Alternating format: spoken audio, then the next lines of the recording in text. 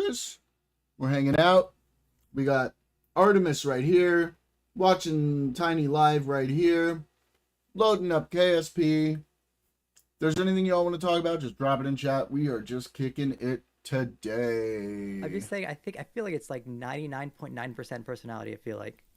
It's probably a lot your personality, but it's not gonna be 99.9. We got and also, some it's gonna be some things that aren't. Darius It's not like it doesn't contribute, but there's like deal breakers, right? Like I don't. There's think a lot of girls I know Lovely. that when they meet somebody who's physically attractive, like there's some really good-looking guys that I've seen girls turn down because the guys are like just insanely awkward or whatever. Like yeah, that it can happen. Sure. It's like yes, cringe. no one's saying that it can't happen. You're just like maybe class, we're just disagreeing. right? Maybe we're just disagreeing on it being 99% versus being like 75% or whatever. Yeah. Okay, yeah. Got a piece of dust in my eye. Sure. I mean, the fact that you think it's 99% is stupid, but because there's people like Boogie2988, like his wife is, I think she's still his wife. He's rich. Like, yeah, and he's famous online, I mean, and he's got access do to you a think, fuck ton of women. do you think he bagged her because Interesting she was rich, personality. or because he was rich? Do you I think don't know that? if Wait. Do you think that Yeah, if he was exactly. just a board Makes up guy? the Personality. That's what you're saying. Personality. sure, Wait, but what? it's not 99%. Terrible of personality. cases. Pretty ugly. Yeah, also, Like, you you're like- got that also keep in mind this cheddar. guy's, So like, okay, internet wait, sorry. famous and everything Wait, too. I think I know where you guys are confusing me. When I say a good personality, I mean a personality is good when they have less bad traits, right? Like they're not. It's people who aren't mean or like aren't like, what do you call it? I guess like, Your mom? yeah, exactly. No, like if you're not like anxious or like you like have a hatred for certain races or something insane like that, like that's what I consider like objectively bad for your personality. But stuff like, oh, I don't get along with people, I think that's just like a, it's just a thing, like it's different. But there are different still folks. looks deal breakers for people. They exist. Looks deal breakers for certain people, yes. But I'm saying that like you are never gonna be in that contention or whatever anyway. For like, me, like I think there's I don't know your argument. Fuck it. I feel like there's plenty of if looks. you have I feel like there's plenty more of, like, than looks 20 that fingers some and people will more think than is a 20 deal breaker. toes, I But think like that's if the they're a cutoff for really me. funny, interesting person, You can have I 20 think they up would, to 20 like, fingers, so you can have argument they're duplicates making of each you're gonna finger compensate for looks and of duplicates other- of each yeah, toe. shit, like someone But who's, like really beyond short that, I can just compensate for that's being, no like, 500 deal breaker. pounds. Like if you're like 99th percentile on something, you'd probably compensate for like Okay, not being the most it might attractive. just- But that's yeah, not it might like just be going. me. That's not going for your argument. Yeah, that's what I mean. It might be me, but I could never imagine me dating somebody like just because they look like a 10 if they're like impossible to or not impossible, but even just like even slightly boring, right? Like I don't know. It doesn't feel like a reality to me. And a lot of girls I've talked to kind of seem to have the same opinion. Like they're always like, oh, I want a guy I can talk to and chill with and be my best friend or something like that. Okay. Well, sure, but a lot of people date hot people in spite of their negative, like because it does And yeah, compensate for that. they do, but it's like not long lasting. It's like maybe like a one night stand. Like I don't know. I mean, yeah, if you're like saying that like having a good personality is like better for long-term relationships, no one's gonna disagree with that. But like, I don't know what the point of like you're saying looks doesn't matter, but it kind of does. Well, is it a? Well, I mean, are you describing a relationship or are you? I did. How many of Epstein's co-conspirators have you indicted? How many perpetrators are you even? Perpetrator.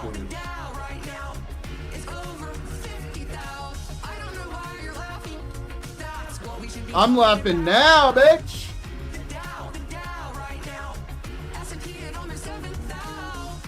Bye. Let me address the survivors because that's will you turn to the survivors? This is not about Co-conspirators fully redacted. Who's responsible? Are you able to track it? The survivors gave testimony to the FBI. Files pulled from the website that we will never see. The DOJ released photos of victims. Didn't want to be known. Who released the names and redacted the men they implicated. you're spending more resources arresting journalists than prosecuting critics. Your boss saying that this administration, quote, took the freedom of speech. Come on. The Dow right now is over 50,000. I don't know why you're laughing. That's what we should be talking about. The Dow right now. S&P at almost 7,000. The American people need to know this. Need to know how is the Dow? How is the Dow? You're covering up the How is evidence. the Dow? The crimes that have taken place. Over 50,000. Secretary Gary Lutnick's ties to Is the Dow? What does the Dow have to do with anything? Are you kidding? That's what they just asked. You sit here and attack, but we have a record smashing NASDAQ. The Dow right now is over 50,000. I don't know why you're laughing. That's what we should be talking about. The Dow right now. S&P at almost 7,000. The American people need to know this. Need to know how is the Dow? How is the Dow? Will you unredact this? How is the Dow? I just want you to answer. Over 50,000. What's the message we're sending? How is the Dow? Fully redacted. How is the Dow? Are you able to track it? How is the Dow? Let's circle back. Over 50,000. Let's talk about the facts. How is the Dow? Beautiful.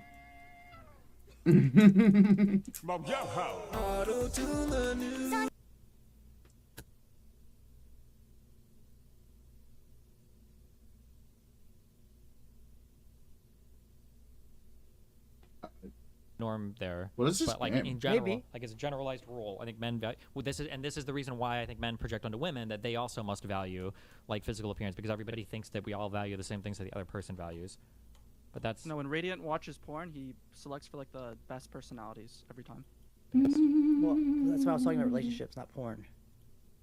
But like in general, like I don't know. True. Okay, that's the thing, and that's what I was talking about. When I'm talking about Good sex, like in my point. opinion, I wouldn't have sex with literally like a sex doll. I would rather just go jerk off because that's so much why, easier but for now me to why are like, you get my talking nut, about relationships right? and now you're going to just sex? Why did you just switch up completely there? Because he's implying that me saying like sex, like I'm talking about porn. Like that's not the same thing. Like I'm talking. I'm just saying, like Okay, you're there are a like lot of saying, like guys has who like will fuck- zero there are a lot of correlation. guys, But, like, yeah, there are a lot of guys who will fuck a girl just because she's hot. They don't give a fuck about any other part about it. I thought we explored all this in the fucking red pill arc. I mean, yes, it's kind of true, but like, would a guy have sex with a 10 out of 10 like retarded person? Yes. Or like, The average yeah, man, would. yes. The average That's girl great. gets I don't hit know, on I for the can't first time in her imagine life when that. she's like 9 years old. Yes, I think men Oh will my fuck God. like semi-retarded chicks if they're hot enough. Yes.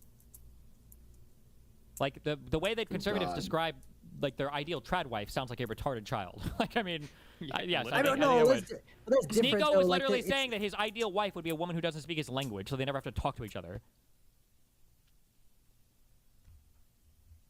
yeah, actually, how do you Man. contend with all the passport bro?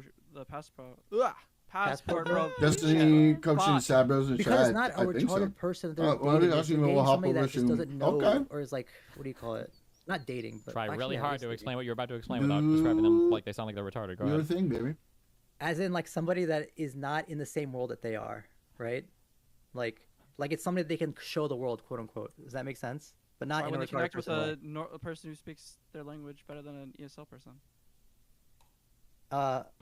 Because, and obviously it's gonna sound like you're taking advantage of them. Like they're in a different world, right? Like they can show them great things or whatever. Like in comparison, because it's so much One guy different there, his from name starts with what Z they're or used something, to in is their always original spouting the home most country. incel shit. Yeah, Yeah. that's kind of the appeal though. It's like, Wow. oh, they're easier. They're It's easier the to get. internet.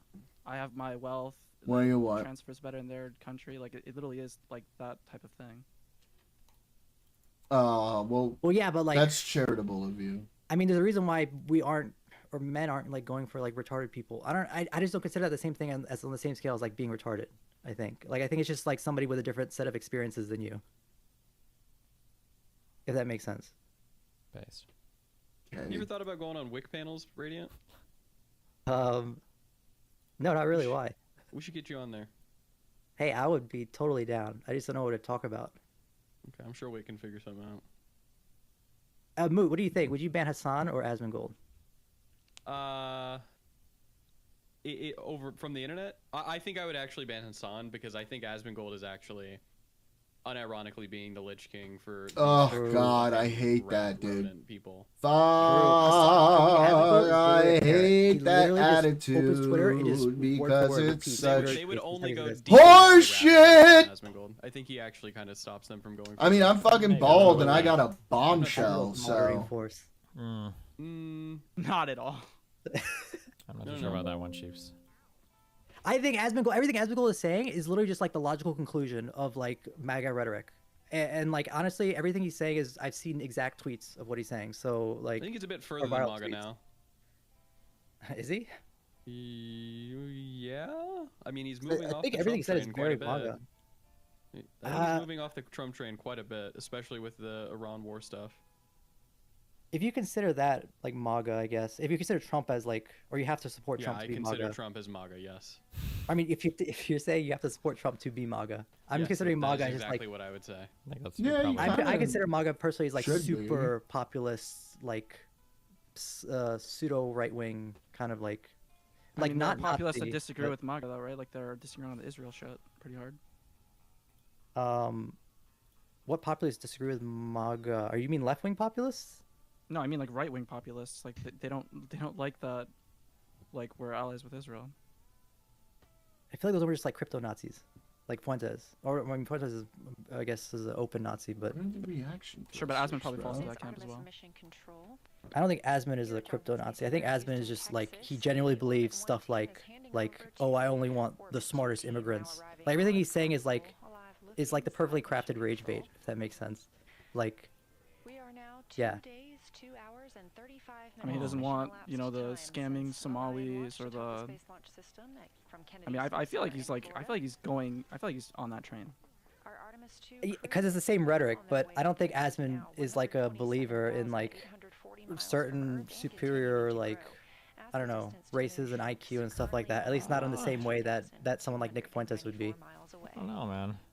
I think he's getting there, if not He's- already there. Yeah, he I think could he's already be. there. Like, I could be wrong, but like to me it feels like somebody, because I have a friend that's kind of like this, a MAGA friend, and like she's like, oh well, of course, like why would I want to like have these immigrants from like some African country who are like statistically going to be Yo, less dog, smarter than. I hate to say this, but I think your friend might be And racist. you're gonna say that they're racist. Yeah, I know. No. But like, but think about it, right? Like, if you had the choice between choosing a higher IQ population or lower IQ, Alright, and so you choose the social higher, awkward right? dudes who get together Like, and I online, guess help it each sort other of makes strategize sense how in to a be more very like confident and bold. utilitarian You perspective. just want but, no like, at the same time, you know. involuntary. I mean, All the higher IQ involuntarily people who look like celibate people is who sort of actually like a misnomer, right? Because you're not really trying. No, he said looks I don't mean- matter, you idiot. Oh, No, sure. because the way that the U.S. immigration system works is that you're not choosing just based off IQ. You're not selecting the average population of that country. You're choosing the cream of the crop, which means everyone's going to be kind of the same IQ. That's why it doesn't really matter. Or at least people with the ability to travel to the U.S. like that or immigrate to the U.S. are the cream of the crop. So that's why it's Okay, kind of I dumb think- to say I don't want like or whatever. I think I've overstayed my welcome at back. Okay, see you guys. Love you, be careful. Goodbye. Yeah, me too. All right. Anyways, DGL, W Claude, W, actually L ChatGPT because it's been pretty trash lately. Wow. Why? What's but going yeah. on with it? It just sucks at coding compared to, well, in my opinion. I don't know because I think Unidev disagrees. Unidev actually thinks ChatGPT is the best, but no, I think it sucks. I like Claude a lot more. Okay. But yeah, DGL. DGL. Wow. Jesus Christ, man. What about him? He's king, right? I thought Christ was king. Same thing. Feel like most insults are dudes just afraid to talk to girls. Yeah, pretty Dan? much. Or like too afraid to like ask them out. Wow. Or like they get rejected Tuned out when and get angry because they're being That was the crazy fucking pieces correct of choice. shit and refuse to accept that it might be something with their personality that they should fix. That's the one I feel like I have. What's my next film? Hold on. Letterboxd top 500. Wait, that Hail Mary, what probably- was it called? Project Hail Mary. Very good film. Very good. Best film of the year for Very you? good. Yeah, I gave it a 4.5 out of 5 on Letterboxd. I thought you said it was shit. What? No, I said it's 2 thumbs down, Dan. That's gonna be some stupid cringe fucking joke from the movie. Is it available to pirate yet? It is 2 thumbs Probably. down. That is You know a what? cringe You're a joke Kiri, from the man. It's movie. Yay!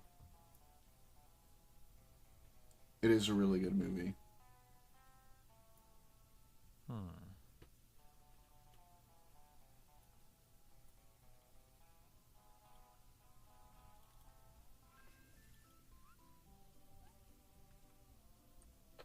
Wait, did you say this is the best movie you've seen all year? He said 2 thumbs down.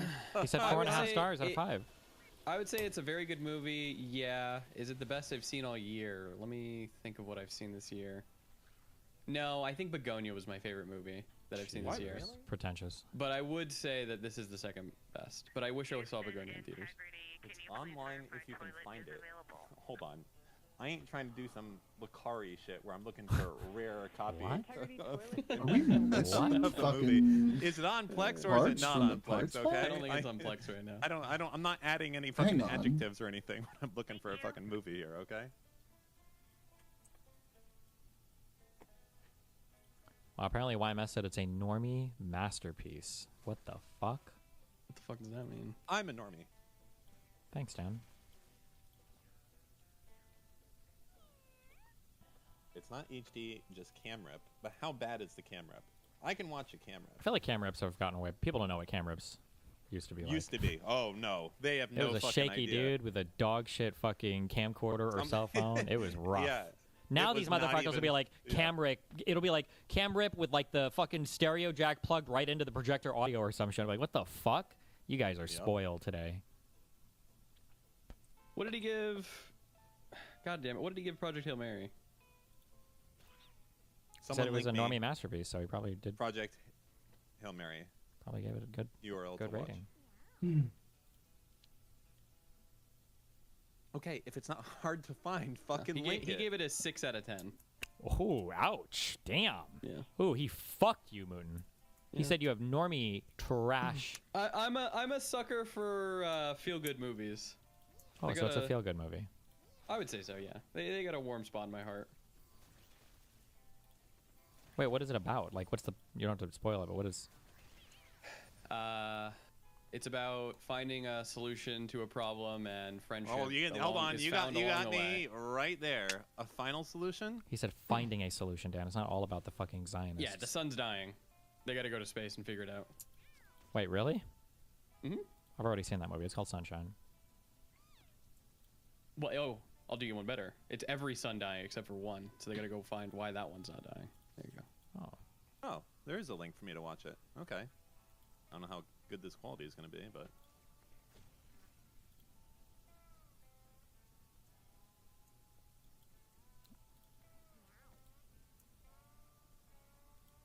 That was a spoiler. That's literally the fucking premise of the movie. Really though? Yeah. And what is Begonia about? What would I say Begonia's about? Aliens. What? Breaking 5 hours ago. Is UK report? Is this a real Never Twitter heard of that account? one. President Trump said the United States is officially at war with Iran. I feel like this is a retarded account. He said that fucking 6 weeks ago, brother. Oh, Well, if we're really? officially at war, mm-hmm. that means that we can drop some nukes now. What? Why would we do that? Oh, fuck it. Why not? True. I could think of 1,000 reasons why, actually. Really? Well, I Go, can name think of them all. 1001. Yeah. Okay, France would nuke us. One. No, they 909 wouldn't. They ago. absolutely would not. They wouldn't also. Yeah, you're wrong. French fries. Go They ahead. would. Number 2. Well, that's all I got right now. The number one and only is that France would nuke us. Yeah, they would nuke us. Of all the countries to nuke us, France. They would. They nuke as a warning, too. Jesus. Not Pakistan, but France. The fuck would I'd say it's Pakistan justified, nuke us? too. Because they both end with AN. All of the AN countries. I don't think are- Pakistan could get their are fucking aligned. nuke to us. Wait, France ends with AN?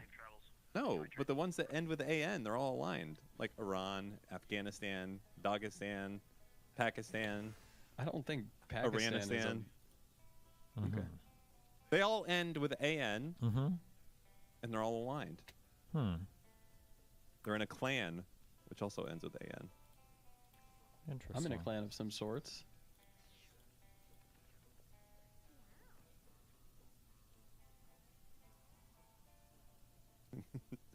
Dagestan is not nuking America. Yeah, I know.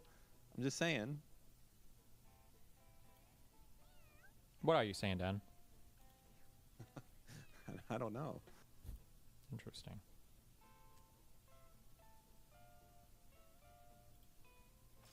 Well, I was not in range. Did I? You should watch Andor instead, though. I don't think you're in online space anymore. It's still No, like 5 places it's not a online good with show, people. Dan. The worst. It's Socialize great- down, it's a except for great show. groupthink and reinforcing algos. Comes. Yeah, I like Liam Neeson and. they what's used his to at face? least be somewhat ostracized. Now Obi-Wan. it's just everybody sees I the like that one. fucking Christ. bullshit. You liked I- Obi-Wan? I am not afraid to say it either. Oh my god. I could watch Actual it. slop lover. The I could Obi-Wan watch movie? that- Are you serious? No, right the now? TV show. Mhm. There was a TV show. They made a What TV do you show after mean? how Oh, I'm thinking of the Solo movie. It was actually. terrible. Oh, Solo was fucking dog. Actual dog. I would watch so many episodes of Liam Neeson and what's his face fucking hanging around doing fucking shit together. Really? Obi-Wan and Qui-Gon just being buds going out there. That's called episodes 1 to 3, Dan. Yeah, I'd watch more of that. Okay, yeah, well, I'm with you there. I think the prequels are better than the sequels, true. Or the... No, the prequels are better than the original trilogy, that's what it's called. Uh-huh.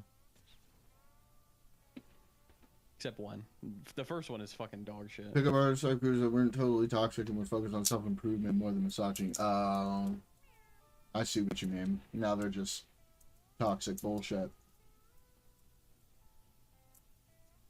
Jar Jar ruins them? No, you just don't understand. Jar Jar, he was the key to everything. Oh my god.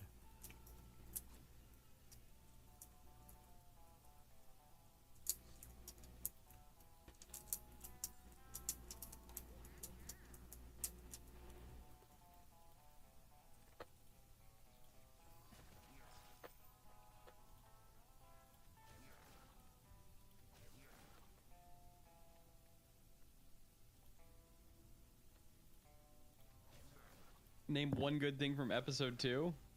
Uh-oh. Shrimple. When Anakin goes and kills the fucking... I mean, what are they called? Aren't they called sand people? Really, Mooten? The sand ra- The sand the people. Tusken Raiders, that's what it is. The Tusken Raiders. I'm not in range! Hooks and pulls units that end their movement in range. Of what? I guess the hook has a longer range than the attack, whatever. Okay.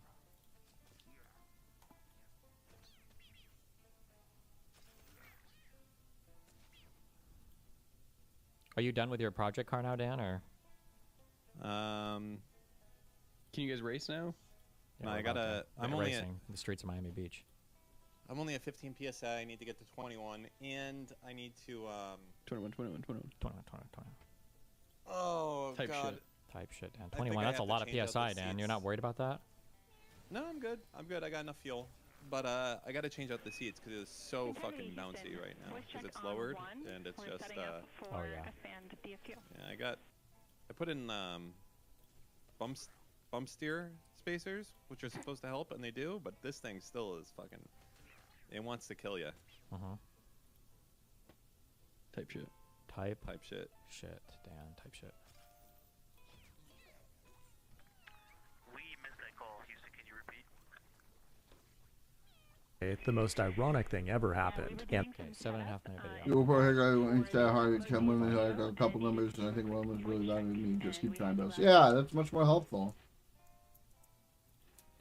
Anthropic, a $380 billion startup built on the idea of safety first, that advocates for closed source software for the supposed benefit of humanity, a company Elon calls this Anthropic, whose logo is definitely not a sphincter, whose CEO has been warning us for years that human programmers will be replaced by AI in 6 months, it just accidentally leaked Claude Code's entire source code to the internet at 4 a.m., officially making Anthropic more open than OpenAI. Within minutes of the leak, Xiaofan Xiao, a security researcher, discovered that version 2.1.88 of the Claude Code NPM package was shipped with a 57 megabyte source map file. You know, that file that's only used in development with the full readable source code of your project. This holy grail of leaks containing over 500,000 lines of TypeScript code that quickly spread across the internet like wildfire. Anthropic's legal team courageously issued DMCA takedowns, but by the time they woke up in San Francisco, it was already too late. The code was mirrored countless times and cloned by sluptubers like Fireship, which the Supreme Court says I can do legally, by the way, as a world-renowned journalist. I know a lot about the law and various other lawyerings. In today's video, we'll look at all of the incredible discoveries in the code that Anthropic doesn't want want you to know about, like its anti-distillation poison pills, its mysterious unreleased features, its undercover mode, its regular expression-based frustration detector, and many other super secret techniques at the foreskin of AI research. No, this is not an April Fool's Day joke. It is April 1st, 2026, and you're watching the Code Report. Unfortunately, my lawyer just informed me that showing you Anthropic's TypeScript code would be a violation of my parole, and I refuse to go back to jail. But luckily, the open source community has already created a loophole. Ironically, Claude's most prolific user used OpenAI Codex to rewrite Claude Code's TypeScript code to Python code, resulting in a new barely legal project called Claw Code, and it's already become the fastest repo in history to surpass 50,000 GitHub stars. Not only that, but somebody else slop forked the leaked code and made it work with any model. They're calling this new project OpenClaude, and it makes projects like OpenCode completely obsolete. But maybe now that the code's out in the open, Anthropic will just make it open source. Somebody tried to make a pull request with the leaked code, but not surprisingly, it looks like Anthropic already deleted it. What a mother effing crazy 24 hours. But how did this code end up leaked in the first place? Well, as I mentioned, the source map was accidentally packaged in an NPM release, but Okay, it's been 2.5 minutes in this video. I feel like I haven't learned fucking anything yet, but okay. that's weird because build tools normally strip out source maps automatically. Well, Claude Code is built on Bun.js, which, as you might recall, was recently acquired by Anthropic. And it just so happens that about 3 weeks ago, somebody opened up an issue on GitHub about Bun.js serving source maps. Have we watched this guy's videos before and said that this guy is incredibly undense when it comes to Jesus? Production. Wouldn't it be ironic if the fastest JavaScript runtime in the world also turned out to be the fastest way to ship your entire codebase to the internet? It's unclear if that was the root cause, and it's also possible that some unfortunate developer did this by accident, or perhaps some rogue developer did it on purpose. We may never know the truth, but now it's time for the fun part. What did we actually learn from the leak? Well, first, we learned that Claude uses Axios. If you subscribe to my channel, then you know that Axios was compromised by North Korean hackers yesterday. The exploit can install a remote access Trojan on anyone using this package, and in theory, if that happened on Anthropic servers, it could be a massive disaster. But the next thing we learned is that Claude Code is basically just a dynamic prompt sandwich glued together with TypeScript, and not some magical piece of futuristic technology. In a basic AI chatbot, you typically have a hidden system prompt that gets combined with your prompt, then the base model uses statistics to regurgitate a bunch of data it stole from the internet. But in Claude Code, things are far more complex, with a total of 11 steps from input to output. Somebody already vibe coded a website that breaks down every step, but the most interesting part about this code base is that it contains tons of hard-coded instructions and guardrails that basically beg Claude to please don't do anything weird. Like there's just file after file of these massive hard-coded strings telling Claude to be a good boy. And that's kind of surprising because if this code were ever leaked, it would instantly turn from a black box into a blueprint for Claude's competition. And ironically, that's exactly what happened. What makes that even more funny though is that Claude was actively trying to stop their competition from copying Claude code by implementing anti-distillation poison pills. It does that by pretending that certain tools exist when in reality they don't exist at all. You're a big fat phony! That means if you're some Chinese guy trying to train a new model on Claude's outputs, it's going to talk about tools that don't exist, which will point your model in the wrong direction and just make it suck. In reality, Claude Code only uses about 25 different tools or so, and now the Claude distillers know exactly what to look for, and they're likely going to have a field day with the bash tool. This file contains over 1,000 lines of code that helps the large language model reliably parse and execute bash commands, which might be the single most important feature in an AI coding assistant. The next thing we need to talk about though is undercover mode, which is a set of instructions that tell Claude to never mention itself in commit messages or outputs, where the main idea is to make the outputs look as human as possible. The stated purpose of this feature is to prevent things like model codename leaks, but many have speculated that the true purpose is more deceptive, like they're trying to covertly use Claude in open source projects so AI code doesn't get scrutinized when it breaks things catastrophically. A very misanthropic idea indeed. But the irony continues. Another funny thing found in the code is its regex frustration detector. Your state-of-the-art AI model uses simple regular expression matching against your prompt to look for keywords like shit, fuck, cock, balls, and so on, to determine if you're not having a good experience coding with Claude. If it detects a match, it'll simply log an event. The bottom line here is that we're not looking at some sort of alien superintelligence, but rather basic programming concepts that have been around for 50 years combined with a bunch of prompt spaghetti. It's all just an illusion. On top of that, this codebase has a ton of comments, a lot more comments than you would typically find in a human-written codebase. And what that tells us is that these comments aren't actually written for humans, but rather for the AI to write its own AI coding tool in an infinite loop. But perhaps the biggest problem about this leak for Anthropic is not the code itself, but rather the feature names and roadmap hidden within the code. Like there's a hidden capability under a feature flag called Buddy, which appears to be a new Tamagotchi-style companion that every developer can customize and raise like a little digital pet. This might just be Anthropic's April Fool's Day joke, but there are also references to Opus 4.7 and a new model called Capybara, which might be their new recently teased Mythos model. There's also things like Ultra Plan, Coordinator Mode, and Demon Mode, but perhaps the most interesting is Kairos, which is a Greek word for an exact moment in time, or God's time. I hate to beat off a dead horse here, but it's a bit ironic that Anthropic didn't get to reveal Kairos at the exact time it wanted to, and instead, God chose the right time. The feature itself seems to be some kind of background agent that keeps a daily journal, uses Dream Mode to consolidate memories, and does work for you in the background on a specific schedule. Pretty cool, but at the end of the day, this leak is a pretty huge setback for Anthropic, which hopes to IPO later this year and offload their bags to the retail public. And it's yet another reminder that your top secret application is just one NPM publish away from becoming open source, whether you like it or not. No, I didn't Wow, hear what that was what just it a was. What did he crazy- say? Hi, welcome to. That was crazy. What are your thoughts on that, Moten? Jackie Mahaffey also served as Good the one. Artemis 2 Fuck you. training lead, so she has worked pretty closely Better explanation we care? with I don't both care. the crew and the flight control teams as they prepared for this Artemis 2 mission. We are Can I now grab 2 this? days, 2 hours, and Is this gonna hurt 54 me? minutes into the Artemis 2 mission, following a launch at 5:35 p.m. Central, 6:35 p.m. Eastern on April 1st. The Orion spacecraft, which was named If he keeps Integrity shooting that by tire, its this guy's gonna crew, get bounced back is and forth currently over and about over again, isn't he? 128,000 miles away from Earth and has about 141,000 miles between it and the moon. Jeremy's about to start exercise. He's okay with that. Up to you, though.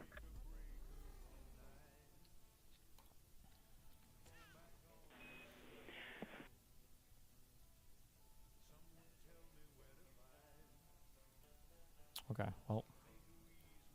Am I done? Can I go to sleep? Yeah, I'll allow it. We copied. Stand by. Who the fuck is asking you, Dan? All right, well, fuck you. Got him.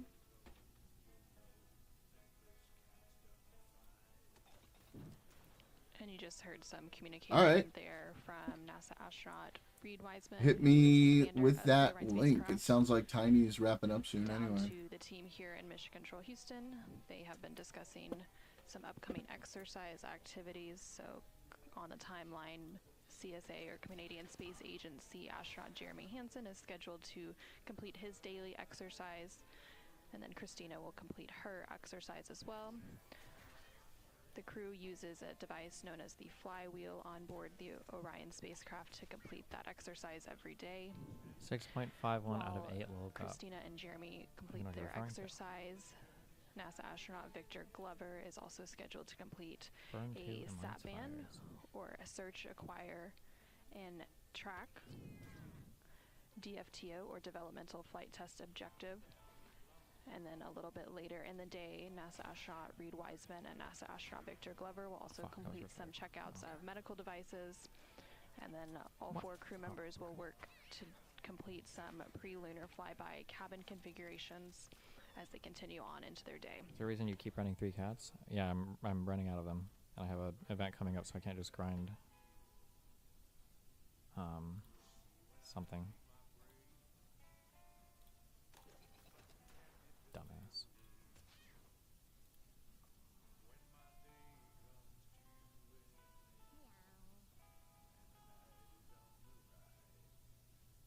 And currently on your screen, you are seeing a look at the Artemis Real-Time Orbit website, or AROW, A-R-O-W. This website is available to the public at all times at nasa.gov/trackartemis. And we provide this view when we don't have live views from the Orion spacecraft itself, but using this view, you can Really? see the real-time data and telemetry coming from the spacecraft.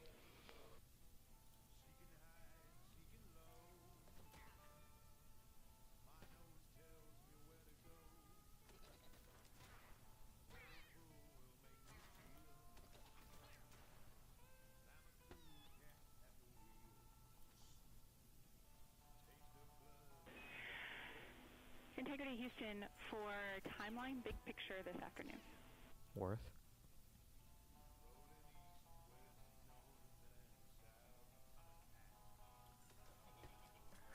Go ahead. Why am I missing Wrapping our arms around some fucking of the different parts here? DFTOs, the maneuvers that they require, the solar array configs that they require, and Wow, the fact critic, that we've shifted critically, the S-band DFTO a little for bit, critical relative synapse. to the Thank you for the planned 5. Oh, exercise. 25 gig subs. The in bottom Q chat. line, we are not going to go for any exercise prior to the S-band SAT mode DFTO. And during that DFTO itself, Petty, we go to Cruise, BLDR, Long, Zombie, we do not Hurricane, want Jones, the streaming setup from Ground, Orion Collins, Integrity, Mission, Integrity, Small, because, Lust, Snide, Mean, we Thirst, don't have Damage, and bandwidth for it. Rocks. After S-band SAT mode Hmm. DFTO, there will be I don't know how these are linked, but I know they are. Get exercise in, and then once we head into the Like Rob Zombie, Tom Cruise, camera imaging maneuvers, Something Jones, down from exercise again. Phil Collins. I don't know how. Simple, boring first names next to famous people. Something. Imagine if that's right, though. Just kidding. Forget I even guessed that. Okay. All right. Where are we at? Mission Impossible? Mission Control? All right, and we still Thirst, damage control. Oh, control. Cruise control. Ground control. Boom. Okay. Tom's. Oh, shit. Oh, no, wait. Tom Cruise, Tom Petty. Never mind. Just kidding. Hold on.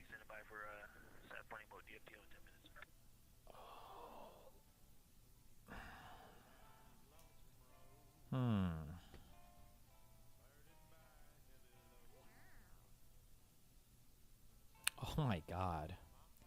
To want something desperately. Hanker for, okay. Easy.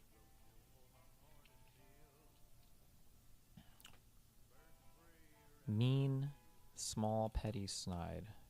Just rude remarks. Caddy, okay. Hurricane, Collins, zombie, and rocks. Cocktail glasses? On the I wouldn't have gotten a single one of these. Holy shit. Jesus Christ.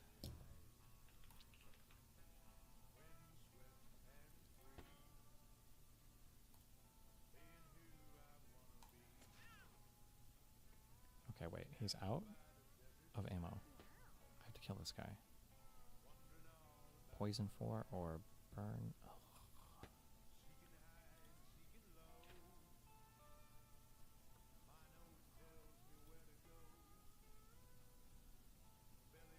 This is more damage. Fuck it.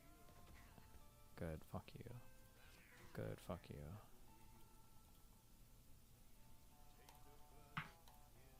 Who's here? Who the fuck is... Oh, is that Mooten? It's me. Fuck you. He's dead. Easy. Sent you a good tweet on Discord. Critical synapse. 100 more subs. Thank you. My goodness. Sheesh. Hold on, I got another tweet.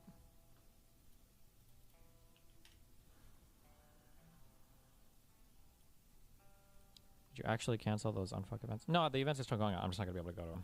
There's just no way. I have to stay on this one.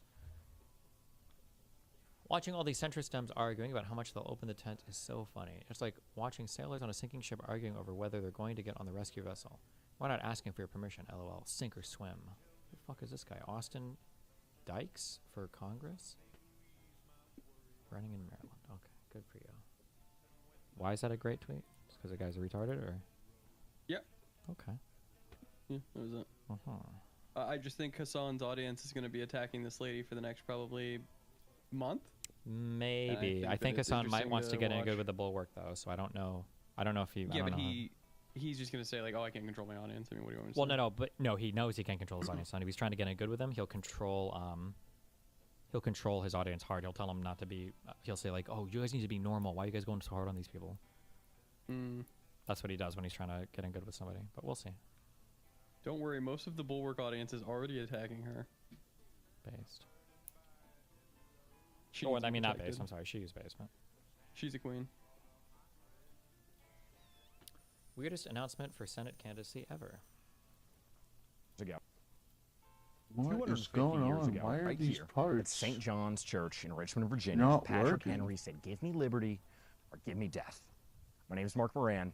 250 years later, I'm saying the same thing.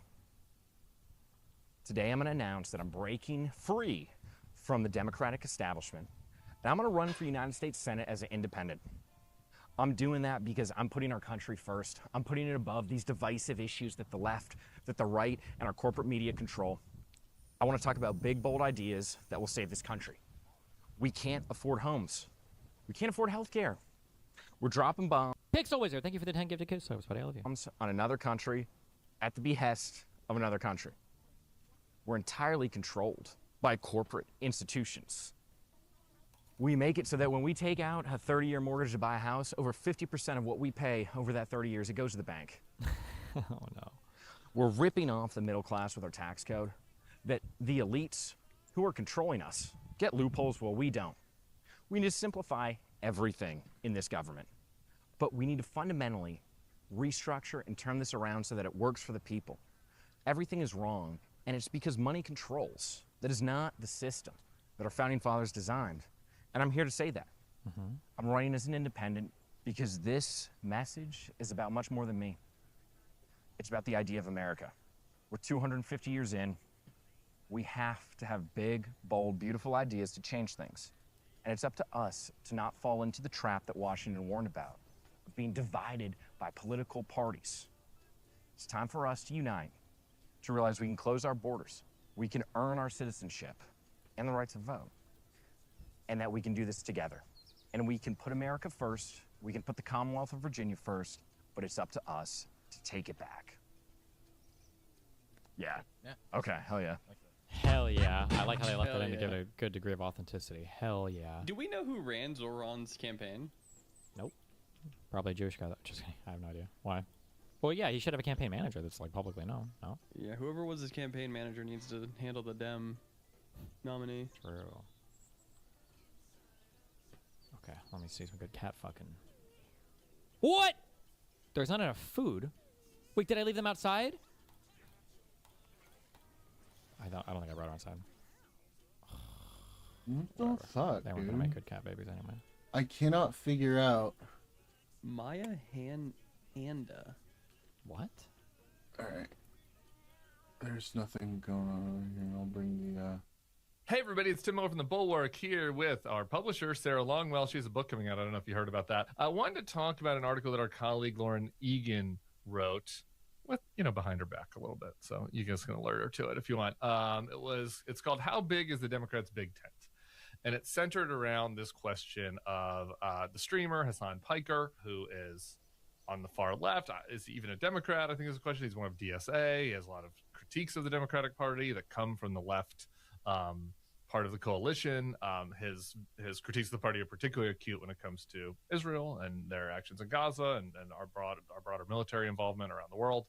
And the question is, there were some Democrats who are saying that Democratic strategists and commentators were saying that the party shouldn't associate with Piker because he has some extreme views. We can, we debate the extent of this, but he said some things that are either anti-Semitic or anti-Semitic curious or adjacent, and the questions are whether people should deal with him. So I think that I went long on this topic on the stream last night. For you to be like, now we as the centrist establishment serious types want to exile a far leftist from here because he has some impure thoughts about Israel. It's like, all you're doing is making him more powerful. All you're doing is making people think you're a bigger idiot.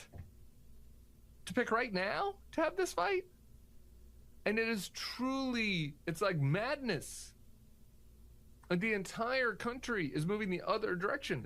We can just be honest. It's moving Hassan's direction on the question of Israel. And you're like, we're going to pick a fight with him on that? Right now? I don't get it. We did this already 5 years ago where a bunch of liberals were like, you can't go on Joe Rogan. He had some bad opinions. And it's just like, we can't do this shit again. So people can go if they want to hear my full sermon. I did, I think, 20 minutes on this topic last night because it's complicated. And I just want to kind of break this down. Sarah saw all of that, some of that? Some of it? I saw the whole thing. I watched the whole thing. Okay, Sarah watched the whole thing. Wow, JVL's going to be jealous. Sarah watched the whole thing, my whole long sermon. And so I just want to set this out. I just kind of want to break it down. There are a bunch of sub-elements to this, right? Like, which is, do I agree with Hassan Piker's politics? Like, I do not. And I went through some of those disagreements. Should people go on Hassan Piker's show? I think yes. We can talk about that. Should Democrats campaign with him? Like, there are differing views on that. Should there be a litmus test somewhere in the party? Like, where should the Democrats draw the line in their big tent? Like, should the tent encompass the entire country, or, should there be polls that if people fall outside those, they shouldn't fit inside the tent? So, like, those are kind of, I think sometimes the conversation, like, all that stuff gets jumbled up into one thing, and, my views are different on different sort of sub-bullets. So I just kind of wanted to start there. you watched my whole thing. On which one of those elements do you feel like your disagreement is with me? So I think I want to start with kind of Hassan Piker, the guy, the stuff he says, and like, who is he? Because to evaluate him is then to evaluate the rest of your questions, right? Okay, is fair. should he be in the tent or out of the tent is a question of like, okay, who is this guy? What does he believe? What does he talk about on what is a relatively popular streaming site? And I'll just give you a flavor of some of the things that pop up from Hassan's critics that I have seen and that I think are quite terrible. So America deserved 9/11, dude. On China, he says, we hyper-focus on the social repression or the civil liberties, or not even civil liberties necessarily, but free speech and things like that. But in terms of good governance, there's a lot we can learn from the way they perform out there. At least they get results. And he has a lot of very pro-China takes.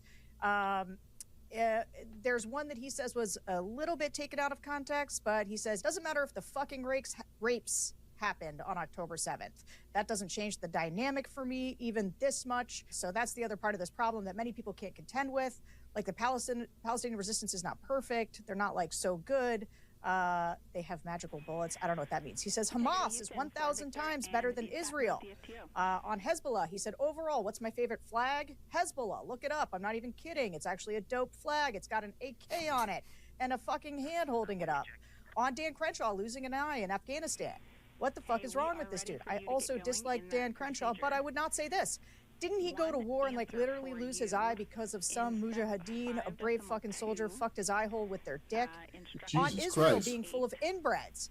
You are left with a country that is packed to the fucking gills with the most inbred, uneducated, ultra-nationalist, rabid, Haredi population.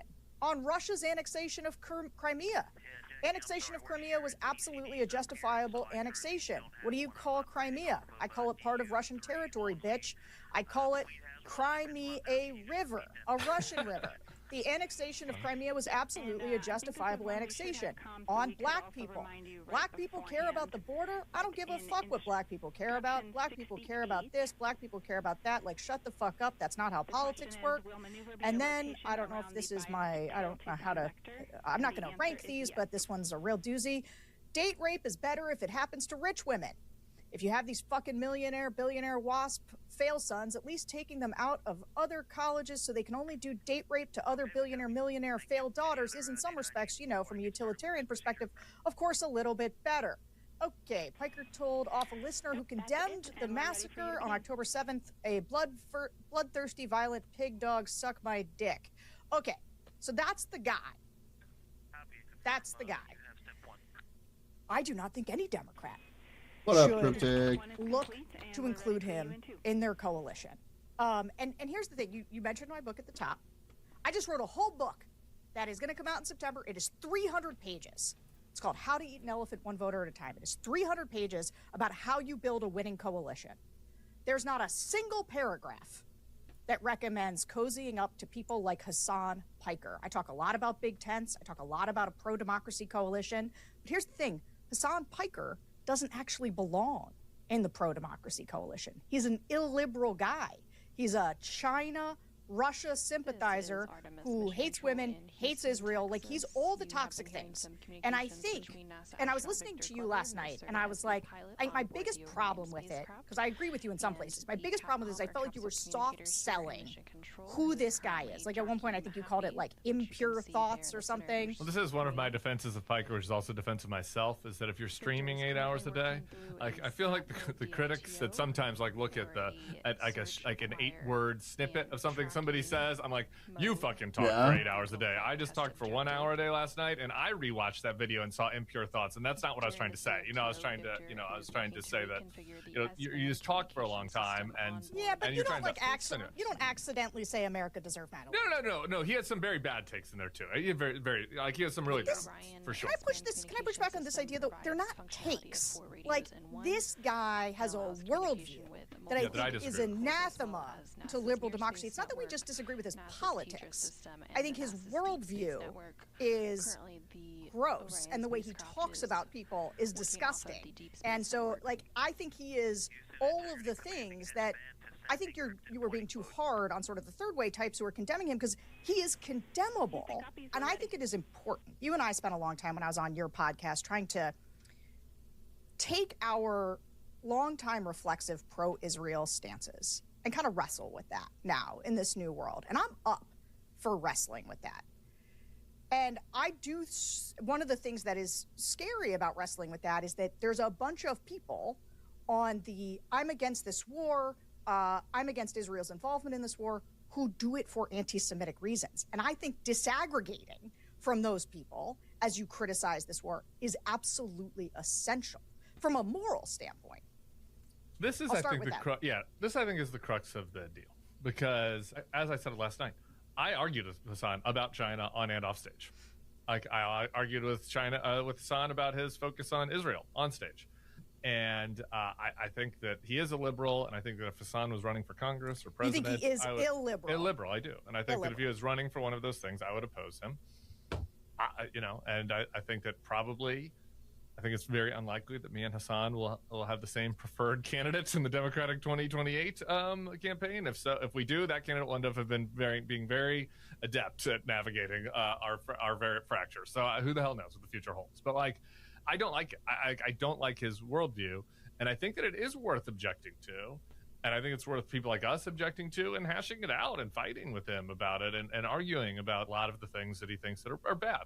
I also just think that two things. One, people that consume him hear that list and are like, that doesn't mesh with the guy I know, right? And I think that if you came up with my 10 worst takes, they would not sound as bad as his list, or anywhere near as bad, I don't think. But especially if you go back to 2004, I have some pretty bad takes going all the way back. Okay, so I just mean, if you put my list together, I think a lot of Bulwark people would be like, guy, like, you're being unfair, right? And because I think that there are a lot of areas where he is genuine, that he cares about stuff, human rights. And again, I don't watch this on day to day, but I hearing this from other people, I think they would say, wait a minute, you're trying to turn him into like Tucker or somebody whose whole show is about anti-Semitism right now. But like he talks a lot about making sure people can get a living wage and human rights around the world and how we should care about rights for people. So does Tucker. Okay, fine. So anyway, I'm just telling you what people would say about him. I think that I do think that it is a category difference. A lot of people who are criticizing me about the stream last night were trying to lump it in with like, I thought you left Trump. And I was like, no, Trump had a lot of noxious views, and then he ran for president, tripling down on them and being like, hey, here are all my worst views. And like, I think that we should institute them as policy. Some of the things you laid out, I think Hassan would agree with. Some of those things, if you read the profiles of him, he's backed off on, particularly. He says he does not apologize for any of them. He was just taken out of context. He's like I don't take any of them back. I don't walk any of them back, but maybe they were taken out of context. Okay, well maybe I'd have to listen to that. I guess I just would say that holistically, it is a category difference for me that from what you hear from MAGA. All of that aside, though, because we can take the measure of the man, and you can decide that he's a wholly unacceptable man, and I can say that he's a man that has some bad views. And we can hash that out. The strategic question, the analytical question, right, is how Democrats should handle somebody like that. And like, this is where I'm the harshest on the view that he should be kicked out. And I'm particularly harsh, and I said this last night, and this relates to your point about Israel, about like picking this fight with him right now, like at this moment today, April 3rd of 2026, because right now we are embroiled in a catastrophic war that the Secretary of State said we did because Israel got us into it. So, like, you can call that a conspiracy theory or whatever, but like the Secretary of State said it, and the president has basically said it, though he does word salad a bunch of times. And I just think that any fair analyst could look at it and say, well, obviously, like, this war is more in Israel's acute interest than ours. Like, that's just a statement of fact, right? So, like, we're in this war with our partner Israel right now on the heels of their behavior in Gaza. However you want to describe that, whether it's genocide or ethnic cleansing or war crimes or just more killing than was necessary, like anywhere on that continuum. Like, this comes after that. Now we've partnered with them for a war in Iran that is going to create massive damage globally to people's lives. Like, people are going to be materially harmed by this war. They already are. And there are a lot of people out there in this country right now who are really mad about that, and they're about to get really madder in the coming months. And I think a lot of them look at the they blame Trump, but they also look at the Democratic Party and be like, you guys have been on this too. Joe Biden was in there when Israel was doing the Gaza thing. The Democrats have been, part of this bipartisan establishment that got us into these stupid wars forever. And they look around for people, and who do they see out there saying, no, we should not do these wars. They're stupid. They're wrong. They see people like Hassan. And so in this moment where people are very bad, a lot of voters that when you say how to eat an elephant one at a time, a lot of voters Democrats are going to need, whether they be young voters or men who don't want to go to war or people whose costs are going to go up. Like right now, at this moment, a lot of them are assessing the landscape, and they're saying like, "Fuck, Trump betrayed me." Like I thought I was on board with the no wars candidate, okay? And they're gettable right now. I get as ripe as they have ever been to be gotten by the Democratic Party. And in this moment, the Democratic Party and their leaders should be focused, in my view, on being as clear and loud and passionate as possible. No stupid wars. I will not get you involved in this. This is a mistake. To the extent that Israel is involved, the fact that our relationship is closely tied to them is a mistake. And if we ever get back in power, we will not betray you. We hear you. We see this. And instead, you hear a lot of Democratic leaders being like, well, we should kick this guy out. That's what he's known for. Like, if he's known for anything, it's being anti this stuff. And it's like, what? We're picking this fight with him now? I'm just like, I could think of 1,000 other things I would rather Democrats pick fights about now. Like, why him right now? Because he's making their life harder. It is people like Hassan are hold on. People like Hassan are making Democrats who want to take a stand against this war, right? And who want to probably take a stand against the way that Trump is just sort of like, doing whatever Bibi tells him. They're trying to figure out how to do it in a way where they don't imperil the safety of Jewish people in this country. They're trying to do it in a way that they don't want to be anti-Semitic. And I'll tell you why Hassan is so dangerous is that what it does is it's exactly what Trump does. It's exactly what Nick Fuentes does and Tucker does. It takes maybe legitimate rage about something, and then it gives them an enemy to put it on. It gives them an outgroup to blame for it. And I think you have to be so careful with that so that you're not doing that, which starts with condemning the people who hold the same position as you for reasons that are bad, for reasons that are hostile to Jews. Here's where I disagree. Totally disagree. It starts with condemning the fucking war and condemning Israel and condemning Bibi and condemning Trump and being passionate and clear about it. Because then what happens? Then, if you have the credibility then with the voters who were anti-war voters, who were unhappy about the way that they see the bipartisan establishment, and they thought Trump was going to be their savior from this, that there was some blob in D.C., and no matter which party is in charge, we all get into stupid wars. They thought Trump was their way out of this, and now they're like, Trump's doing the same shit that all the other ones did that we said we didn't want it. He's doing it worse.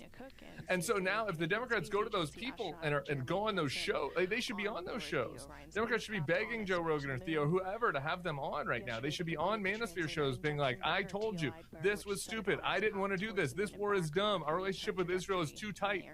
We should be reevaluating it. We should not be getting dog walked into this war. By the way, MBS also sucks, right? Like, you can do that in a way that's not anti-Semitic because it's what has happened. Like, it's happened. And so if they did that, and then in 5 months, they're like, you know what? Okay. Look at this, though. Like, you guys, we cannot, be shoulder to shoulder with somebody as this viewer or that viewer. We have to get, like, then you have the credibility. Why is there a 5-month gap? Why can't it be in the same breath? I think it should, because I do agree with you that nature abhors a vacuum, right? Like, part of what is happening is that there is a desperate anger over this war from a lot of people that feel betrayed by Donald Trump, that don't want any more foreign wars in the Middle East, and like, we're almost, it's not about Israel. Like, for some people it is about Israel. For some people it is about anti-Semitism. Those are different. And then there's just a lot. I think the vast majority of people are just mad we're doing this again. And so, like, Democrats should be condemning it. They should be outspoken. They should be the one to try to gain a following by talking about this. But I think in doing so, they should separate themselves from people like Hassan. I don't think you have to wrap your arms around him. I don't think, he has credibility, and they don't on this, though. And so they should go get credibility themselves. They don't need to borrow it from him. I'm not telling you. I'm not saying they should run for it. I never said. This again. Here's the disagreement. I never said I think Democrats should campaign with him. I disagree with that. I don't think they should go on his show. I think you don't think they should go on his show. Hassan's? No. Oh my God, that we could not disagree more. Oh my God, the people that watch Hassan's show are not terrible. The regular people, a lot of people are going to watch this video, watch Hassan's show. I hear from them. I saw them on the street. The idea, I know. This is like the same shit we just did with Joe Rogan. It's like Democrats shouldn't go on Joe Rogan has terrible fucking views. They have to speak to those people. Those are the people that they have to speak to. Why wouldn't they do that? Like right now, especially right now when they're the most gettable. Let's say so Nick Fuentes is out there saying we should vote for Democrats because Trump is doing this for Israel. Think Democrats should go on Nick Fuentes' show? I don't. Well, Nick Fuentes is full of shit, is the thing. I mean, I don't think they should go on a show, but not really so much because he's an anti-Semite. I don't think they should go on a show because he's he's a troll. He's just a troll. Hassan really believes what he believes. You can say his beliefs are bad or wrong or shameful or should be condemned, and you could go on a show and fight him about it. But Hassan is not out there doing jokes about ovens. And the Jew, there might not have been that many people killed in the Holocaust, doing trolling. What does Nick Fuentes even believe? Does anybody even know? Does he even know? I don't think he even knows what he believes anymore. He's just full of shit. It's like a variety show. Hassan has passionate left wing views, and they should be grappled with. I think. Who says that 9/11 was America's fault and that I don't think this is a serious person. This is part of my problem now, and I'm going to both state a problem, and then I think one of the ways in which strategically this is bad. Nick Fuentes and Hassan Piker are both being elevated in the discourse because there's a Streisand effect happening. This I do write about in the book. The Streisand effect that makes these people more powerful, that gives these people a bigger platform, where whether it is the earnestness of Hassan or the nihilism of Fuentes, right? People are kind of there for that experience, and it raises their curiosity. This happened with Andrew Tate. There is just a series of people where the outrage against them is making them more powerful. That being said, understanding that dynamic doesn't mean that there's just sort of a right is still right and wrong is still wrong. I do think Hassan, but I felt this way about Mamdani. No, it's on my show. Does that just make you uncomfortable? The phrase globalized intifada, from the river to the sea? To me, ultimately, what I hear in so many is a desperate desire for equality and equal rights in standing up for Palestinian human rights. And I think what's difficult also is that the very word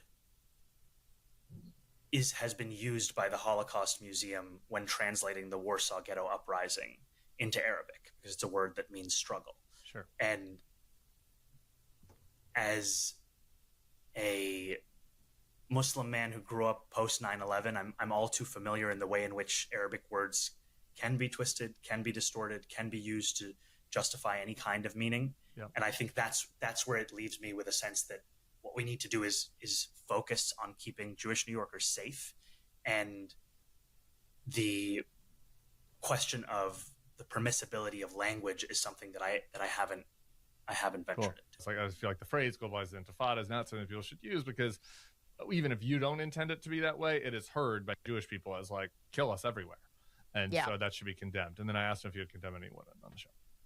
But I think trying not to elevate these people in the discourse, or us being clear that they are malign actors, we can wrestle with what they say. And actually, I want to say something, because I'm not sure if we've talked about this before. I was also on a panel with him, and I didn't know who he was going into it. This is actually the embarrassing part of this is that I don't really know. I don't follow who the Twitch streamers are. And I hadn't really heard of him, or if I had, I hadn't bothered to figure out who he was. And when he started talking, the first things out of his mouth were ridiculous, and they were attacks on Bill. And it was this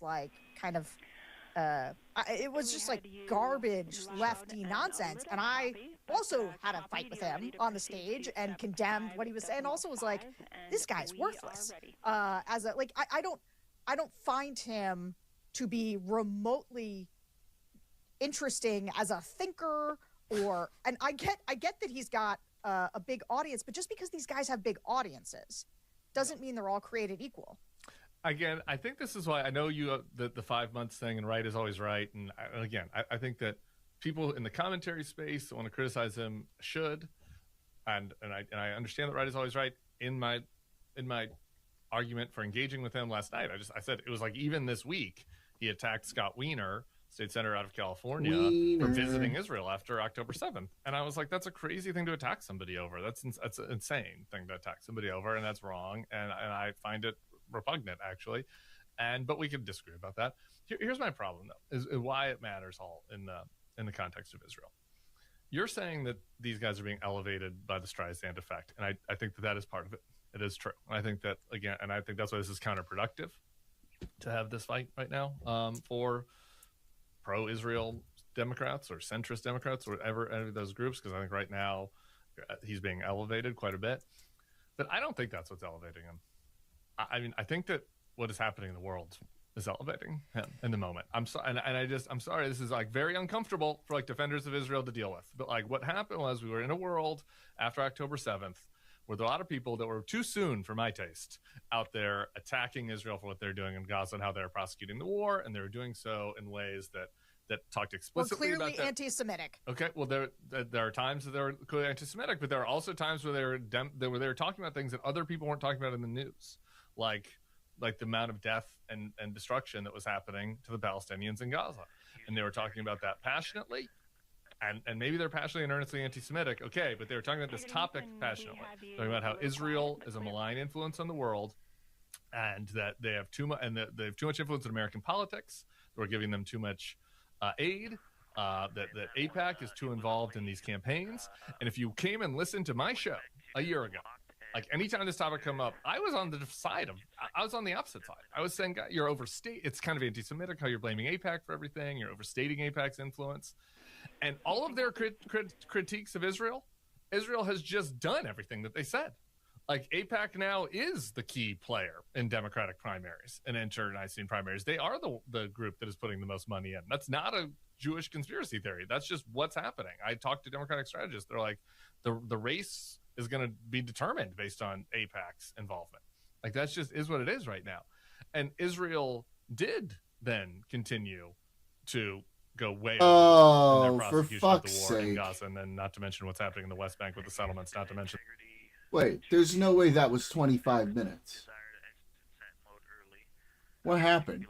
Did you send me like a time to start from? We would like you to answer yes. We'll go ahead and try to buy back a little bit of time by not waiting for those bailouts. I'm like working, I'm hyper focused on fixing like an issue here with my KSP install, and you're interrupting that to make me fucking chicken dance. Yeah. Very frustrating. Alright.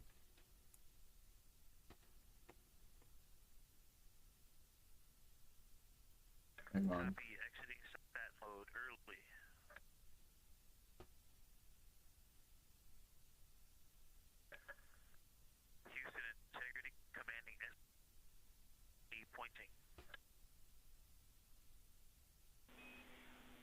Houston copies. You're commanding S-band to GNC pointing.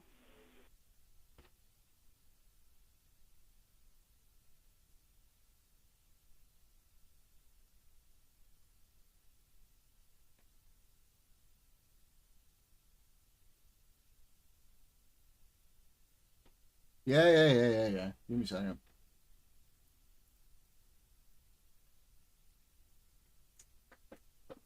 Ugh.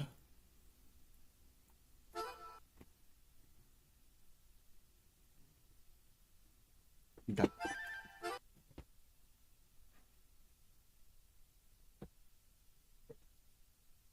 Come here, Mix.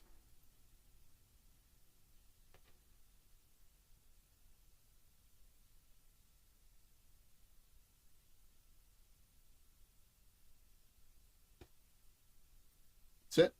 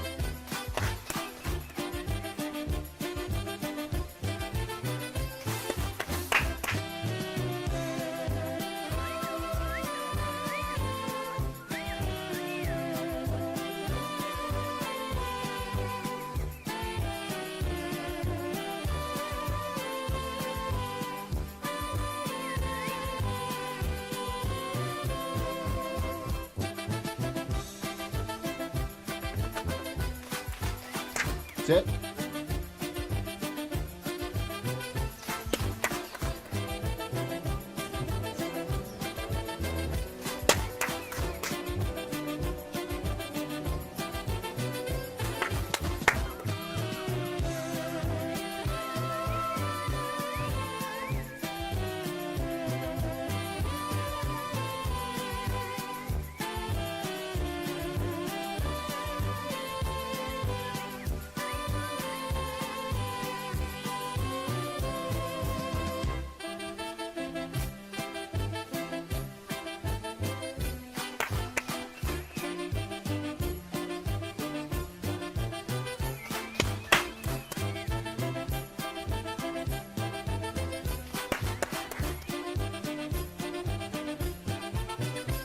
Nope. You gotta suffer through this with me.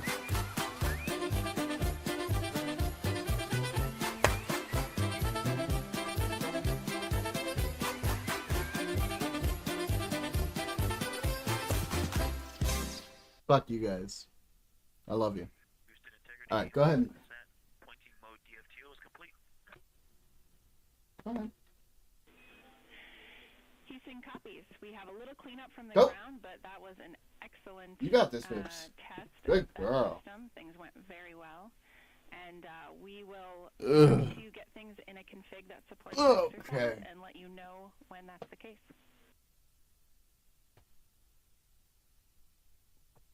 Okay.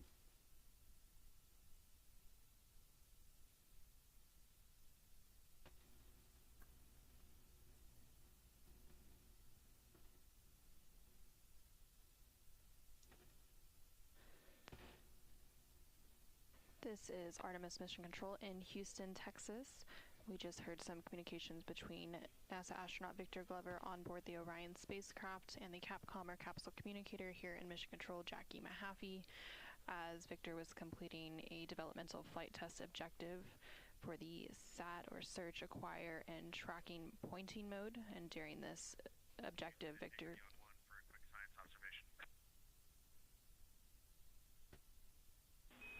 Go ahead.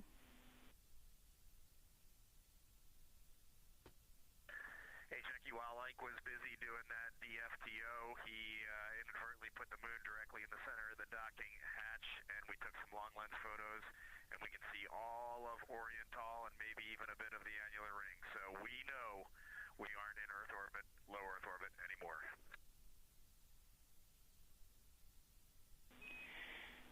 Some faces just lit up at the science console, and we appreciate the call and look forward to the photos. Give me a fucking second.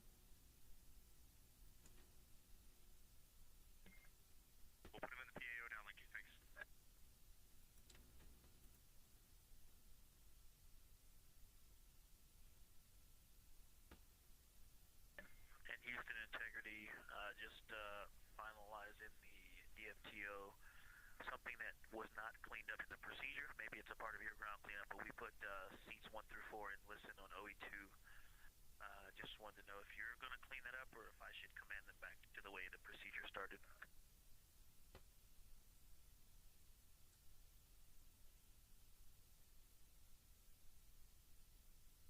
Yeah, give me a fucking second.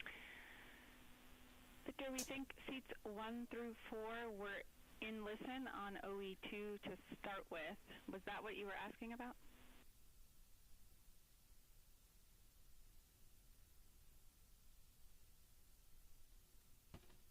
Hey, firm. Yeah, the procedure commanded them to listen. I actually don't remember when they started. I thought I saw them in something other than listen. I thought they were in off, but I'm not sure.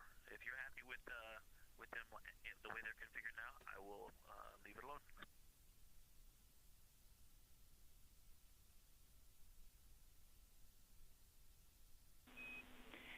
Yep, we are happy with the current config. Thanks for checking.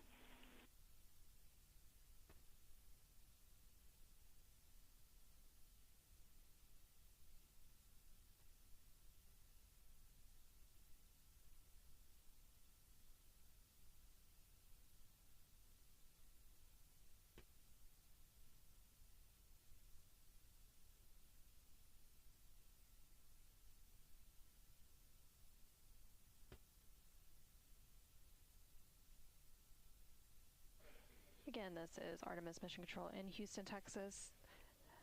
NASA astronaut Victor Glover just completed the SAT mode, or search, acquire, and tracking pointing mode developmental flight test objective, and was cleaning up some of the tasks associated with that activity. During that, we also heard a call down from NASA astronaut Reed Wiseman, who is the commander of the Orion spacecraft for the Artemis 2 mission.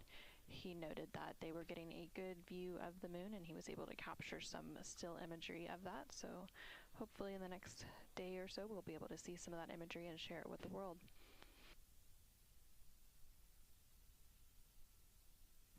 The team here in Mission Control is also working to reconfigure some of the spacecraft so that CSA, or Canadian Space Agency astronaut Jeremy Hansen, can complete his scheduled daily exercise using the flywheel device.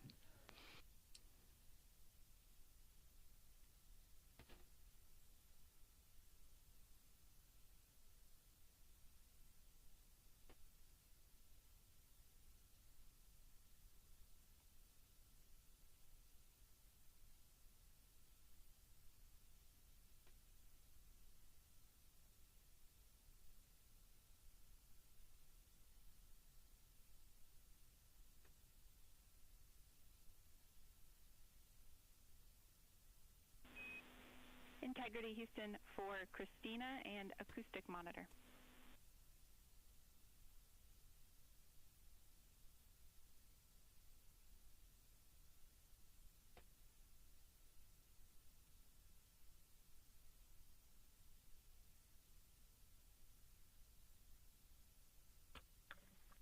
Go ahead. And also, before we start into that, can you verify toilets go?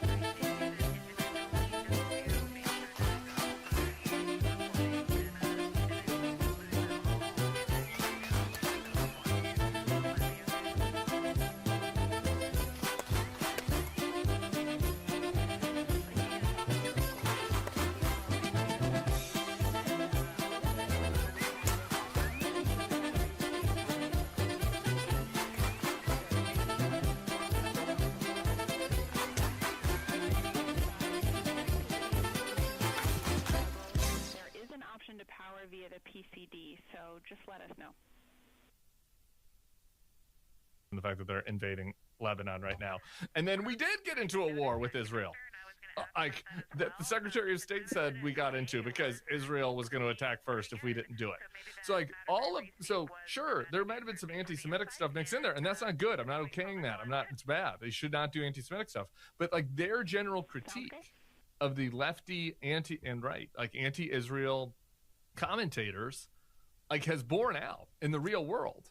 And so I don't understand. I don't know what pro-Israel people expect. There's been a huge sea change. If you just look at the polls of voters, they're looking around. They're like, I am unhappy with the extent of our relationship militarily with this country. I'm unhappy with this war.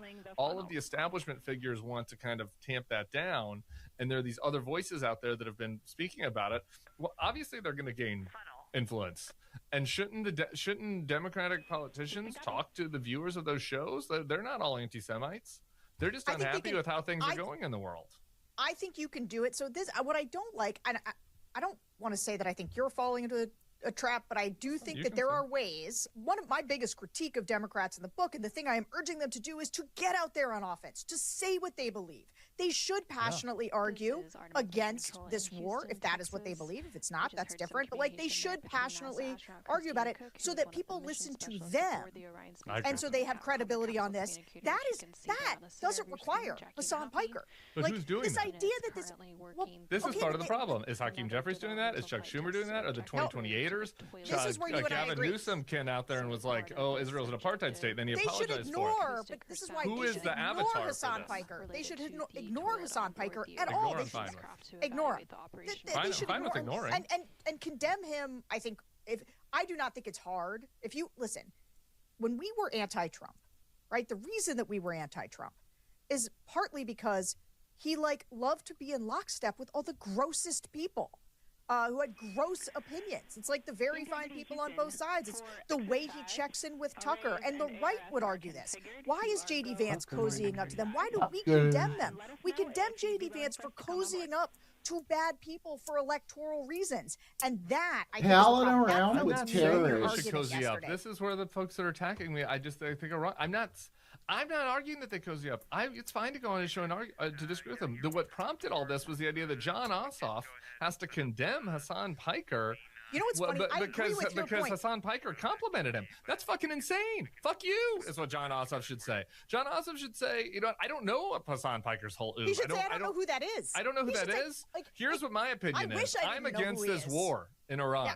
I'm against this war, and I'm against this Trump administration that's killing people in the streets, and that's what I care about. And you want me to talk about some streamer? Eat shit. That's what I think John Ossoff should say. And I was on your side. I was on your side on that point.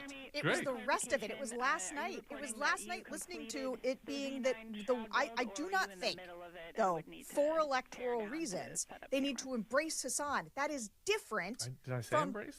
I never said embrace. I said talk to his audience. Talk to the people that listen to him and Joe Rogan and Theo and Sneeko, all of these anti-war people. There's some anti-Semites there. I hear that. But you can do that without Guess what? without Anti-Semites them at all. voted for Barack Obama. Anti-Semites voted for George Bush. Gay haters. But you don't have to court them. Homophobes You voted don't have for. to court them. Well, no, but you have to have a message. Yeah, the voters. You have to have a message for the people that listen to the shows. Because of the anti-Semitism, You have to have a message for people that listen to the shows. It's like, let's make sure that the people in McLean, Virginia, with that go to the parties in D.C. aren't mad. It's like, who cares what those people think? Talk to the real Americans that are flocking to these shows that are upset about what is happening in the world. Have a message for them. Talk to them. Go on those platforms to talk to them. And if the host says anti-Semitic stuff, say no. I don't fucking believe that. I don't believe the Jews were behind Charlie Kirk's murder. I don't believe the Jews control the weather. I don't believe that the Jews there's a lot of whatever. I don't believe that we deserve 9/11. You can say all that on those platforms, but also say to people that, you know what I'm mad about? I'm not mad about some streamer and something he said 3 years ago. Like, what I'm mad about is this war that we're in right now. And I think that there are a lot of people out there that feel like the Democratic leaders are totally out of touch with their anger right now. And I think that this is just this kind of fight just exacerbates that. I agree with that particular point about it exacerbating it. And so, I think that we should separate the idea of Democrats should be going hard against this war. They do need to be more aggressive. They do need to speak to a wider audience. I do not think they need to do that with Hassan Piker. I think they should be very clear to separate from the anti-Semites as they do it, because otherwise what you are doing is ginning up anti-Semitism And I understand. And last night I was here's the part of the problem. Can I? If we're going to do this, I'm just going to say it. Don't support anti-Semitism. I think there's a lot of anti-Semitism out there. I think that a lot of the people who are pro-Israel and pro this war weaponize this though, and it's like, well, it's too anti-Semitic. If I would have said a month ago. But I think Hassan is Israel is weaponizing social media to try to brainwash people. You would have said that was anti-Semitic. A lot of big Israel defenders would have said that was anti-Semitic. Well, then Bibi went out and said that he wants to do that with TikTok. He sees TikTok as a weapon. Okay, if you would have said that Israel's going to drag America into a war that we have nothing to do with, based on their influence over our political leaders, 2 months ago, people would have said that's an anti-Semitic thing to say, and now we're doing that. And so I'm with you. I'm not for anti-Semitism. That what happened in Michigan is a tragedy. People should be clear-eyed, but also this notion that that there's a lot of folks out there that are trying to police the rhetoric around this because they don't want Israel to be criticized in the full which Jews control the weather has been really raining. And there's a lot of criticism of Israel that is merited. We don't right change now. the weather on demand. Again, it goes back to who you empowering. I think that if you try to if on one side Israel is starting a war in Iran and getting us into this quagmire and hurting people's lives, and then on the other side you have people that are saying things about Israel, and you're out there and you're like, I don't like the way that you're talking, and that's the thing that you're very passionate about, and then you're not that passionate. You're like, well, I don't know. We have to. Bibi's a partner. We've got to work with him. We'll see how. You know what I mean? There's a disconnect with people. And I think, again, you're empowering the actual anti-Semites. I think you're empowering the actual anti-Semites by not being just clear-eyed about the real threat here. How is this different? This is one of the sort of the main thing. And this is tough, but I'm going to put it out there. How is it different? Currently 2 days. Our objection to Trump when he showed up, and this is where when people were like, it's locker room talk, I was like, you locker room talk. No, it's not. The way they tried to downplay things, we stood against Trump. And look, everybody else on the right, I don't take a lot of their criticisms. They're not in a position to levy this, because what they did is say, you know what? We need Nick Fuentes' audience. We need Tucker's audience. We need to all get on board with Trump despite the horrific things he's saying, because he's right about XYZ, right? And the populist rage that people had. Well, Trump is going to embody that. And we said, no, we stand against random rage from people, or rage from people, even about things that maybe they're right to be mad about. Income inequality, stupid foreign wars, right? Trump had messages that resonated with people, and we were like, no, we stand against that, because this guy is a foul person who is going to do tremendous damage to America. We were right about that. Why isn't? I want to maintain that against people like Hassan. Well, and Hassan's not running for president. So I've changed my views. That would be one. Number two, Trump was running for president. Number two is again, that's not really the apt comparison, right? The apt comparison is, should Republican politicians have gone to megachurches to talk to people that have, influential pastors that have terrible views about gays? Maybe they shouldn't have. I don't know. You know what I mean? But don't you have to communicate? They definitely did do that. Yeah, they definitely did do that. But don't you have to communicate to the religious voters on there? I mean, some of this is not apt, because I think that the Volk that listen to Hassan that are mad about Israel have a point. And the Volk on the right that are mad about mass immigration coming into the country, I don't think really have a point. But that is kind of the comparison. Just as a strategic matter, in retrospect, obviously the establishment Republicans should have listened more to their base to avoid having them being overthrown by Trump. That's maybe more of the apt comparison with Hassan. But I just, again, this is why I think this is funny. This is why I think this is fun. This is why I think this is funny. My issue with the Democrats running for office that are in office, that are in power, is that they're not criticizing our foreign policy enough. That's my criticism, that they're not passionate enough. I don't think there's any risk right now that there's some emerging, I guess Zoran, the example, but he's kind of moderated as New York and that's kind of avoided foreign policy issues. Maybe Zoran was running for Senate, it would have been different. But who do you want me to condemn? Who is the person in the Democratic Party that is advancing these real anti-Semitic views like Talib sometimes in the House. I'm happy to condemn her when she talks every once in a Talib, while. Yeah, Omar. sure. Okay, but like, all right, these are two random members of the House. So like, sure, I'll condemn them. But like, the power structures in the Democratic Party, it's nothing. This is nothing like Trump. This is not apt at all. This is not like, oh, you left the party over Trump. It was like, well, Trump took over the whole party. I fought him from within the party, and then he took it over, and then I fought him from within the party, and then eventually I lost the fight and I left the party. Like, that's what happened. Like, this fight isn't even happening in the Democratic Party yet. Like, the Democratic Party leadership is, in my view, like, not radical enough. Like, yeah, I know. So I don't think that this comparison does nothing for me. Okay, well, let me just try one more time. Yeah. My objection, in large part with Trump, was that he tried to work on people's worst impulses, right? He appealed to the racism, the xenophobia, the hatred, the bad stuff. And I don't want Democrats to go down that road. I think it is very important when you fight Trump, when you look into the abyss looks back at you, and Democrats should avoid the mistakes that I think the Republicans made that made us leave, which was embracing intolerable people. And that point that you're making about Trump is a fair one. It is fair to say that Hassan is just like a streamer. He's not the guy running for president. But I do think the elements of your argument, which is that Hassan is representing an angry base and the base needs to be listened to, that's what happened with Republicans. Yeah. They're like, Trump represents an angry base and the base needs to be listened to. Yeah, but I think the base is right in this case. I think that what is elided in this conversation is, again, the actions of Israel. When I look at this, again, I do not condone Hassan's anti-Semitic comments. I specifically criticized his tweet this week about Scott Wiener. So, like, I think that it's bad.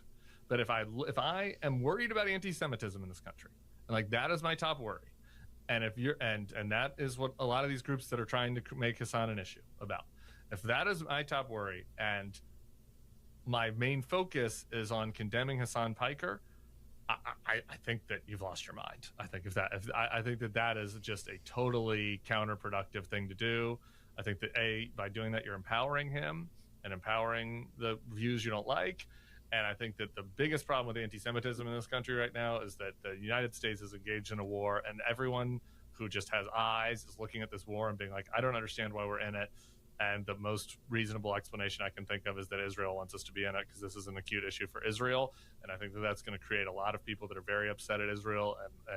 And by nature, unfortunately, sadly, what is going to result from that is increased anti-Semitism. And if I was somebody who's worried about anti-Semitism in this country, and if I was a Democratic Party leader, I think that both the right thing to do and the strategic thing to do would be to be 100x louder in criticism of Bibi than I am in criticism of Hassan Piker. And on this point, I'll just say, I think I am in agreement that strategically what one does, this is something people fall into, and I think Democrats do as well, where they focus too much on sort of trying to critique the thing they think is bad instead of saying the thing they think is right.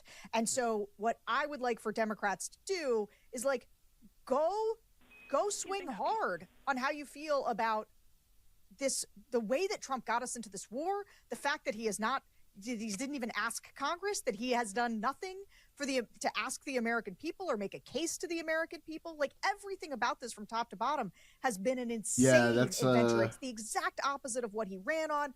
Oil prices are now high. There's a million things to criticize. Go hard. Go focus on that.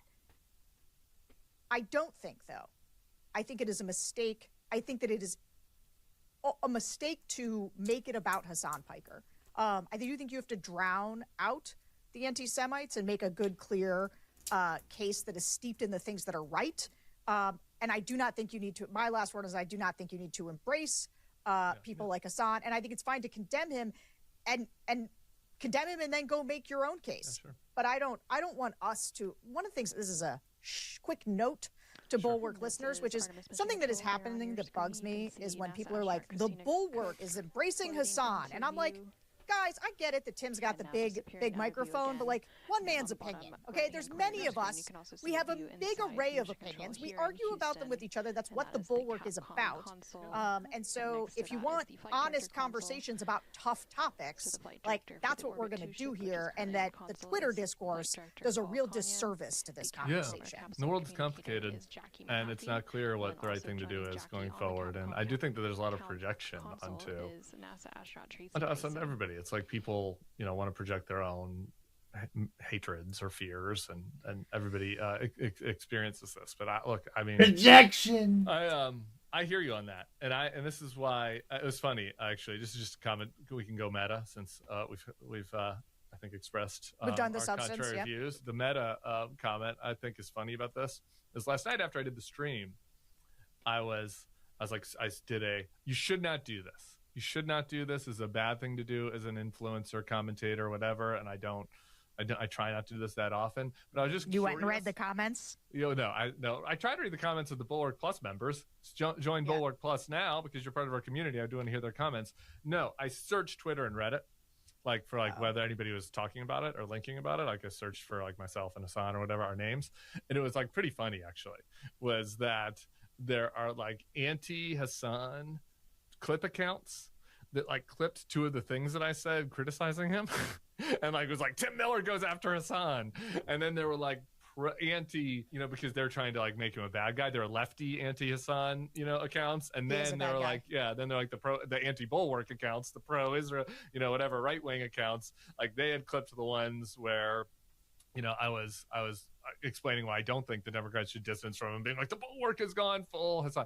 It's this is just the nature of the discourse, and I do. We started this year, and I was saying that there are 5 sub-topics here, And so try by sending X, try to strike by grabbing, endure, win bad. I do not like his politics. I disagree with him. I think that we'll continue to fight over it. I think the question then is, okay, how do you engage with that in a way that's healthy? And is it in a way that's burn the witch? Is it a way that's ignore? Is it a way that's engage?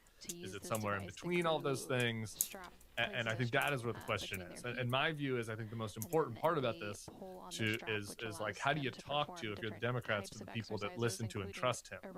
And how do you build trust and gain trust with them without looking into the abyss and having the abyss look back into you, right? Without becoming him, without you yourself advancing views that are wrong or hateful or whatever. But how can you engage them without doing that? That's what I think that should be done. And I think that was kind of the crux of the differing views. So, do you have a final comment, or should we let it go? I think we can let it. I think we can leave it there. That's certainly something. Daily exercise, and it's an essential Let's see. for human spaceflight missions, because without what else we got? exercise routines, the zero gravity environments can cause a reduction in muscle mass and bone density.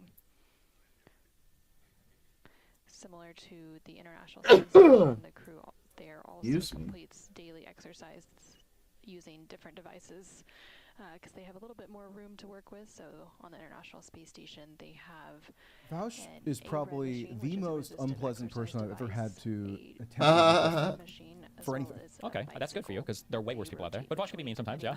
I mean, it's just literally, I'm not even making a political point. Sure. It's just that in terms of the. You talked to Taylor Lorenz. I saw your encounter with her recently. I kind of like Taylor at this point. I know that you've had a big beef with her.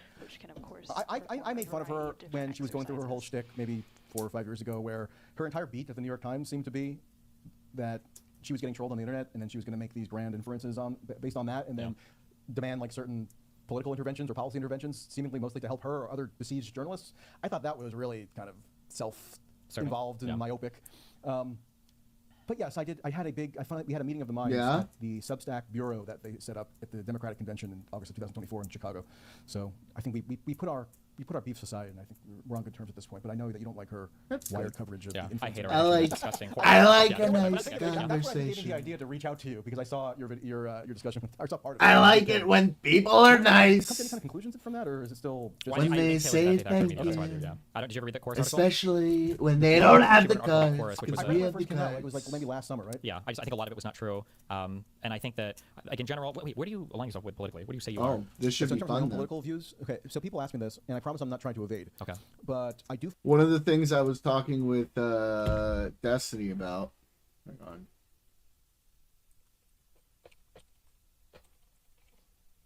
was like, I was complimenting him on the fact that he always stays chill during stuff, and that I end up just screaming at people when I'm watching him debate people, even though he's staying calm. Find that my he thought it was funny. Partisan and or political convictions are becoming less and less strong as I age. So originally, I would have considered myself quote progressive. Okay. Right? Teenage years, early 20s. You know, the first media outlet that I ever had a job at in any kind of way was The Nation magazine, which is like the left-wing journal, the main left-wing, you know, the most preeminent, if you want to put it that way, left-wing magazine in the United States. I did work at the Young Turks for a bit, from 2017 to 2018, not because at that time I was any kind of doctrinaire progressive, but they liked how I had covered, you know, Hillary and stuff from a critical standpoint in 2016, I guess. But now, it is true that, like, depending on what the political circumstances are on any given day or any given, you know, month, I've been called everything from, you know, fascist, Nazi, pro-Trump, to somebody who suffers from TDS, somebody who is like a left-wing zealot, and so like that. Not that I would never ever tailor my own personal beliefs to kind of address anybody in the online sort of peanut gallery. I just find that if I'm driven by anything, if I could like go to the deepest recesses of my own mind and like try to locate what my political convictions are, they seem to mostly be aligned with a journalistic impulse at this point, in that I'm mostly interested in truth seeking. It's pompous, sure, but like that's what I'm most interested in doing for the most part, and that doesn't really lend itself to any kind of neat affiliation with any particular political tendency or definitely a partisan allegiance. And so that's really what I'm motivated most by. Not that I would ever obfuscate like if what my preference would be in a particular election.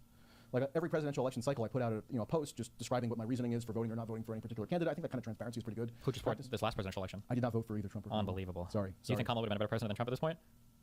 Oh my That's goodness. a counterfactual. Oh, I mean, boy. look. I mean, Oh, I man. think. Oh boy. It's hard to say. I mean, it's hard I don't to say. think so, I don't. Like, I mean, here's what I will say. Uh-huh. I don't think any Democrat, like substitute Trump right now for your generic Democrat, Kamala or not. You know, somebody Obama, Biden-ish, probably would not be now at war with Iran, because just differences in the nature of the Democratic coalition versus the Republican coalition. In the Republican coalition, you have an outsized presence of the evangelical Christian, pro-Israel segment.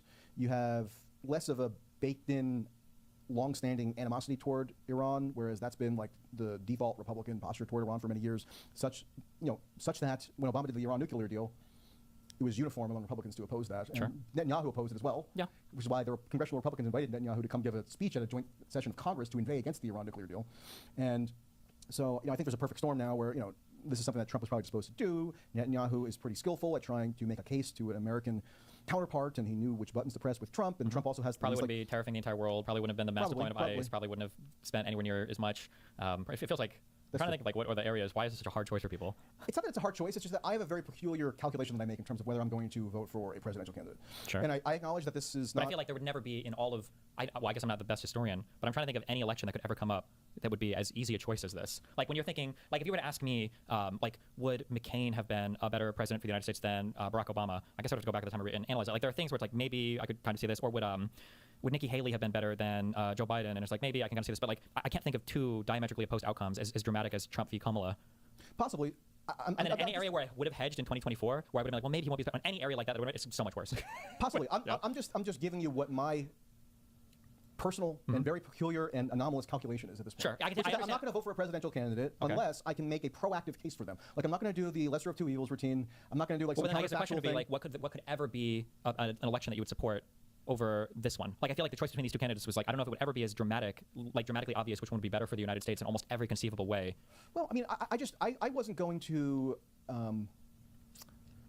legitimize by way of my vote, which I know is not that significant in the grand scheme of things. It's just one of 310 million votes, right? But more than that, because all of our illegals vote too. I have a public platform of doing journalism stuff, right? So I try to maintain a consistent set of principles, and I just didn't feel that it was in any way warranted for me to. What do you think consecrate on any level a continuation of the Biden-Harris foreign policy, which I thought had been disastrous. What were the things for Harris or for Biden-Harris that you thought were like beyond the pale? Like I just can't endorse this. I thought the Ukraine policy was terrible. We had a debate about it in 2022. I thought. What was that? And then just to be clear, I thought the Middle East policy was also terrible. Not necessarily terrible in the exact same way that Trump's could conceivably be, but still terrible in its own way, such that I wasn't going to proactively validate it by way of my vote to the degree that a vote validates a policy platform. Is there any historically, or at least in your lifetime, though, is there a single president where there wouldn't be one thing that you could say? this is not okay. So like of the 20 huge issues we might imagine a president has a position on, if we could imagine taxation, healthcare, the border, gay marriage culture, like if we can imagine 20 things, I feel like is there ever going to be a president where there's not going to be at least like 1 to 5 of these boxes where you're like, oh no, like I wouldn't support it because this is a deal breaker. Like, I feel like Possibly. I'm not saying that my current mentality on my own personal voting choice is stuck in time forevermore. Like maybe new information comes in at some point down the line where I make a different calculation, and I am more willing to accept like a lesser of two evils calculus, or I am more willing to even on that phrase, like, proactively affirm that I support a particular candidate. But yeah, I mean, I voted for Obama in 2008. I campaigned for him actually. Like I volunteered and registered voters. Sure, but does that count? We were like 20. Yeah, I was like 19, 20 at the time. I supported Ron Paul for that election. Oh, did you? It's a long time ago. Yeah. I kind of secondarily supported Ron Paul just because I like just the critique that he was giving life to on some level. Where he was on a debate stage with Rudy Giuliani and John McCain and Fred Thompson and Mike Huckabee, who were all just repeating basically the Bush line on Iraq and Afghanistan and maybe even going after Iran. And there you have Ron Paul, there's this like voice in the wilderness who's just doing almost like a diametrically opposite take. Like to me, there was something commendable about that. So I had a favorable view of Ron Paul in that cycle as well, and also into 2012, even though I hadn't voted for him. But that's my genesis. Look, I'm not. Even when I wrote in 2024, my kind of explanation of why I was abstaining from voting for any, I wrote in Fred Flintstone. Okay. I guess I was subconsciously channeling my premonitions that either Trump or Kamala could conceivably bring about like a dystopian post-apocalyptic hellscape akin to like the prehistoric age that the Flintstones lived in, except it wouldn't be as cheerful as like the ones that the Flintstones inhabited. I feel like we could probabilistically weigh those though, right? We could. Like if I choose between like shooting you in the heart or cutting your forearm with like a knife, like you could get like an infection that becomes septic and you could die from like a cut. That's possible, but you would always opt for that over the getting shot in the heart with a gun, right? Yeah. I mean, I'm not begrudging anybody who feels that they want to make a probabilistic assessment of that kind in terms of how they determine their vote. Fine, go ahead. Everybody's there's a million different rationales that people can have in terms of how they choose to cast their own vote. This is just my very peculiar individual rationale that yes does play into my overriding journalistic mentality. So I'm not telling anybody to do what I do necessarily. Okay. I'm just saying that one of the things that's the most frustrating to me about that is that for anybody that is an actual center or even center left person, they'll give that answer. You know who never ever gives that answer is anybody who's even remotely in the Trump camp. So you'll never hear like a Dave Smith person, or you'll never hear Matt Taibbi or you'll never hear any of these people like, well, I don't want to vote for the lesser of two evils, so I'm not going to go ahead and vote for Trump. All of them will just say like Trump is probably better, and they don't have that same. There's no limiter. Like if I go to a political, if I go to an academic conference and it's a presentation on sociology or something, and the speaker is like, the speaker starts off with like, we're going to present our findings on this thing, and we're doing our best to be apolitical. I know that person is left leaning because a right leaning person would never ever say that. So you probably something to that. Yeah, so it's a frustrating imbalance sometimes in the world where all these people who are ostensibly in the center, or like even sometimes like center left or further left, depending on their specialty where they're presenting, are trying very hard to be apolitical. Meanwhile, anybody who's thrown in even remotely to Trump's lot is like shilling for him harder than he possibly. Yeah, it was frustrating. The asymmetry there. I've been going pretty hard after Dave Smith because even at the time, like he invited me to come on this Twitter X Space thing with him around his logic for supporting Trump in 2024, and now he's kind of like revising history a bit, saying, modding with sure, I did vote for Trump. is amazing when it's right, but like, wasn't that just that he voted as a and private sometimes citizen it's for a Trump? pain in the ass. He participated in this whole propaganda onslaught. And even worse, prospectively, he should have known better because historically he's talked about the negatives of Trump in the past. Very And also, this is a guy who's like a Ukraine single issue during fucking loser Biden that shows up on shows. constantly shitting on Ukraine, trying to be anti-war to the point where he It's came talking off as about almost the CIA guy pro-Russian. sent it in Iraq and Halliburton and blah blah blah. And it's like, okay, so you're not hawkish, you're against all the warmongering, but somehow you found yourself like openly deep throating the guy who is now like launched 27 different attacks between the Middle East and Africa. Like what the fuck, bro? Like how do you fuck that up and have any semblance of decency to show your face anywhere online and talk about politics? Like at that point, bro, go back to the unfunny comedian shit, because why would you even try to talk about politics I at that agree. point? I'm still amazed I've never heard him utter a single funny joke, even though I guess that's his primary job, right, or something. Supposedly, yeah. And then of course, like I would almost be willing to declare, I would be willing to lobby for legislation that declared a total and complete moratorium on any failed comedians transitioning into becoming political pundits in any way. It's a lot of them. I feel like that's a surge. It's a lot of them, and it is a scourge. No, but 100%. if you go look at Casey Constantine was a comedian guy, and he got bullied. Oh, was he? Yes, a lot of them are comedians that got bullied once, and then their entire political life became being on the far right. Like for Joe Rogan, I think it was on CNN where they call ivermectin horse paste. That was it. Joe Rogan's brain melted at that point. He's like, that fucking video was too yellow, and I think they dark. And then he was gone at that point. But if you go and listen to that debate that I had with him in, I think it was November of 2024, I just keep saying, hey, what about Trump's like very well-established position on Iran? Didn't Trump just come out and advocate for Israel to launch preemptive strikes on Iran's nuclear facilities, like during the campaign, which he did, which would necessitate, if you know the first thing about the U.S.-Israeli relationship, an active U.S. role militarily in that operation. So Trump was outright calling for a joint U.S.-Israeli military strike on Iran, and Trump was also going around claiming that Iran was trying to assassinate him. He was appointing people who had already kind of set out a public argument for why a U.S. attack on Iran would be presumptively justified even before Trump came into office, such as his CIA director, Ratcliffe, who as a private citizen was going on Fox saying, look, they hacked Trump's campaign emails or something, I don't know if you recall that, and they're trying to assassinate him, therefore, it should be foremost on our agenda to come into a next Republican administration and attack Iran. And how are you so surprised? He tore up the JCPOA when he was running in 2016. He said he was going to kill the families of terrorists. He said he wants to leave people stationed in Syria so we can steal their oil. Like he bombed a Syrian airfield. He's been involved in attacks in Yemen, in countries in Africa. Like he's got the most history to where when a thing happens, it's not surprising at all. Like guy who you ever watch like sometimes like primaries where people are looking and they're making up all these theories about what's happening and we don't know if Biden or Bernie and blah blah blah. And then when like the primary votes finally happen and the guy who wins who was ahead, when you look back at it, you're like people were telling so many different stories about this primary, but the whole story was really just a guy who's huge front runner, remained huge front runner, and then won the primary election. Yeah, which happened with Biden, which happened with Hillary. Exactly. It's actually not an interesting story at all. The interesting thing was all the crazy mental gymnastics to try to make it seem competitive along the way. And for Trump, I feel like it's exactly this. It's like the least surprising thing in the world is everything he's doing in the Middle East. Yeah, well, I mean, but the thing with the Dave Smith and that whole crowd was not just that they were making this begrudging lesser of two evils calculation, right? Is that they were putting forth this totally fictitious image of what could be expected from a second Trump term. And it was sort of algorithmically boosted by this, RFK Jr., Tulsi Gabbard, Elon Musk, Joe Rogan, like Avengers Squad take on Trump. Like if you're Ben Shapiro and you're supporting Trump on the grounds that you think Trump is going to enact a foreign policy that is akin to what you would have wanted in terms of your longtime foreign policy views, at least that's consistent. But in 2024, you had this phenomenon where like everybody was, just like outrageously audience captured and presenting Trump as though he was going to lead this anti-deep state revolution and he was going to restore free speech and he was going to end the wars. RFK Jr. went to that Madison Square Garden rally like a week before the election and said, vote for Trump, vote Republican this time, y'all. If you want to disband the warfare state, meaning the Trump was going to somehow heroically stride into office and like abolish the military industrial complex. I mean, this was just berserk propaganda. Yeah. But it was so algorithmically incentivized, maybe because Elon was like tinkering with the algorithm on X in particular, but you saw it on YouTube, you saw it almost everywhere. And even a lot of people who I previously had an affinity with, and maybe who would have joined with in contesting some of the more histrionic, overwrought anti-Trump oppositional narratives of the first term, like some Russiagate stuff or like some of the fascism hysterics. I felt like I couldn't communicate with a lot of them anymore in 2024, and they were kind of like, they were overcorrecting for some of these, I think, still largely groundless or at least wildly exaggerated liberal anti-Trump narratives and becoming functionally pro-Trump in a way that I always said that I was never interested in doing. I was accused of wanting to do that. But in 2024, it was like, spitting into the wind. And I don't think there's really been a reckoning with it, although there should be, because like if you were giving voters or your followers an impression that something so radically different was going to be ushered in with Trump 2.0 than actually has come to pass, like shouldn't you, I mean, we're not talking about like decades and decades ago, we're talking about like less than a year and a half ago.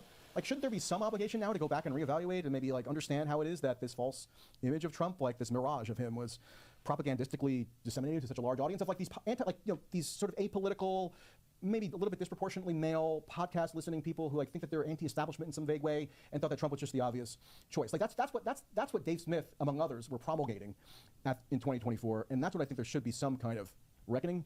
Yeah, but there isn't. I mean, there's no reckoning because there's things as quickly as possible and then barrel right along. Yeah, there's no accountability for any of it. Yeah. I feel like the trajectory I took was, I felt like in 2016, like I would have been described as a very, very anti-Trump. Oh, should I tweet that I'm on this right now? No, it's fine. It'll go up on my YouTube later, so you're fine. Well, I'm going to tweet maybe. I'm just going to let people know that like if they know how to find your live stream. Sure, if you want to. See, I'm tweeting live on stream now. Tweeting live on stream. I feel like in 2016, I was like a very anti-Trump person. And then from 2016, 2017 to 2021, I think that I made the liberal journey that so many people made to where you're like, okay, well, we're being super hard on Trump 2017, 2018, that you get the whole Russiagate stuff and the Mueller investigation, thank you so much, and everything else. And then I feel like I made this journey of like, okay, maybe I'm like a little bit too deranged on Trump, I need to peel it back a little bit. And then after J6, and then in the ensuing year, I think as I start to learn more about government and actually engage more with civics, and then I look back, I feel like 2016 to 2020 was like about as bad or worse than any liberal Trump derangement syndrome. Like when you say the Russiagate stuff, like there's a public phone call with Giuliani where we can just go listen to it for 42 minutes, like begging Zelensky, it's his aide that picks up, to like start a false investigation into Joe Biden's son. Sure. That was the Ukraine iteration of like the Russiagate theme. That was a little bit that's a little bit different from what I'm referring to, which was like the Crossfire Hurricane investigation. Sure, I understand that, but like can you think in the equivalent? Like you remember that like the real Russiagate conspiracy stuff in my mind was what people said about Hillary Clinton. You remember the claims that Hillary sold unilaterally all of our uranium or 80% of America's uranium to Russia. Like that was a claim that was like a that was in the New York Times. That was Ken Vogel in the New York Times covering the Clinton Foundation. Like sure, but this was hardcore carried by right-wing people to say that like Hillary sold our uranium. This like Oppo research book. But like imagine if Hillary or any of these people had somebody of the caliber of fucking Manafort heading their campaigns, a guy who is not only convicted but Trump eventually pardoned, or people like Stone who were directly coordinating with Russian hackers on released hacked materials from the DNC servers, from the DCCC, all the Podesta emails and everything, or were publicly making statements like we'll reward whoever, or the for the leaked emails or whatever, or that Trump Tower meeting that they completely fucking lied about, where that Russian lawyer lady came in and like, oh, we weren't talking, we were talking about shit, we wanted to get like, I'm not saying, I'm not saying that like this proves it, but I'm saying that if you collect all of those facts, it's already so exceptionally crazy that like I think most people, your priors on all of this would be so low that when so much stuff like this happen, I think it's fair to wonder like what the fuck is going on here. This is so outside the norm, and I think there's way more evidence for any of that than, for instance, like how long do we have to hear about Hunter Biden and Burisma and I agree with that. I think the Hunter Biden stuff was just like this ticky-tack stuff for the most part that, amazingly enough, although Republicans in Congress devoted years and years, for the 2 years that they had a majority under Biden, they basically spent it investigating Hunter Biden, but not even for anything that was going on contemporaneously. They were investigating stuff that went on when Joe Biden was vice president like 9 years before. Yeah. They were saying that they were so concerned with like corruption involving Joe and Hunter's dealings with Ukraine, right? But we had like an active ongoing war at that point that the U.S. was supplying an enormous amount of weaponry for, and the best they could come up with was going back to 2014 and resuscitating stuff from the Obama administration. Yeah. And it was about a Hunter who was not running for office and didn't have any presence in the White House anywhere near the way that, say, Jared Kushner No, did. I mean, the Jared Kushner contrast is just outrageous. Yeah, but I guess the thing that I'm saying, but real quick, the thing I'm saying is that, like, you've never in your life said this word, Huntergate, right? Nobody's referred to, I have like, not, no. yeah, nobody thinks about that. But, like, there was way more shit on related to Trump-Russia stuff, which at this point, I don't think there was, like, Trump and Putin were having a meeting of the minds, but I think that their campaign was looking for anything they could get, even if it came from an illegitimate source. Yeah, but the impetus for the FBI investigation that was launched against Trump in the first term, Uh-huh. vis-a-vis Russian interference or Russian collusion, was the following proposition: that Donald Trump had, quote, colluded or conspired with the Russian state to get himself installed as president and subvert the 2016 election, and then subvert like the American government essentially, so that it could be controlled Manchurian's candidate style by Vladimir Putin. Like, Which I think that claim is true. Okay, well, I disagree with that. Okay. You honestly think that? Like, you think Russia hacked the election machines in 2016? No, that was never the claim. That's That what was the Republicans claim. said the claim was. No, And there were a few crazy. I'll pull up a million clips. You can Adam pull up a Schiff- million clips. Adam Schiff saying they hacked The election. machines? As late as 2018, I swear to God, I'll pull up the polling right now. A supermajority of Democrats believed not just this lighter version of some kind of mild interference that maybe Trump benefited from, but that Russia explicitly hacked the voting machines in 2016 and fraudulently handed the election to Trump. You can find supermajorities of Democrats affirming that proposition. Okay, so in that case, that claim was not only dumb. I'd never seen in my life anything substantiating that ever. So for anybody to believe that was incorrect for sure. But that was Democratic conventional wisdom. I would have to see that. I'll show it to you right now. I'll show it right now. Okay, yeah, go for it. Search for it. But when it comes to I'm 51% on this. I don't know if you've I don't know where you stand on this. Can I search for it on here? Or yeah, or give me a search for it. Like, I think like the laptop story, I think that was a Russian plant story. The Hunter Biden laptop thing. I don't think that Hunter Biden stumbled into a blind laptop repairman's fucking store who happened to. So this is November 4th to 6, 2018. YouGov poll. Question is, Russia tampered with vote tallies in order to get Donald Trump elected president. Do you find the following statements true or not true? And it seems like 67%. 67. That's not good. Okay. Supermajority. Okay, that's a supermajority. That's enough to convict a president in the Senate. It would, yeah. Well, unless they think they can convict him. Yeah. Yeah. But so that's okay. So wait. So that part right there is bad. Okay. So you shouldn't think that. But like all the other stuff, I think was largely true. There was bad coordination between people who were directly in Trump's committee. So Roger Stone and the Guccifer hacker guy. I think that's a big bad connection. But Roger Stone was never proven, and believe me, if was never proven what? I'll tell you. Yeah. Was never proven to have any privileged foreknowledge of anything to do with any of these hack email releases or WikiLeaks or anything like that. It was just Roger Stone being a bullshitter. Well, no. One, he had DMs to with trumpet his insider knowledge. One, he had DMs with the Guccifer hacker on Twitter. They were exchanging DMs. So what? I had DMs with that guy too because I wanted to see if there was any information. And if you would have been part of Trump's election campaign, I would be mad at you. But you're not. You're a journalist. It's a different thing. Number one. But number two, part of I think 4 out of 5 or 5 out of 6 of the Roger Stone convictions were him not cooperating. Were him saying, I'm not going to testify or fuck you or whatever else. True. Yeah. And one of the things he said publicly was, I'm not going to fucking rat out Trump. And that was it. So I was like, well, I don't know what else would have been. And then Trump pardoned him on all of that. Right. So, but it was a procedural crime. Like it didn't get to the actual crux of the. Well, but the procedural crime was to avoid getting to the crux. Like if somebody says, like, did you see this guy lie about this thing? And I perjure myself and I lie about a thing. I say, I'm not going to cooperate. And I say, well, we're going to hold you in contempt and press you for that. It's like, well, they didn't answer that question. Well, why would he be lying about this thing? It's because he didn't want to answer the thing. And he even intimidated another witness. There was a second guy he intimidated because that was one of his other convictions for witness intimidation of another guy to not get him to say anything about Trump. Or on the other hand, if you are the target of a very aggressive special counsel investigation, and you have a defense lawyer who is worth their salt, what they will invariably tell you is that you should say as little as you possibly can and not cooperate with these investigators because they're on a warpath to try to prosecute you. You cannot cooperate, but that's different than perjuring yourself or witness intimidation, right? For instance, none of the. Mike Flynn ended up pleading guilty to the FBI. But it was over. It was not because it was over a direct contact with Russia before the election that he should have been forthcoming, but he lied about it. It was basically like the gravamen of that lie, so-called, was basically mixing up a date within the span of a week or two. It was about his communications with the Russian ambassador. Yes, which is the thing that he lied to the FBI about, that he was so compromised that the I think it was the State Department forced the DOJ to take action on it because they didn't even want him as part of the administration because they felt like that was a compromising lie. Because now if somebody knows that he's lied about that thing to the DOJ and FBI, now he could potentially be compromised. And this guy, he was like the national security advisor or whatever. Like that's a pretty big position to fuck that up on. And it's about Russian people, which is already there's so much crazy shit about this. And if you look at Michael Flynn's Twitter today, this guy is deeply exactly. So it's like what the fuck? Yeah. Yeah, but that communication it was with Sergei Kislyak, right? He was the Russian ambassador. It was during the transition. So after Trump wins the election, hasn't come into office yet. It was Flynn speaking on the phone with the Russian ambassador saying, before you retaliate against the sanctions that Obama has imposed for so-called interference. Remember, Obama closed down, like in the waning days of his administration, this Russian sort of diplomatic outpost in Maryland, and he imposed some sanctions.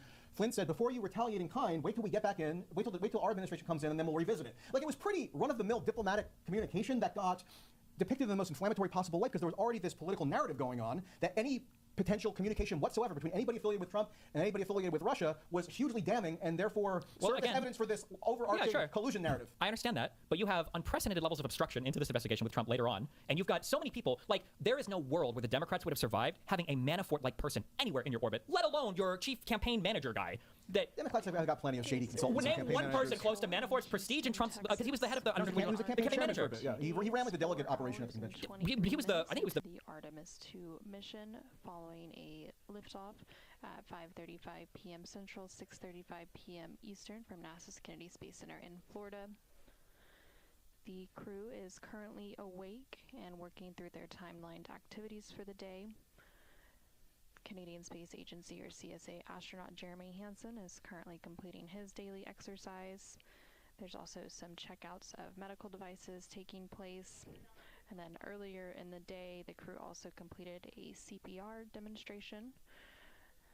And then originally planned for today was an outbound trajectory correction burn, but it was determined that that burn was no longer needed due to the accuracy of the TLI, or translunar injection burn, which took place yesterday, April 2nd. The next burn on this outbound journey to the moon is scheduled for flight day 4, and that will be the outbound trajectory correction 2 burn. Coming up, the crew will also complete some lunar cabin configurations, and then they will have a public affairs event before they have some private medical conferences, as well as a Did I stretch it all recently to reduce blood clots? which is currently Paul Kanya leading Yeah, I the think. team. Why? They will get ready for their pre-sleep and sleep activities and then head into their sleep time. Currently on your screen, you can see a view of the Artemis real-time orbit website, or ARROW.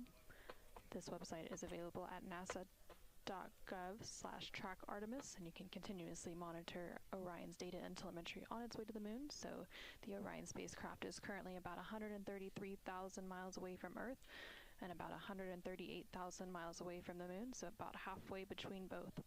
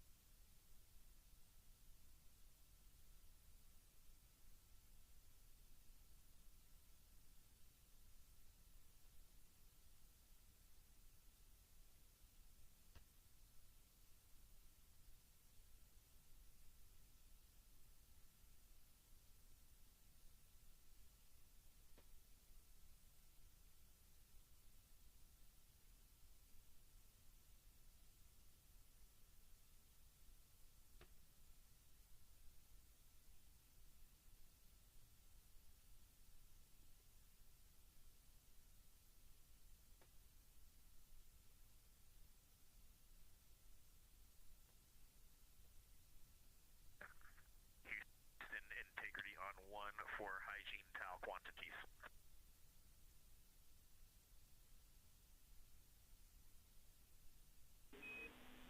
Go ahead. Hey, Jackie, can you confirm that we have 20 total, or do we have 5 total? Checking.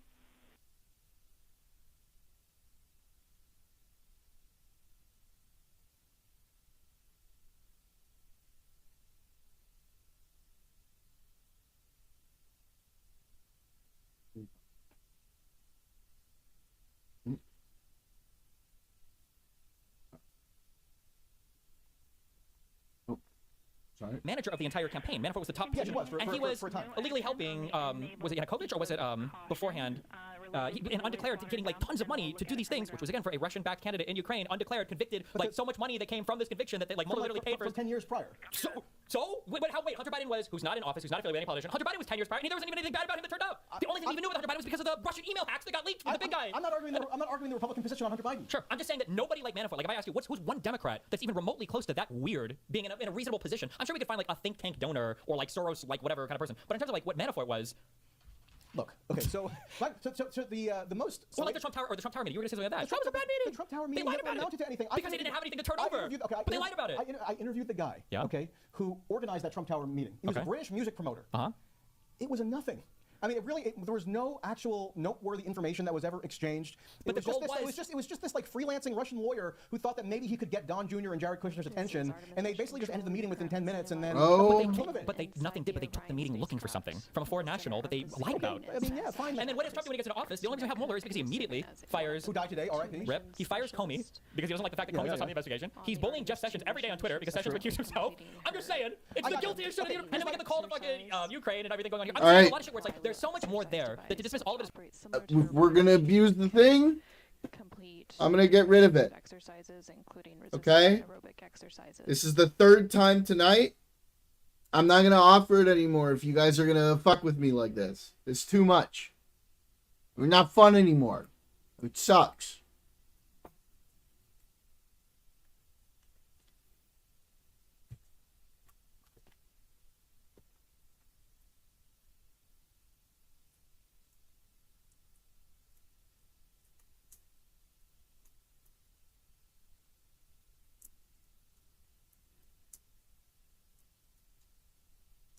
They've literally made me do it twice already tonight, Casper.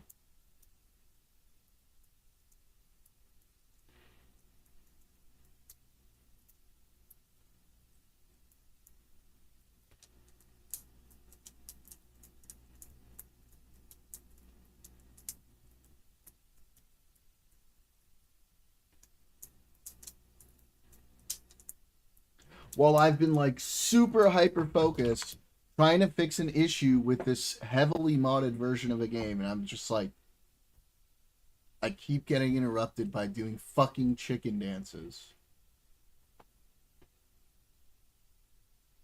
I thought one of them put you up to it.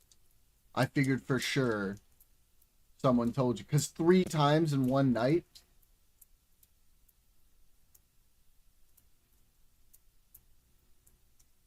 Ugh.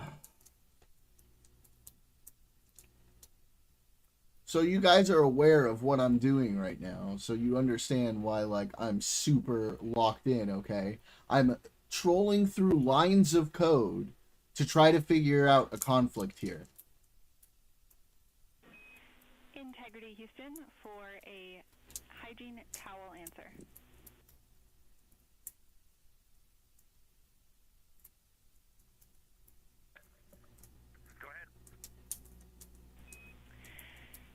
There are, in fact, 20 total towels on board. You can find more. I'll do it in a little bit. Echo, purple bag 15, and they are Russian gate because a lot of people didn't like the fact that they thought that the voting machines were rigged or whatever, which is not a good claim, but that's nowhere near the level of delusion that conservatives have been on for the past 10 years. Here's my larger point about Russiagate, okay? I'm going to connect it to today's most salient issues. Okay. It's that my issue is that there was always an overabundance of material, from my perspective, to actually formulate a rational critique of Trump based on. So, for instance, he ran in 2016 talking about how he could uniquely self-fund his campaign, right? He couldn't be bought by any of the donors or whomever, unlike the little puppet Marco, he would call him, or unlike Jeb Bush or whomever. And then immediately after he basically gets the nomination, he starts courting the same Republican donor class that he said he was going to be uniquely equipped to resist the temptations of, right, or not be subordinated to. And then he governed basically as a Republican donor class president. It's like his main legislative accomplishment in the first term was just the tax reform bill that Jeb Bush or Marco Rubio or name your other standard Republican would have essentially done. Correct. And then and then he also implemented a foreign policy that escalated virtually every conflict that he inherited. For somehow the highest number of Afghan casualties in the entire war was in 2019 when he escalated the air war. You barely heard any coverage of that. And I've been working with AI. Trust me. But then they got it together in the Was it Venezuela or was that Bolivia? Where they brought in the Guido guy, they brought him in as like yeah, okay, because they tried to do that because they brought him into the U.S. to legitimize him and they wanted to send a bunch of aid trucks for him or whatever. The Trump State Department, no, I think that was the Bolivia thing with the contested election with Morales. Was okay. in and regime change in Venezuela, claiming he's going to withdraw troops from Syria, but then leaving them to keep the oil, he says, and on and on and on. Like basically, I always thought that the Democrats were so hysterically and like single-mindedly focused on what I would have argued were primarily, maybe not 100% exclusively in every possible respect, but primarily this kind of confected narrative that they wanted to use to go after Trump that also had a lot of negative political ramifications. In that, it created sort of an incentive structure where in order for Trump to prove that he wasn't in hock to Russia, what could he do? Take bellicose action against Russia, and he did. He bombed Russia's chief client state, or several of Russia's client states, meaning Assad. He tried to overthrow their chief client state in the Western Hemisphere, Venezuela. He threw out arms control schemes bilaterally between the United States and Russia, so the Open Skies Treaty, the INF Treaty, so the Intermediate Range Missile Treaty, and now, and he's continuing that even further. Actually, people, I guess, still maybe implicitly think that he's sort of in hock to Russia, but as of February, there's the New START Treaty is no longer operative, so there's no longer any mutual arms control regimen governing the nuclear arsenals of the United States and Russia for the first time since the early 1970s when it was the Soviet Union. So it's stuff like that I thought the Democrats would kind of almost like made a special point to strategically never really focus on, maybe in part because it would implicate them to some degree, implicate the bipartisan consensus to some degree. Instead, they would screech over and over again about Russia, racism, January 6th, democracy on the line, etc. And not like a lot of the stuff that I understand your point. That's now transferring over to the fixation on Epstein. I understand similarities with the Russiagate story. So I disagree. I think the Epstein fixation is a 100% conservative-driven phenomenon, and I would defend that to my death because they are obsessed. I disagree with that. They Can were I get some more water, by the way? No. No, I'll grab some in a second. I'll leave you with this thought. Because the thing is, of all the things you just mentioned, Russiagate, January 6th, democracy, and whatever the other thing was, all of those things in my mind, you can argue that maybe there was some strategic error committed or some unforced error committed by focusing on these issues. Every single one of these is more important in my mind, however unimportant you may think they are, than every single issue that Republicans hyperfixated on, like whether or not Leah Thomas, should have been racing as an NCAA athlete, or whether or not in COVID the states were trying to do mandatory vaccines and masks and rule us forever with infinite government shutdowns because they hated religious people, or whatever weird thing they fixated on, or the infinite obsession with Hunter Biden and his cock and having pictures of it. So my question is, here's what I don't understand, okay, is why is it that we can be critical of the Democrats and say, well, maybe they kind of flubbed this thing, an issue which, by the way, if that would have existed on the equal side on the Democratic side, we would still be talking about it today, okay? But we can say that maybe the Democrats made an error there. Why is it the Republicans made 50 million obsessively weird errors and none of it sticks to them, none of it matters? Good question. Think about that, and you can talk about it. I'm listening. So remember when Kamala Harris gave her like kind of grand finale speech in 2024 at the Ellipse in Washington? And it was about democracy, right? It was about how Trump is this existential threat to democracy.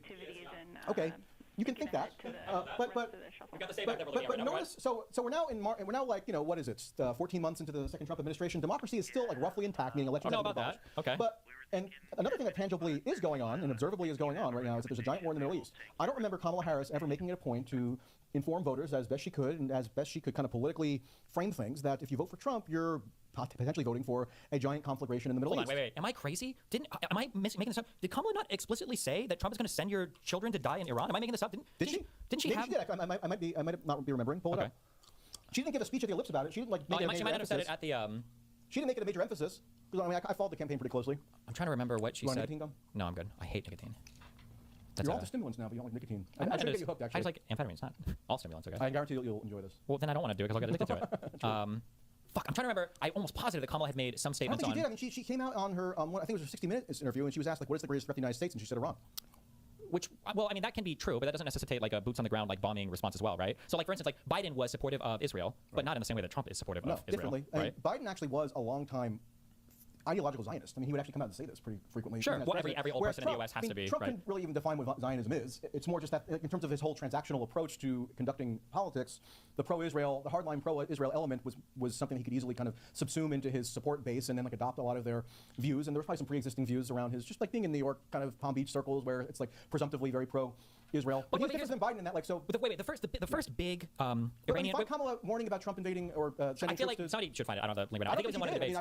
It might have been a more general statement about being bullied by world leaders and being pulled in a conflict. I don't think she ever made a point to actually warn specifically about Trump running the risk of getting us mired in another protracted conflict in the Middle East with boots on the ground and economic turmoil, which is what's Sure. going on right now. Like nothing. Nothing. But I mean, like Trump literally. I mean, would you agree with this? Nothing in the Democrats' messaging, by and large. I mean, maybe there's some quote that I don't fully remember off the top of my head. Right now, but by and large, It's generally speaking, nothing that the a Democrats compatibility were saying about issue Trump in 2024, or even the preceding 3 years between a couple mods that's causing like a wider issue with things showing in the text tree, Like I think when we and being there's a lot able of to language argue this actually when it comes to load the Palestinian anything. position. I think when we looked up, this might have just been Israel-Palestine, but like this issue is like 6% of voters thought this was one of the most important things. I think at the time people were obsessed with the affordability thing, especially because of all the inflation, and then the Republican who's talking about how to do with the border, which is controlling the amount of legal people that were coming in. I don't know. I think if you had told people, look, like if you had a window into the future, and you could tell people that, look, everybody, if you vote for Trump, here's what you're going to get. On February 28th, 2026, he's going to, in the middle of the night, just start a gigantic cataclysm in the Middle Yeah, but East. couldn't they have just said no, we're not?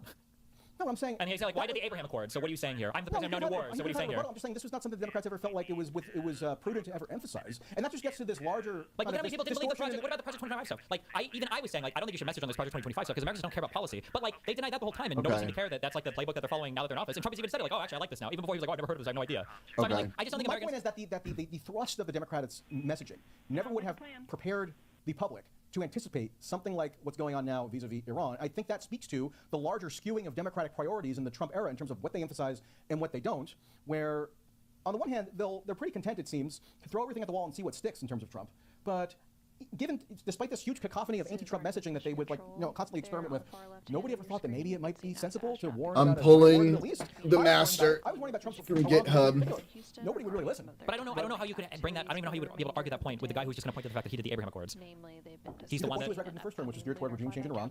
You could point that he himself says that in June of 2019 he was minutes away from bombing Iran. Sure, but he didn't, right? So he decided to do it, right? No, but you could project outward to the future and make for the average American mind. I can barely project out to 2 weeks from now, let alone like related to foreign policy. I mean, if you're willing to deal enough in abstraction that you could say this better fucking work. Exactly. Well, like on January 6th, you're trying to coup the government. I think that's pretty visceral. We have videos of it. But you're not willing to project out in the future around a potential.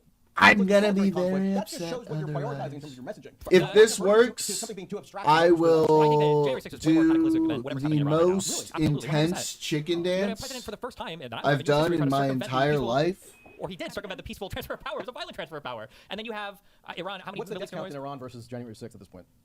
I don't know. Are you actually compared to the death count right of now? fucking COVID? What does that have to do with anything? What does the death count have to do with anything? Well, you're saying in terms of what's more cataclysmic or destructive or lamentable. I do think that the death count is one metric we can use. It doesn't have to be the be-all, end-all. The death count. When I'm thinking of harm, I would never use the death count as the harm to American democracy. I think I would look at what was the president doing. Harm in general. I'm not talking about harm in general. I'm talking about specific harm to democracy. Oh, I think the U.S. trying to circumvent the peaceful transfer of power with a whole ass scheme that's completely public. I think is crazy to me. Well, I mean, I do think that a protracted war being launched does tend to go hand in hand with, for example, the abridgment of civil liberties, with more government surveillance, with more, less tolerance for freedom of speech. I agree. But Bush didn't try to prevent the peaceful transfer of power. Like nobody tried to coup the government after the Iraq and Afghanistan war. I know that Bush did not do what Trump did on January 6th. No argument there. I'm just saying, like, there are reasons to be worried if you're worried about democracy, broadly construed, just in terms of, like, kind of liberal democratic norms and, I can agree with you there, but that's way more abstract than the president is trying to coup the government. Is trying to prevent the peaceful transfer of power. Like in an abstract way, more. Do you have a problem with the Iran thing going on right now? Or are you like basically in favor of it, or opposed to it, or what's your view? There's like a world where I could be okay with it, but not under this administration and not with the people leading it who are leading it right now. Like I'm not a fan of the. Gavin Newsom or Pete Buttigieg doing it right now, you'd be more inclined. I would have to know like what the purpose or what their vision is or what exactly is going on. Okay. I guess. I will either be doing a very happy that Trump is along for the ride on because he's an idiot. Is how I do it. Okay. Or a very frustrated and annoyed chicken dance right now. Hypothetical circumstances would be a world where Israel is still more. And I'm sorry for restrained by being the Democratic hostile president rather than towards a Republican you, one, and a world Casper. where, It wasn't say that aimed at same, you. when I'm the just ISIL is generally 200 protesters frustrated and the thousands or tens of that I've thousands been of numbers working on would this leave. If that issue. event is happening and there's like some other group of people in Iran that seem like they could take over the government and there could be something like I don't know. Obviously, these types of regime changes could be messy. We have the whole Iraq thing. Like, I don't know if I would, but at that point, I would at least have to think about it. As opposed to right now, I don't know. I don't know if you know. I don't know if anybody knows why the United States is involved with Iran. Like, it feels like we've gotten 3 different reasons stated, and I don't know what we're actually doing there, what the mission success is. Or Well, I'm much more instinctively averse to it just on principle, I guess, regardless of who be president, like meaning forcible imposition of regime change in Iran by the United States.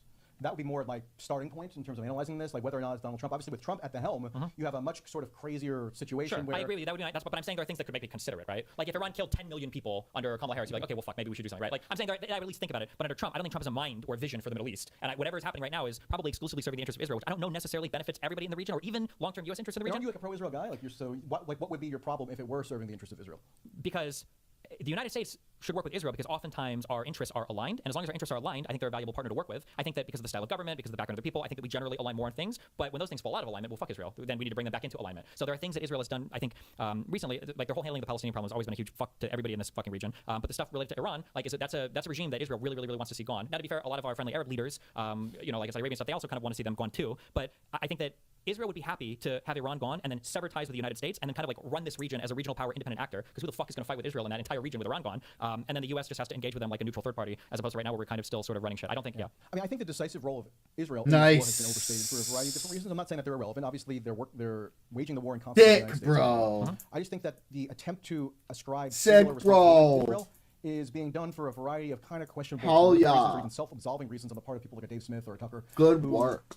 Well, now Trevor, want to shift blame entirely onto Israel because they can't grapple with how they peddled this radical misconception of Trump in 2024. Right? Well, no, I understand. Let me be clear when I say this, okay? If I were to tell you, okay, that my I think this is part of what. Well, no, wait, real quick. If I'm at home, okay, and I were to tell you that while I was at home, if I were to tell you my 30-year-old son stabbed and killed his 30-year-old girlfriend. Yeah, stay there in the next room. My 30-year-old son stabs and kills my 30-year-old girlfriend, right?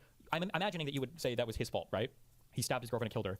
You're not gonna blame me for that, right? Sure. I mean, right? But let's say that I tell you. But let's say that I tell you my 5-year-old son stabbed and killed his friend while he was at my house. You probably blame me for that. But I mean, like, he did it, right? I'm viewing Israel as like the child. I think that Israel has its own goals and desires. So when I say Israel is pushing and it's because of them, what I'm saying is that the U.S. government for Trump, they don't have the responsibility, the vision, the wherewithal to actually issue any sort of guidance or to compel Israel to act in a certain way. That Israel's always wanted to do this. Under Biden, they would have gladly done a regime change operation in Iran. But the U.S. would have said, we're not doing that right now. You guys are fucking crazy. But under Trump, they will. So when I'm saying I'm blaming Israel, in a way, I'm still blaming the Trump admin. I'm not shifting all this onto Israel because it should be on the U.S. It's like, well, hold on, let's think about like what's going on here. But the current administration doesn't. Yeah, I guess I've just been trying to make the argument that Trump is more the primary agent of responsibility here than I think a lot of people, especially on the internet, have been willing to accept. Because what did Trump come barreling into office for his second term proclaiming? Basically that he was on this globe-spanning mission of conquest. No. Yes? He came in as the president of No New Wars. Well, after he got elected, right? After he got elected, Then he started railing about wanting to seize Greenland. And building more ships and everything. That's true. He gives his inaugural address, which I don't think anybody picked up on at the time other than me, but I happened to notice and thought it was a little bit curious that his speechwriters decided to write him lines heralding William McKinley as his model for the second term, and then he issued an executive order basically at the day he came into office,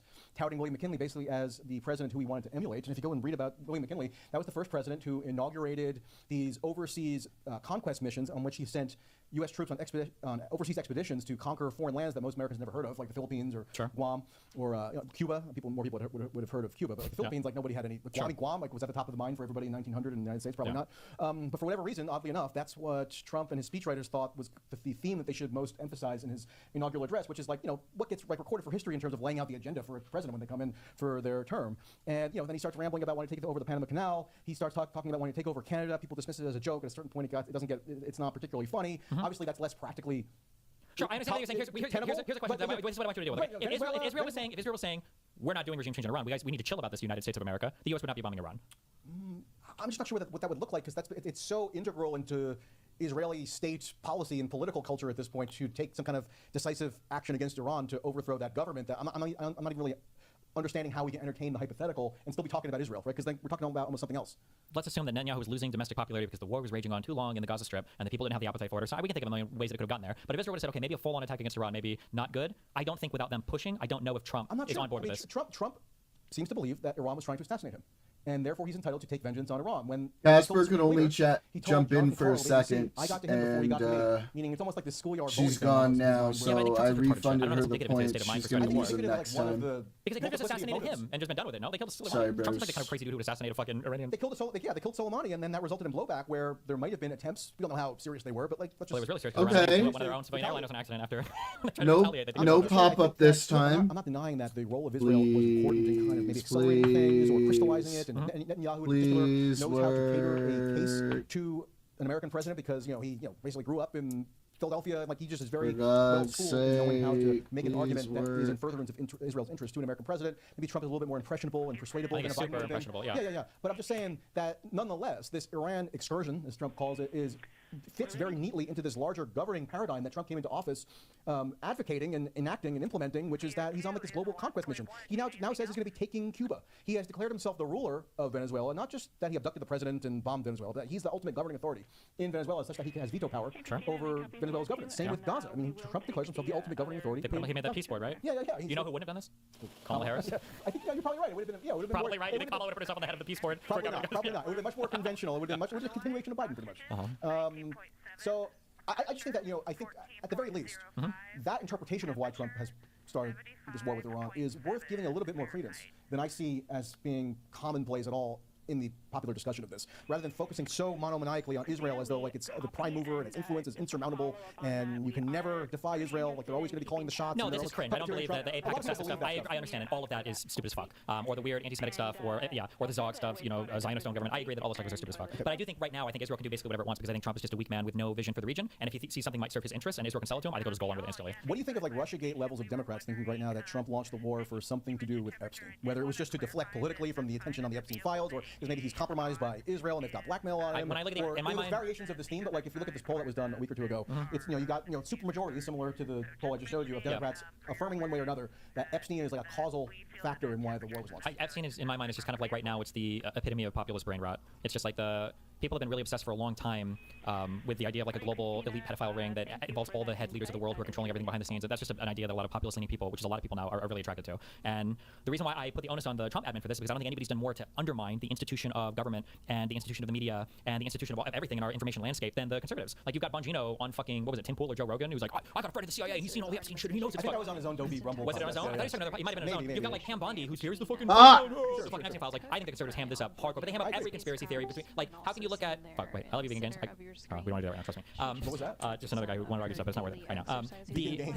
The Epstein stuff. Take some workout tips from him. The Epstein stuff, like in my mind, is like looking at like how do you not draw a line directly from QAnon and Pizzagate to like the Epstein stuff? Like so that's why I said I feel like it's a Republican. But you said it's like 100% a right wing. I'm sorry, I meant like instigated. Like absent them, I don't think that the Democratic base would have. Like I don't think a populist type like Bernie Sanders or even AOC are pushing on the Epstein stuff anywhere near as the populist types on the right. But I do think that the populist on the left find it attractive. But I mean, however intense any particular Democrat is pushing it right now, it's become such a dominant narrative that you have like the vast majority of Democratic voters saying that Trump went to war with Iran over Epstein. So that's notable, right? So and then like there have been periods, maybe not quite so much in the past few weeks after the war started, but like if you tune into MSNBC or MS Now or like any kind of more Democratic-leaning media outlet, it's like Epstein 24/7. Sure. Or had been, Yeah. But who brought this up to the salience of level that it's at now? Republicans became obsessed over this. Pam Bondi and the Biden, they obsessed over it. I found new documents in the Southern District of New York, and I'm going to bring all of them. They obsessed over this. So yeah, of course now, and then now that they obsessed over it, now like, oh fuck, don't look at it. And this is populist brain rot 101. All of your elite leaders that you thought were conspiring against you actually were part of a huge child rape pedophile ring. Because like everybody, all the populist people want this story. There's always been an undercurrent of people who did believe that. I mean, like we're all fundamentally ruled by this cabal of elite. But Republicans are the ones that elevated this. But now it's become so incredibly mainstream. I agree, yeah. But the Republicans are the ones that brought this up here so much, right? Well, if I run around the house and I sprinkle oil on anything, I set on fire, we both burn. But like the guy who was setting the house on fire probably has a little more responsibility. But I agree, he's from the Democratic side too. I don't like talking about it. I hate it when people bring it up all the time. Really? Okay. But when I say I don't like talking about it, what I mean is that like it's a brain rot topic. Most people's thoughts on it are fucking retarded. And most people that think that the Epstein thing is important hate both sides equally anyway. So it doesn't even serve my political narrative, which I want to support the Democrats more than the Republicans. And I don't think there are as much of an element of truth of most of the claims people make about it. I think it's a fascinating narrative. I can't get enough of it, just from the standpoint of like chronicling the mass hysteria or the moral panic, as I would regard it, and how it's become so pervasive in terms of the beliefs that engenders and how it's internationalized. Like it's not just the United States. I mean, this is like the #1 political scandal or controversy in France, Norway, Slovakia, United Arab Emirates for a time, Britain, obviously. So I just think it's like endlessly fascinating from that perspective, and just how people have so many fictional beliefs or myths that they've just absorbed unwittingly and assume must be true about it that I can't get enough in terms of like documenting it and almost theorizing what went on here. But like in terms of the right-wing valence of it, yes. What makes the issue so resonant, why people, I guess, maybe are kind of badgering you to talk about it, is because of the ideological synergy of it. Meaning, it's not limited to one or the other. It doesn't neatly kind of... it very neatly encapsulates everybody with 75 IQ or lower is what it neatly tracks with. Go back to in 2018, right? So there was a series of articles in the Miami Herald. This Julie K. Brown journalist. I don't know if you're familiar with her, you've seen her, but like she's still considered one of the preeminent Epstein expert journalists in the country. Okay. She puts out this series of articles in November of 2018 that breathes new life into the Epstein saga, right? And it causes a huge controversy politically because she frames it as Trump's labor secretary, Alex Acosta, gave a sweetheart deal to this sex offender, blah, blah, blah, blah. And Julie Brown has said that she was pursuing the story because she was looking for an angle that she could, for an avenue of inquiry that she could pursue that was anti-Trump, that she could peg to Trump. And she found the perfect news peg. Trump's labor secretary, Alex Acosta, was in fact the U.S. attorney for the Southern District of Florida when Epstein was prosecuted and had to plead guilty to pursuant to a federal non-prosecution agreement in 2008. And so she kind of revived this, right? And she also tied in with Me Too. She credits Me Too as catalyzing this renewed interest in the Epstein story circa 2018. Then the federal prosecutors in the Southern District of New York, they see this article and like the huge political uproar that it engenders, and think, okay, maybe we need to think about maybe federally re-prosecuting this guy. They're already collaborating with one of the victim's lawyers, Bradley Edwards. But in some of these new emails, you see them passing around links to the Miami Herald series, and like the Southern District of New York was kind of a hotbed for the more sort of like adventurous anti-Trump prosecutors that were allowed to stick around in the DOJ in the first administration. So it became it was like a largely, not exclusively, but largely like liberal coded issue at that time in terms of how its mainstream purchase that it was getting. And then Epstein ends up being re-indicted. He's put in the federal jail facility. He dies in custody. Then there's a whole kind of blossoming of these more like left-oriented conspiracist narratives like TrueAnon and those people where, because like they think, oh, we can connect this to Bill Barr being the Attorney General, and Bill Barr's father might have hired Jeffrey Epstein to teach at the Dalton School in New York City in the 70s. There's a lot of dot connecting they can do, right? And the Trump administration was in power when the death occurs, so if people want to make the most nefarious possible inferences from that connects it to Trump in some way, they can. And so yeah, there is a big left liberal interest in it in terms of just the kind of more commercial pop cultural coverage like Netflix and stuff. That's not right wing really, but they do this like filthy rich documentary that is very like survivor focused, like we got to lift up their voices, and you see a lot of that style of coverage that kind of gets people maybe have a little bit more of like a democratic line, or like loosely political, maybe apolitical, but culturally liberal in some fashion, kind of thinking that the Epstein story is a really important thing to have to be preoccupied with. But then yeah, when the Biden administration comes in, then you do see a more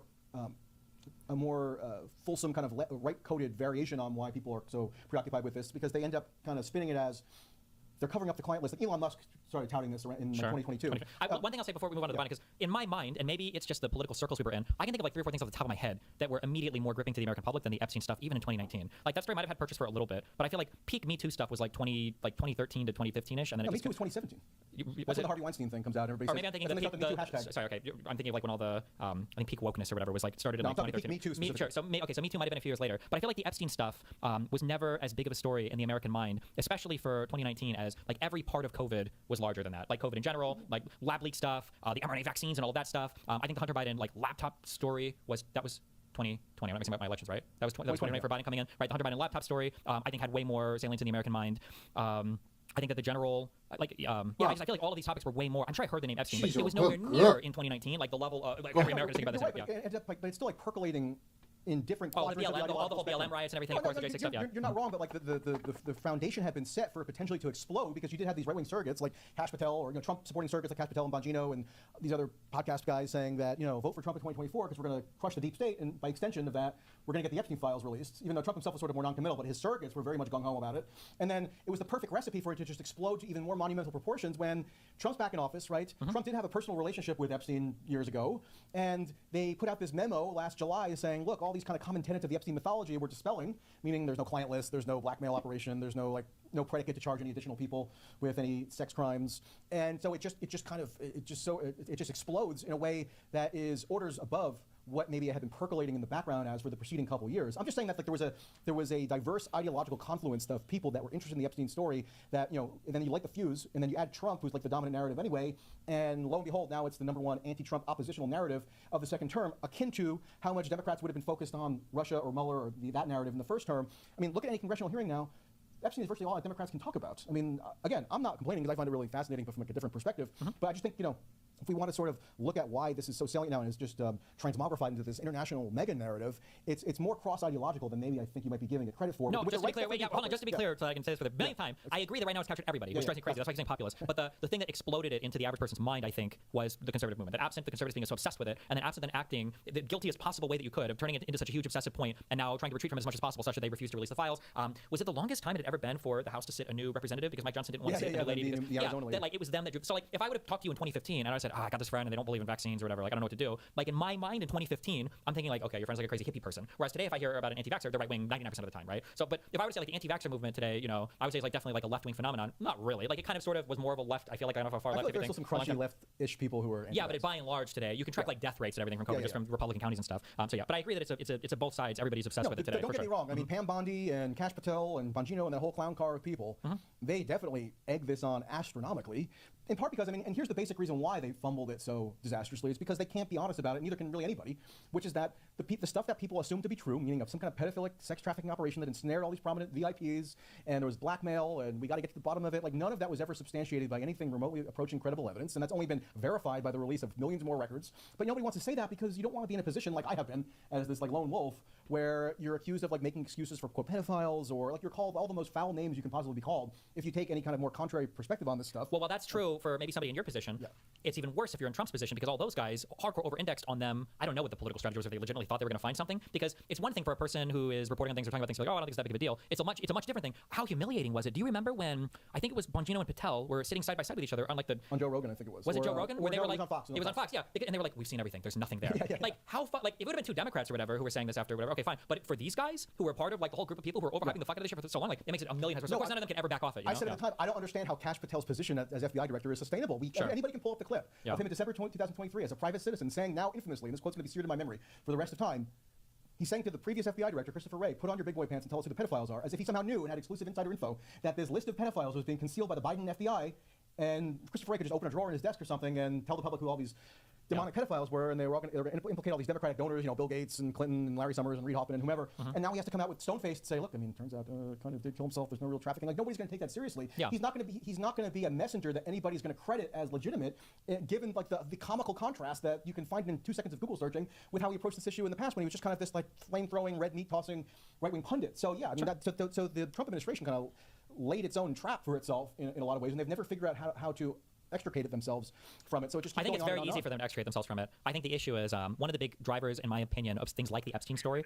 It's similar to like anti-immigration stuff. I think it's like just general discontent. So in an area where, like I hate so much about the Trump administration now, and this is one of the reasons why I hate America. I shouldn't say hate America, but it frustrates me endlessly about American citizens. Is as long as life is going well, people will generally chill the fuck out about a lot of stuff. Like if gas prices were low, the economy was going much better, affordability was improving for people. Like if all these indicators are going up, I think people might not be as fixated on the Epstein stuff. I still think it would be a pretty sensational story, but I think the fact that like everything is so fucked, and it seems like there's like another fuck thing and another fuck thing and another fuck thing. The Epstein story is that one thing that has maintained its like crystal clear point of this administration is fighting tooth and nail to never release it. So as long as there's like a new fuck up and a new fuck up and a new fuck up, you can keep pointing back at that and go like, oh, what's going on with this? Have you noticed that all the most clever and ambitious Democratic politicians right now, some of whom are planning to run for president, like Ro Khanna, they're now almost toying with a embryonic stump speech that they're going to use within in the next year or two. Ro Khanna in particular, but you see guys like John Ossoff, who's being touted as somebody who could potentially run as a Democratic presidential candidate. That guy Talarico, who won the primary in Texas. They're all saying stuff like there's an Epstein class that we all have to band together and dislodge. It's almost like they're trying to Occupy Wall Street.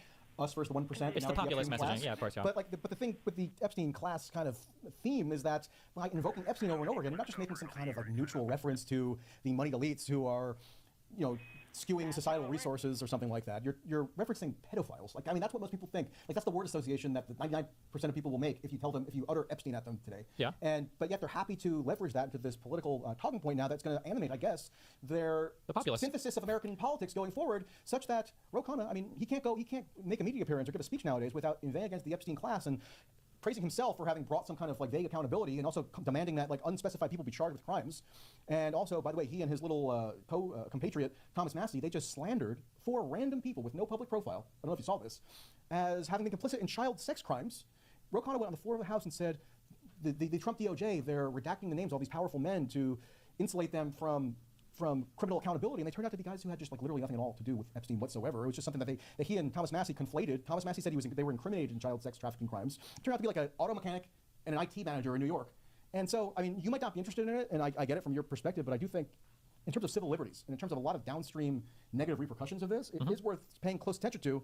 And the Democrats are pretty fixated on it at this point. So it's almost like, whether or not you like the issue, it's kind of politically salient enough at this point that you have to deal with it to some extent. Oh, I super don't. I just play video games all day. Fucking I talk about what the fuck I want to talk about. That is true. But there's other stuff like I don't like talking about the Middle East anymore. I hate it. I think it's annoying. I think most people talk about it. Yeah, because it's like a bunch of anti-Semitism, but then it's also a bunch of like Islamophobia, and then it's a bunch of like stupid like young people. It's just like the conversations about it are horrible. That's not to say that's not an important issue and it's not having real impacts domestically here, or actually across the entire world right now because of the oil squeeze and everything. But I just hate talking about it. So when people have been when people in your chat or whomever your correspondents have been imploring you to talk about Epstein, like what is their argument as to why you should talk about it? Well, they all think it's the most important thing ever because we're one email release away from uncovering like the actual global blackmail list of the black book clients that had a factory of 6-year-olds that were being serially raped by every wealthy person in the blah blah blah in the world. I'm just strawmanning them a little bit. Yeah. And then my point is that I haven't made any harsh judgments on it one way or another. I feel like if there was prosecutable stuff in there, I feel like they would have already gone after it. But I'm all okay with other people if they want to go through the files and explore stuff, they can do that. I just don't. I'm like a very anti.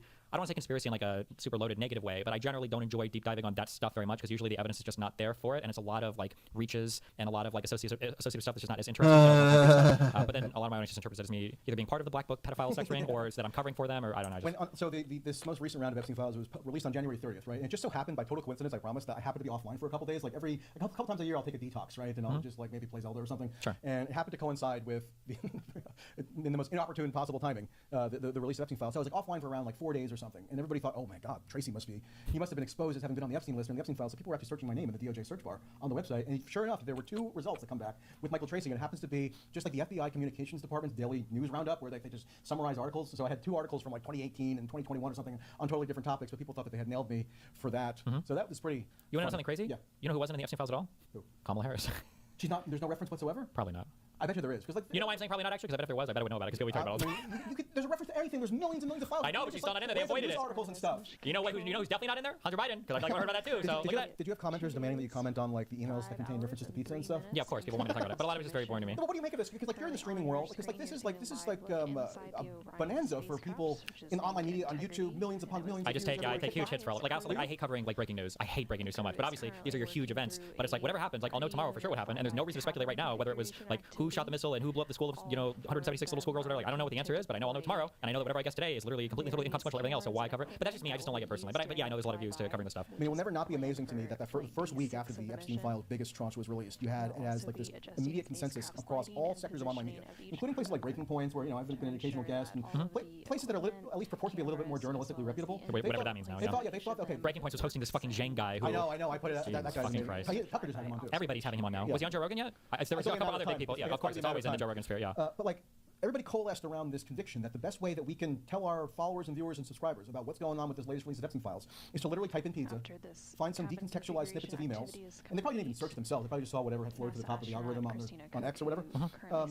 And like that's the best research methodology for us to report back to the general public about what is most pertinent to know about the Epstein Files. Like I have my own like maybe a little bit more minoritarian research methodology where I wanted to like find particular prosecution memos. Or there's actually a lot of interesting revelatory stuff in the Epstein Files if you want to know like how the not pedophile sex ring stuff, but just like in terms of communication and who's talking to who. Like Ben, like I thought Ben's association with Epstein that was very interesting. That was amazing. But like people just want the pedophile. About that for the first time. People just want the pedophile sex ring stuff. Otherwise, they don't. No, but like in terms of like the machinations of how the FBI and the DOJ puts together a prosecution like this, which is very high profile. I mean, a lot of the interesting stuff that I was looking for actually was dispelling the common mythology around what people just assume to be. What a pointless endeavor. Yeah, I know exactly. But like across the media, streamers, YouTubers, everybody, they all every social media personality like, okay, what should we hone in on here? Pizza. That to me was like kind of a turning point. Not that I already wasn't extremely disenchanted and in fact very aggressively like adversarial towards a lot of this new media ecosystem, but like that was a turning point to me. I'm going to put it in a time capsule and just say, okay, this is what people thought that they would be best, most informative to transmit out to the public in terms of what they should take away as the key findings from the Epstein Files. Just seemingly odd references to pizza from emails in 2013. Meanwhile, like if you actually do search for pizza, which I did because I talked to the Pizzagate guy this past week, like you can actually find like receipts for pizza orders attached to some of these emails that people seem to find so incendiary. And it's just so like I hate to use this term because I know people were offended by it, but like Trump coming into office told us that we were, or his supporters said that we're not allowed to use it. It really is like conspiratardation to a degree that is my adult life experience in terms of like what everybody just agreed was the most prudent course journalistically in order to report on the story. So I don't know. It's just I will never cease to be amazed by it.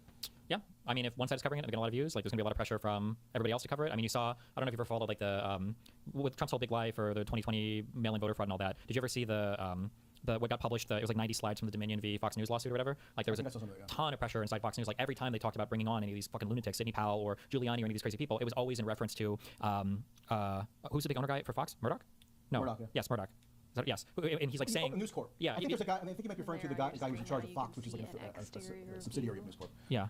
I think I'm not thinking of Murdoch. No, we're Murdoch. It is. I think Murdoch. It's Murdoch. It's Murdoch is in emails, and they're like talking to each other. Like Newsmax is killing us. Like these people are gaining like so many viewers. Like they're cannibalizing our audience, and this is like a huge concern for them as they're doing the news coverage. So, post 2020 election, that was another period where I was denounced as being afflicted with TDS, just hating Trump, and that's my only goal in life is just to vindicate my hatred of Donald Trump because like the 2020 election fraud theories just did not hold up to scrutiny. Like I did a cover story for the New York Daily News one week where I went through I just methodically went through some of the claims around how like supposedly the turnout in Philadelphia and Detroit and Atlanta and Milwaukee were inherently suspicious, but then if like you compare them to other metro areas, they're actually pretty consistent across the board. So there's just a million people were. A lot of these claims were literally debunked within like 12 hours. Like there was a big one about Pennsylvania about how more people voted than had been registered to vote, and this claim came from a guy who was looking at a database 2 years earlier that had to do with like people that were registered for a primary instead of like the actual voter turnout. Like a guy found this in hours and a tweet back on. But that Pennsylvania lie carried through all the way to the Ellipse speech on January 6th. Or the thing about the it was Fulton County with the State Farm Arena, right? And the broken pipe on election day. Yeah, and they lied about all of that. Like those were just lies that were debunked by within 12 hours by the Raffensperger.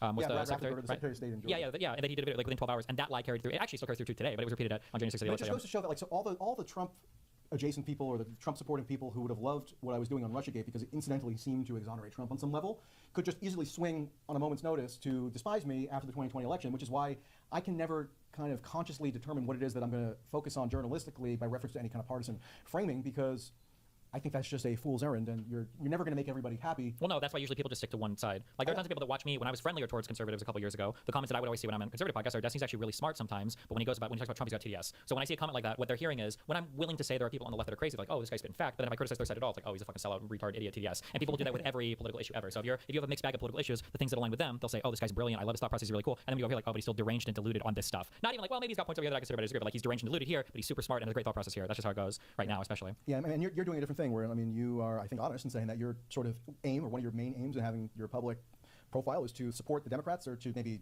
right now, tell the Democrats like what their best arguments are, like what are the best arguments that Democrats can capitalize on against the Republicans and Trump, et cetera. So like that's a perfectly intelligible and I guess defensible aim if that's what your actual partisan belief is. But people sometimes think that I'm being sneaky or cagey when I declare that I actually am not guided by any particular partisan motive, because I'm sincerely not, and I can give like a million examples of like the pendulum swinging back and forth between like when various factions hate me, and it's just incidental, right? Because like if I think that it's journalistically necessary to explain why it is that some of these crazed theories around the 2020 election are worth dispelling, and I'm going to do that, even if you a year before would have liked what I was saying about Russiagate, or maybe you liked, or you liked 6 months before that where I was like a little bit skeptical of some of the George Floyd protest excesses and some of the ideology that was spawned from that. But then we fast forward, and then all these people are on a rampage against me because I'm saying this RFK Jr., Tulsi Gabbard, Elon Musk narrative about Trump being this Avenger Squad hero against the deep state. That's just nonsense. So at a certain point, at least in my experience, you got to just accept that you're always going to kind of swing back and forth between angering this or that faction, and you just kind of have to follow your journalistic intuitions. Who are other journalist people that you respect or that you think also operate in a similar manner? Well, it could be mainstream, alternative, Twitter, whatever. So I was asked recently to become the new podcast partner of Matt Taibbi. Oh God! So I have a long-standing respect for Matt Taibbi. I definitely hate another guy that I hate with all my fiery heart. I definitely had some misgivings about some of the stuff that he's done in recent years, and I think now he's kind of almost even accepted that some of the approach to Trump in 2024 wasn't great. Okay. I will always like Glenn Greenwald. I mean, he's a personal friend of mine as well. Another guy I super hate. Yeah, I'm sure. But we fight behind the scenes about a lot of stuff too, and still about Trump. And yeah, there's some more. There's some good mainstream reporters too that I would have it's not quite as overtly political in terms of how I would align with them or something. But I think for somebody Ken Vogel at the New York Times does a lot of good stuff. That's one, and there are others. Let's see who else. I'm curious for somebody. There's nobody really on Epstein. Like I'm on a raft in the middle of the ocean on that. Hanania? Yeah, I think he's still not quite sure if he actually considers himself a journalist or not. I think he's done journalistically oriented things. It's funny. Oh, now listen, if Nick Shirley considers himself a journalist, then I think we can all be. It was funny. Like in September, we were at this Epstein survivors press conference. I don't know if you remember that, where like this woman comes up and says we're going to make our own client list. Oh, I think I remember this. And everything in front of the Capitol. But Thomas Massey at that point didn't want to talk to me anymore because he was like angry at me. So I kind of deputized Hanania to go do like a journalistic task on my behalf to like ask Massey some questions and get his answers. So I guess I forced Hanania into some journalistic activity. Yeah, I mean, I get along with him. I'm friendly with him. We do streams and stuff together. Can I say, I'm curious, I'm putting you on the spot a little bit here. What was the last good piece of reporting that you feel like Taibbi did? Last good piece of reporting that I feel like Taibbi did. Let's see. I mean, he's had some good stuff. He had a series. We had an article recently having to do with the Labour Party in the UK. I'm not going to be able to summarize it well, but he's done good stuff. Okay. Okay. I'm now stammering because I'm not going to be able to summarize it well, but there was something that was because he's a dog shit reporter who does dog shit work. Free PR for Elon Musk. Absolutely. I'll still defend the Twitter files. I mean, I think that was perfectly justifiable journalistic practice on his part. I think the concept of the new owner. If you're not journalistically interested in the behind-the-scenes conniving between major social media companies and the security state apparatus. Oh, that would be really interesting. That's what the Twitter files was fundamentally about. No, the Twitter files was a guy who had a personal hatred for the last CEO, bought a new company, and then brought in a bunch of journalists to talk to his engineers to see stuff that he exposed to them to write articles to hit pieces about it. And the other journalists that he brought on, they were given free rein to search through the archive. They were given. First of all, you have no idea how much the archive they can search through. None of us do. Only Elon and his employees do. You don't know what exists. You don't own Twitter. You're trusting that Elon. There's an implicit trust that Elon is providing everything that would need to be provided to them to do all the digging that they need to do. Number two, and the access they had was talking to guys that were working at Twitter who were searching through stuff for him or making stuff available. All I know is that Matt Taibbi, Lee Fong, he's another one. He's another journalist that I would say I respect. He does a lot of good stuff.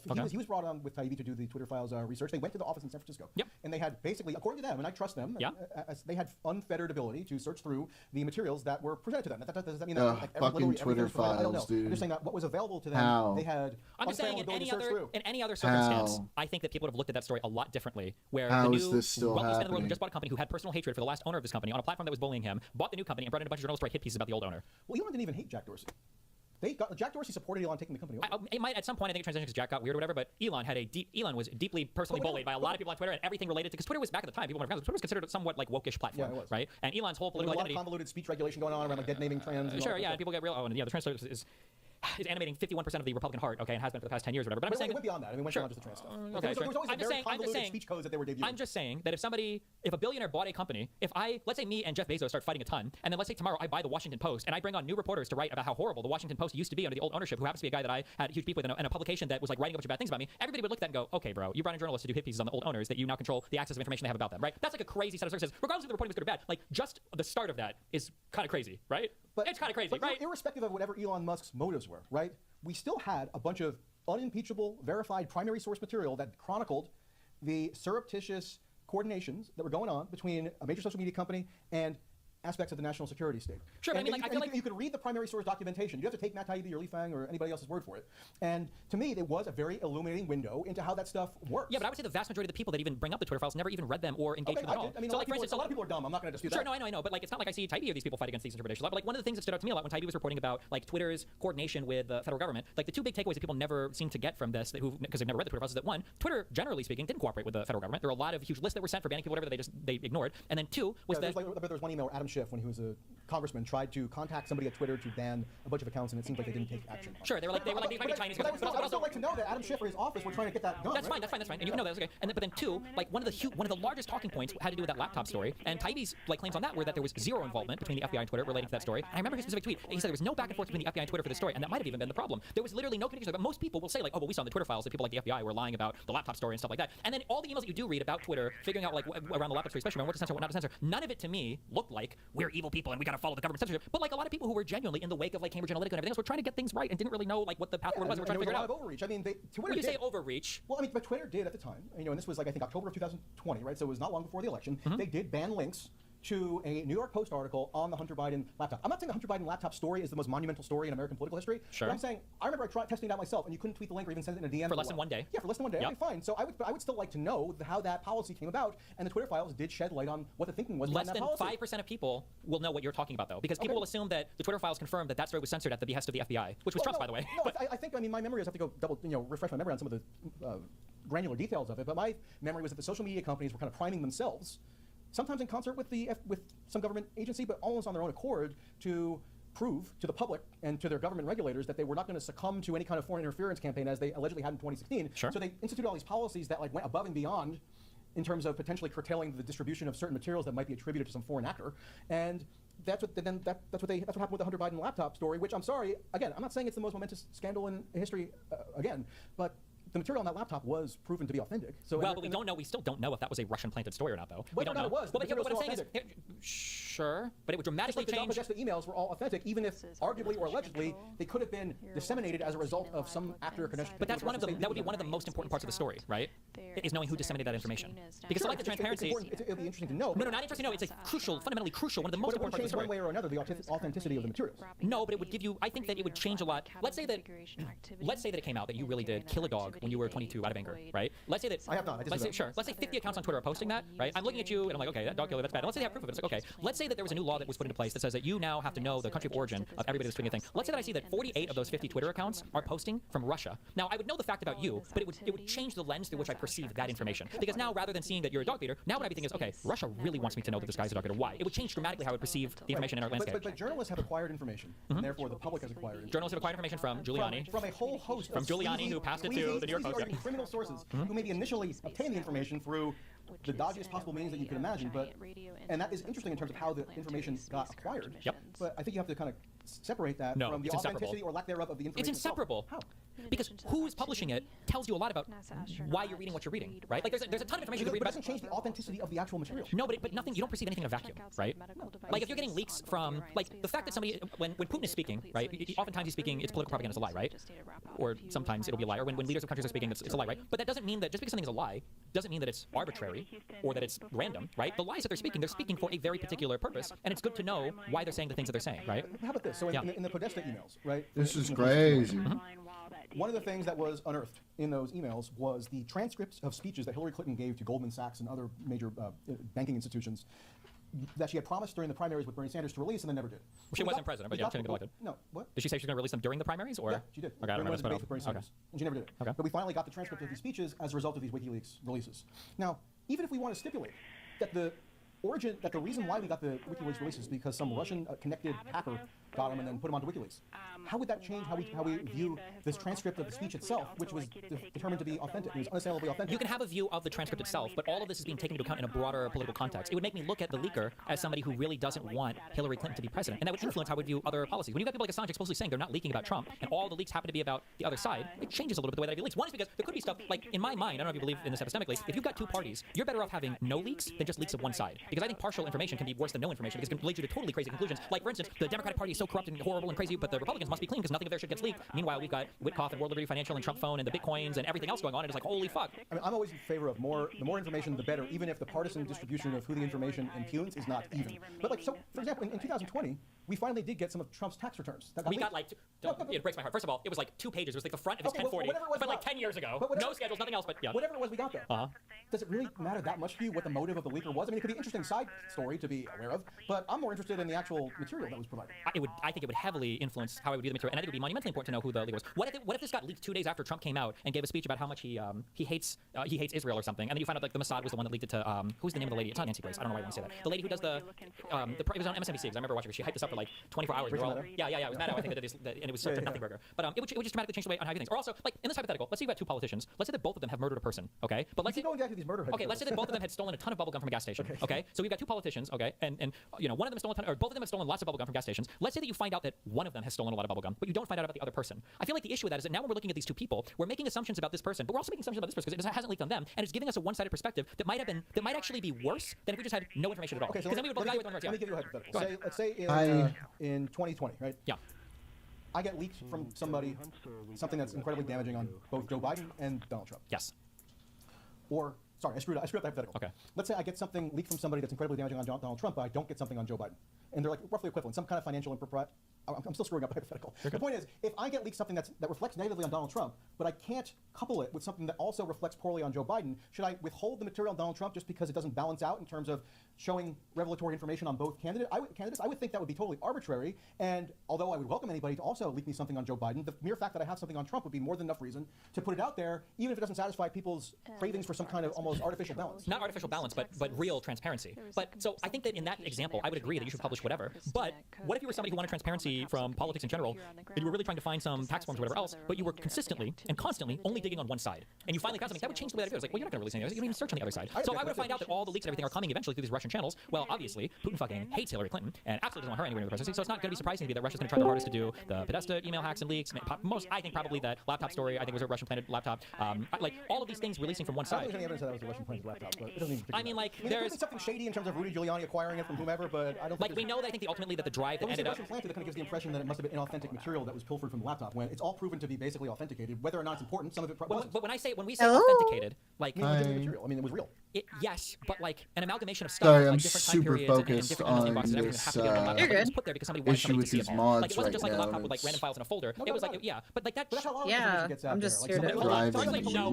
There's not much because a guy left a laptop supposedly at a blind repairman shop that happens to turn it over to Rudy Giuliani that makes copies of this drive that look like they've been edited on somebody's files and then handed off to like other publications or whatever. And I don't even know if I think the FBI might have finally gotten the original drive. But the original like a copy or an image, a disk image of it. That is not a normal story. I went to that. That's a really weird story, right? I visited that computer repair shop in Delaware actually just to confirm that it existed. Did the guy make eye contact with you? They were not taking any queries at that point. Okay. It was such a firestorm. Oh, what is this thing, by the way? Is this like a radio DJ? It's my soundboard. It makes sounds. Oh. It makes sounds. Can I pick a sound? Sure. Here's Chink sounds. I'm gonna go bro one. Bruh. That's pretty funny, actually. He's such a goofball. Oh my God, you're giving me flashbacks with the Jenk. Yeah, I love Jenk. He's my. That's the donor class. Ready for your notes. He's a guy. Bruh. I'm gonna get one of those. That is funny.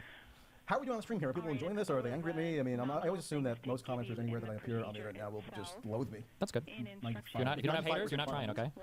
Yes. What do you think? What do you think we're going in the United States? Steve?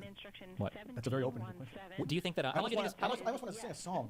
That's okay. We're gonna sing one. What do you think? How long do you think the Iranian war? I'm never singing on the stream. How long do you think the Iranian war is gonna go on for? We've all gone to look for America. Bruh. You never sing, really? I mean, I see all these musical instruments you have around. Yeah, that was when I was in college, a long time ago. Okay. All right. So sorry. Restate the question. How long is the Iranian war gonna go on for? So, I mean, Do you think markets or oil prices will force Trump to capitulate, say victory and then leave, or? it's hard for me to imagine Trump willingly capitulating in a way that is just obviously a humiliation for him.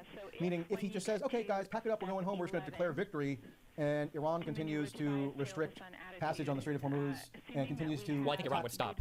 I don't know, but why would Iran stop at that point? It seems like the calculus... Because they want America to get the fuck out and stop destroying their shit. I mean, one of the demands that the Iranian government officials that I've seen have been making lately is that all the Gulf Arab states that house American bases have to eject the American force presence. Sure, but that's because Iran right now is something that I think Trump fails to understand. He's a fucking moron. Iran is fighting like an existential war for the existence of their regime, so they've like pulled out all the stops. But I think if they could get America to fuck off, I think they'd be like, we're gonna go clean our minds up and But even if like Trump decides, okay, maybe we'll kind of like call it a day on this particular phase of the operation, that's not going to be the end of it. You're still going to have in place a new supreme leader whose father, mother, wife, and son were all killed. No, I agree. It would be bad. Like Iran wouldn't be happy with it. No, but I'm saying it's not. And Trump wouldn't have like a total victory. The conflict is still going to continue in perpetuity to some degree or another. Yeah, but what is Trump? Because they can then just resume their nuclear. I don't disagree. I don't disagree with any of this. I'm not asking you for.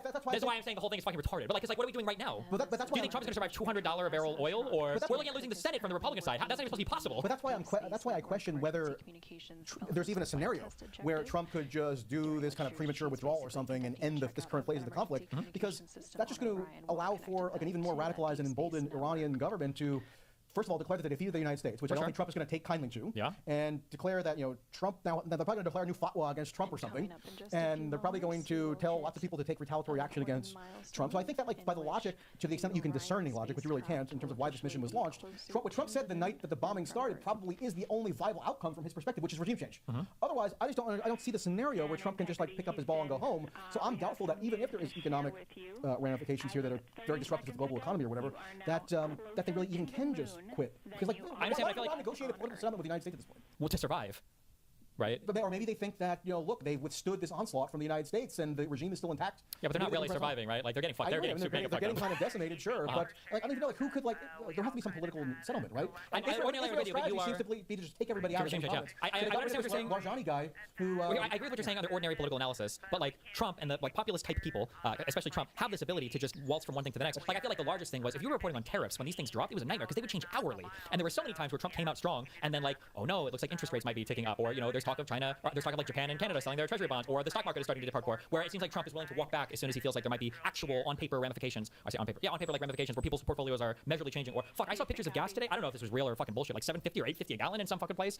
There's no way Americans can't do that for weeks. I know or months. It's one thing to like Trump's gonna get killed. It's one thing to taco, Trump chickens out or whatever on tariffs. It's another if we're talking about an ongoing, active, fluid military situation, and we also have to have these marine expeditionary forces headed to the Persian Gulf, with the idea presumably being that they're going to do some kind of ground deployment. We don't know the scale of it or what the precise mission of it will be, but it seems like Trump maybe wants to have some ground deployment to take over the Kurg Island or whatever it's called, and somehow drive the Iranians out of the Strait of Hormuz such that commerce can continue.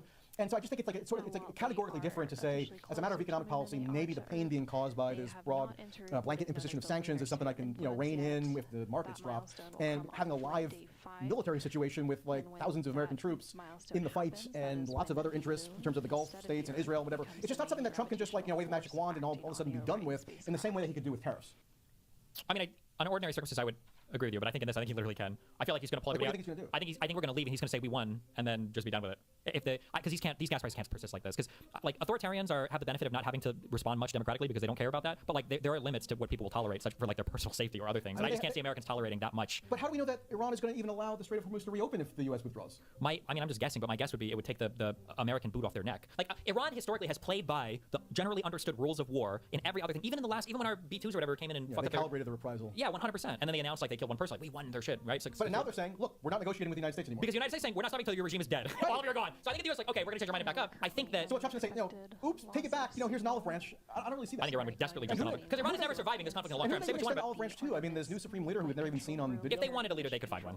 This is like when Trump was like, well, he's gone. Abrego Garcia's gone. We can't get him back from from El Salvador. We can't get him back from El Salvador or whatever. Seriously, this is before we of course kidnapped the leader of fucking Venezuela. But it's like, come on, like I understand what you're saying. I think you're trapped in conventional political analysis where Trump can just do. Because if I would have asked you like a year ago, do you think that Trump's admin could block the release of the Epstein files and stop talking about it? We would say say, of course not. But I mean, they have, right? But well, they didn't block. I mean, they ended up not blocking it. Well, they blocked it for as long as possible until Trump was like, fuck it, I don't care about this shit anymore. Well, Yes, and fuck Mike Johnson over, and then now everybody's getting fucked on the Republican side for it. But I just think that when Trump launched the war on February 28th, he opened Pandora's box in a way that's not going to be able to be contained, other stuff that he could have contained a little bit more concretely. I agree to some extent. Yeah. When you kill like 36 of their leaders or whatever in a single night, yeah, you kind of I mean, the tariff policy is something he could just basically flip a switch and remove. You can't do that with this giant military conflagration.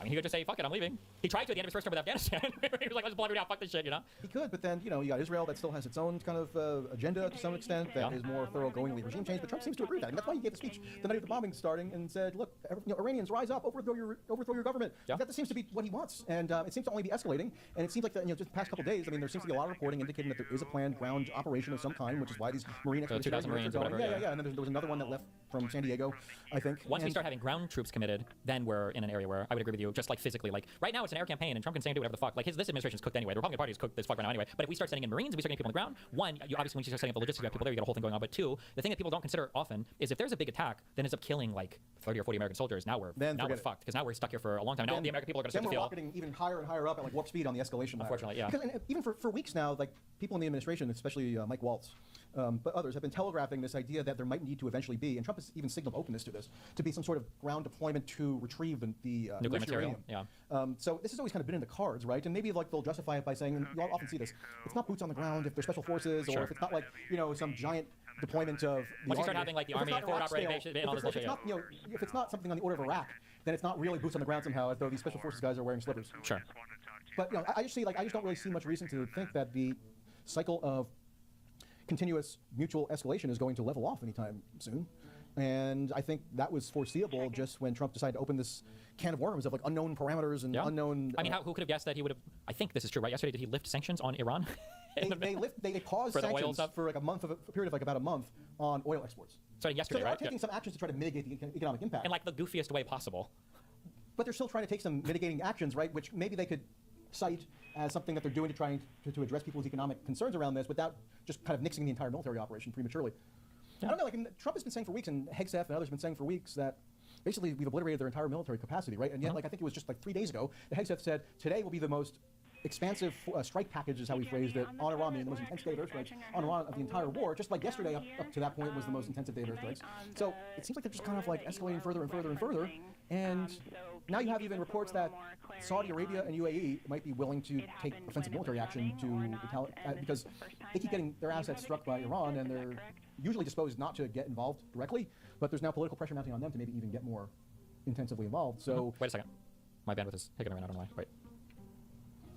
Losing bandwidth? Yeah, which shouldn't be happening. Sorry, okay, wait, it's back. That was weird. Trump is censoring me. Okay, sorry, go ahead. It was Mossad, it was Epstein. Somebody, Epstein might be alive. He could be pulling the strings. Yeah, I mean, I think we'll be gone before May 1st. That's my prediction. May 1st? Yeah, I think we gotta be. We gotta be. That's possible. Because I mean, I think the initial time horizon that was suggested was like 4 to 6 weeks, right? I don't so know. that would be consistent with what they at least sort of We're planning posited would be the rough time frame. Sure. Imagine trying to run with high gas prices. Trump has also said, and I have no reason to doubt that this is his intent, that to the extent that new political leadership is ever going to be appointed in Iran, it's going to be leadership that he has to approve or even that he has to personally select, just like he did with Venezuela, just like he has done now with Gaza. And so I don't understand how Trump could fulfill on his pledge to basically sort of craft in his own image a new governing regime for Iran, and yet somehow the United States is also going to fully withdraw. I just don't buy it. I mean, it's just look at like what happened with Iraq, right? Like after the Gulf War, 1991 or 90. The U.S. and the international coalition, they drive Saddam Hussein out of Kuwait. There's a debate, should the U.S. go into Iraq, should they invade Baghdad and overthrow Saddam? They don't do it. And then for the next like 12 years, you have these kind of intermittent, airstrike campaigns and no-fly zones imposed. And the U.S. is never really quite out of Iraq at that point. Like it's just like a long-term, slow-moving, incremental lead-up to a full-fledged regime change operation finally being launched by Bush in 2003 with 9/11 and the whole sort of frenzy around that time, kind of seen as giving him license to do so. I just think that like the can of worms was opened here such that like we're not done with Iran anytime soon, even if they do want to maybe pause this current wave of airstrikes or something. Just like I said the same thing, and people told me I was crazy when he did what was seen as a more limited strike on the Iranian nuclear facilities in June of 2025. Because it's not just like, that to me always was not just some carefully circumscribed military intervention that was just going to be a one and done. It was just a new phase of like active kinetic warfare between the United States / Israel and Iran that was inevitably going to blow up again, or it was going to come to a head again in short order. And sure enough, that happened, and it's even more the case now because of the scale and intensity of this operation. It just not doesn't lend itself to just like picking up your ball and going home now. Like there's going to be some final resolution that is going to be perceived as having need to be imposed. You can't, otherwise, you're just going to allow an even more radicalized Iranian government to fester there and like plan some kind of retaliation against the United States in perpetuity. We'll see. Yeah. How long have we been going? When did you get here? Probably about 3 hours. That's a long time. Yeah. Do you have any big predictions politically for the next? How do you think the Democrats are going to win the Senate? I think the historical trend already pointed towards the Democrats winning the midterms. The win the Senate. You know, I haven't done a deep dive on the map. Do you think the SAVE Act? Like, what's the tipping point state for whether they can win the Senate? Pennsylvania. I have no idea. Actually, I don't know. I saw the poly market odds flipped to 51%. I hate poly market. Oh, okay. One of the Kalshi people. Is that Kashi? What's the other? Kashi sounds right. Is this like KAS? Yeah, they tried to proposition me recently. Hey, do you want to be like a sponsored influencer or something? I'm like, no, I actually despise your parasitic industry. So I hate using the prediction market. That's like, do you hate gambling in general or just prediction markets? I don't gamble myself really. Okay. You know, if I'm in Las Vegas or something, I'll just like set aside $100 to like go out for the night or something, whatever. Okay. But nothing that crazy. I just don't find it that pleasant. I find it like too stressful. Like, Sure. Even if it's $100, right? I mean, it doesn't really matter that much at the end of the evening. But like, I just don't like find it that pleasurable of an experience. Okay. But prediction markets, I feel like there's so much potential for corruption there, and like. I agree. So Ignore quantifying like literally everything is I kind of find annoying on principle. Okay, sure. Okay, so forget the Senate stuff. What, do you have any big predictions? Do you think the next 6 months or 9 months for this year? A big Michael Tracy prediction that you think will happen that nobody else is talking about, or that you think is a brave, strong prediction? You know what? I am a little bit, and Hanani always gives me a hard time about this because he's into really making lots of predictions and keeping tabs on all the prediction markets and stuff. I don't make that many predictions because I almost find that like it becomes almost like a cognitive distortion. Everybody feels like they have to be constantly predicting things out into the future and kind of framing their analysis of what's going on in the present in terms of what they can forecast out in the future. And so I don't know. I like to look at I like to try to as best I can synthesize what's going on now and like draw inferences from it rather than say here's what's going to happen in 6 months. It's like it becomes like a cottage industry. Like this Professor John guy, like he now is supposed to be some kind of prophet because he said that Trump was going to win and then the U.S. was going to attack Iran, as though like that couldn't be something that you might have an intuition would happen. The reason why I like the available evidence. Yeah, I understand what you're saying. The reason why your predictions, and I'll tell you if I agree with them. I don't make too many bold predictions. I do think we're going to do pretty good in the midterms. I made my prediction about Iran. The royal we with the Democratic Party. Yeah, of course. Right now I do for sure. Okay. I don't know if that'll change in the future, but how about Democratic not presidential nominee? I don't think about it. It's so long away. I think the obsession over the machinations are going on. Yeah, I know, but I don't care. We'll see. Who knows what could happen? Who would be your preferred? I don't even know what the policies are of these guys. Like, would Gavin Newsom be a president in the same way he is a governor? I have no idea.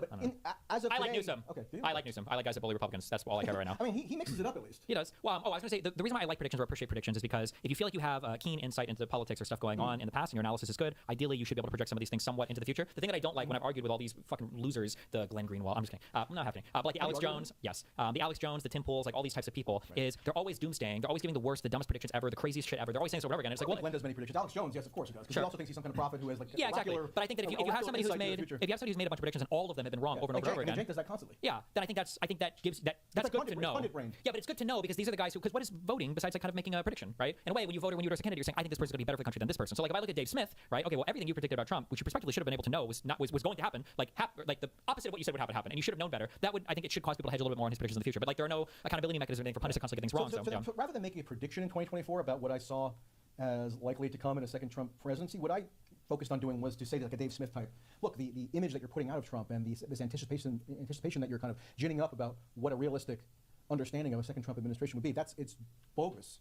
It's total bullshit. You're doing pure groundless propaganda. Yeah. Like that was enough for me without having to make a firm prediction about something or other. Like I couldn't have predicted that on February 28th, like there would be an Iran war launched. I did say stuff at the time like, okay, look, I mean, we have now 4 years of data with what Trump did when he was in office the first time. He attempted regime change in Venezuela. It stands to reason that he might be intending to attempt to do that again, especially if he's bringing in Marco Rubio, who's already this hardcore hawk on Western Hemisphere and Cuba, Venezuela, etc. So like it stands to reason that that's something to be cognizant of, right? Yeah, but I think when you get into like a firm prediction game, it almost becomes like a parlor game. It doesn't have to be. I don't think it has to be firm, but I think the types of predictions that people make or the types of things that people try to predict, I think it gives you some insight into whether or not they have any fucking idea about what they're talking about anyway, especially in areas that you feel like they should have a lot of knowledge in or areas that you have a lot of knowledge in. So, and if people are wrong about these things over and over again, I think there should be a huge credibility hit. One of the biggest issues that I fought over, that I don't know how the fuck this is still the case, is Republicans, for some fucking reason, keep getting credit for trying to balance the budget, and they fucking don't. And that was the thing that was so easy to call. He didn't do it in his first term for no fucking reason. We had Trump Tax Cuts and Jobs Act. We were deficit spending more, and it was starting to get even more than Obama was, I think, in his last term. I think even before the COVID shit happened. Reduce the national debt.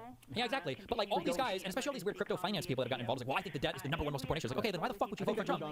I know, but they were so long. And if you're so $200 billion budget request from the Pentagon. Jesus, yeah, on top of everything else. And how can you be sorry? For people that thought that Doge was going to be wildly successful, when Elon Musk comes out and he says he's going to cut $2 trillion from the budget, our discretionary spending is 1.7. You're retarded. But not only are you retarded, everybody who thinks you're going to be successful is retarded, because how could you possibly think that when he's so stupid? But what I'm saying is that if you try to kiss up to him and say, Elon, I'm available. I will help you audit the Pentagon. Oh, even more sad with that. Even pretend to try to do anything. Even more sad than that. Do you remember? I think it was Brett. No, I think it was Eric Weinstein who was on some podcast and he was crying like the Trump administration. administration. high enough to understand what he's The Trump trying to say. administration, you only need, you have to lower your IQ. You need to get drunk to understand this fucking more. But for this guy to be on podcast, like, I can't believe the Trump administration hasn't called out to any of us yet in the intellectual dark web. Like, are you fucking serious? Put me in, Like, coach. I'm just saying that it's frustrating that it's like when we come around again and all these pundits are telling you who to vote for and who's going to do the best job and everything. It's like you guys missed every single thing about this administration. Why the fuck is anybody listening? That's the frustrating I part. agree. If there Yeah. are pundits who make it a habit of theirs to When you constantly endorse a make- candidate, you are making predictions. I think when you endorse a candidate, I think you are. Yeah. No, I just don't like the lack of accountability. I think you're perfectly entitled to look at the argument that was given for why X, Y, Z pundit Mm-hmm. endorsed a certain candidate and then compare and contrast it to what actually panned out. Yeah. That's perfectly valid. I don't think you need to predict like the budget's going to increase by $227 billion. That's all I think. Yeah. Okay.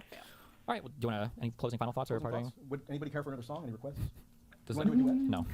I don't say. Does anybody want me to take my shirt off? No. No, I'm we're not good. doing that. I'm not going to traumatize any of the innocents. God, I hate this guy. He's such a fucking. He speaks in this constant like elliptical sort of hinting, winking, cryptic way, where it just doesn't make any sense. But like for some reason, lots of people pretend that it's this.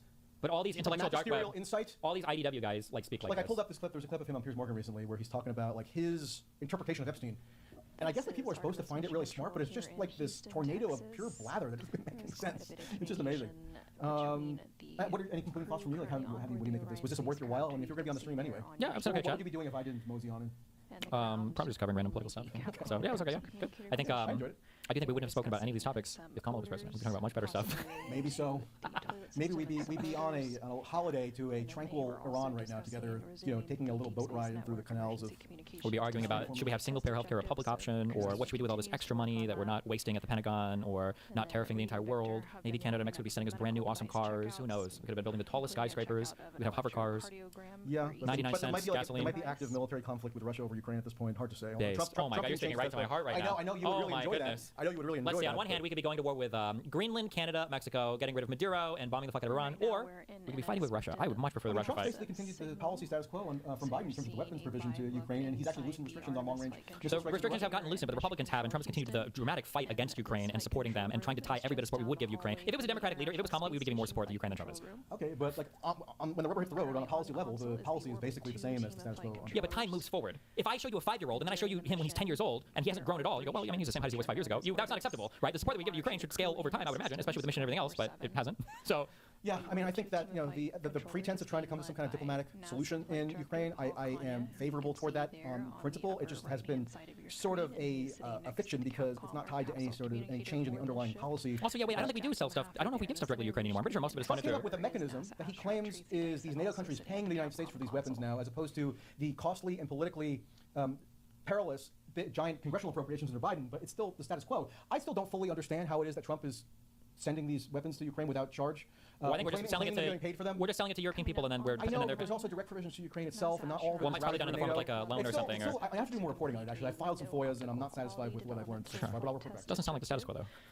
Not in terms of the mechanism by which the weapons are being provisioned, but the weapons are still flowing, and Not as much as they could be though. It's different from 2022 because in 2022, like the Europeans were not in a position where they could pick up any of the slack, really, or much of it from the U.S. But now they've kind of like built up their military industrial capacity a bit more in recent years.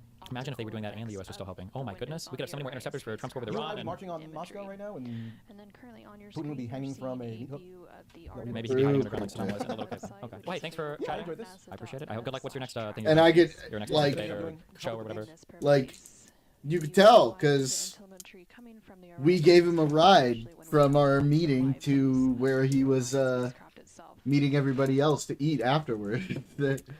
I helped him roll some of his equipment around and shit. Its crew did surpass a milestone of which they are now closer to the moon than they are to Earth.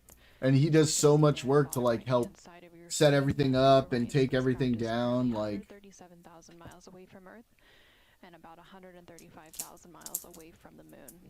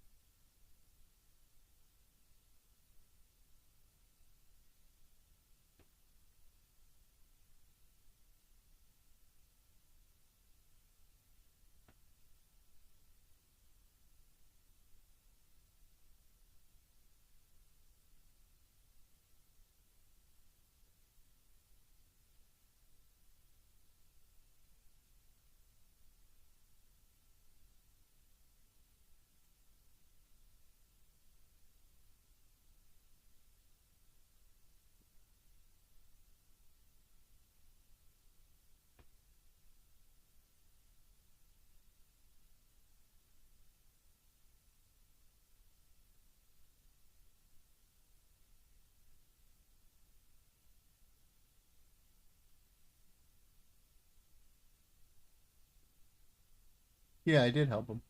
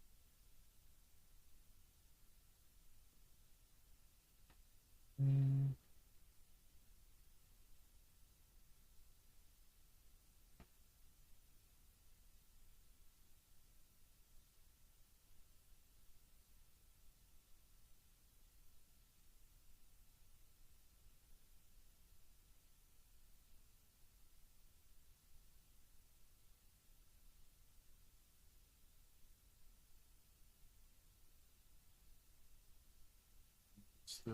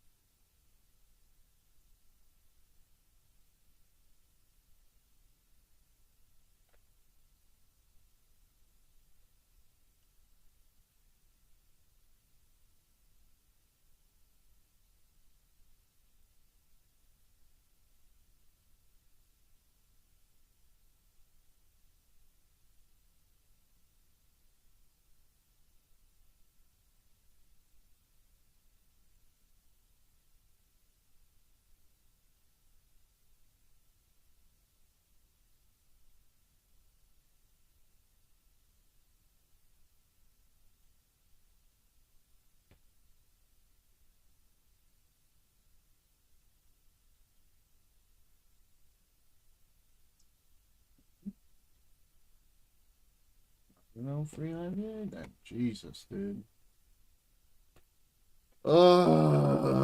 Fixing mods is such a pain in the ass.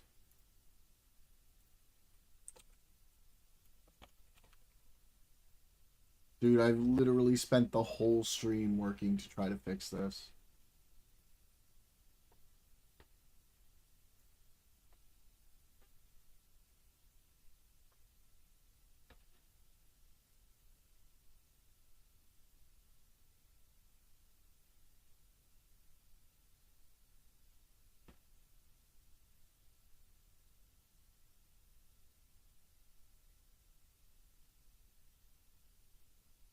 Seems like we were both cursed to do unsavory things during that time.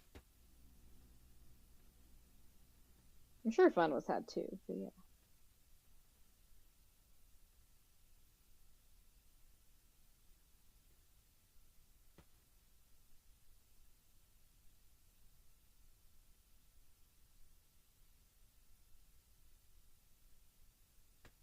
Patty?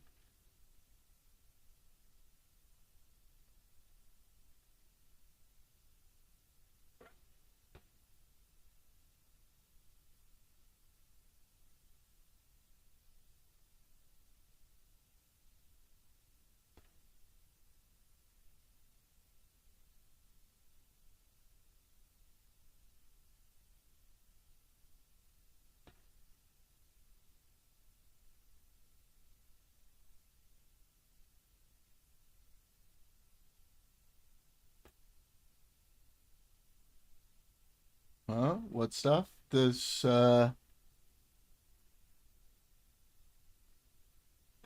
fucking with mods.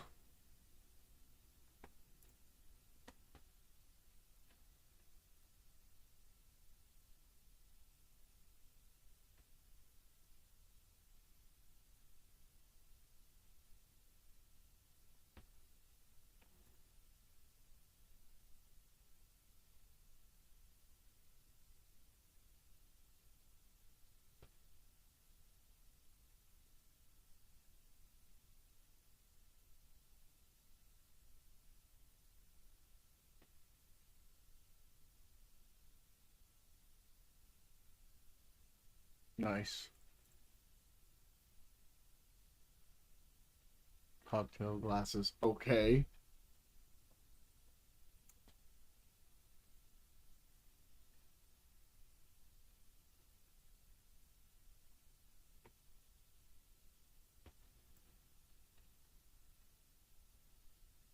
$1969.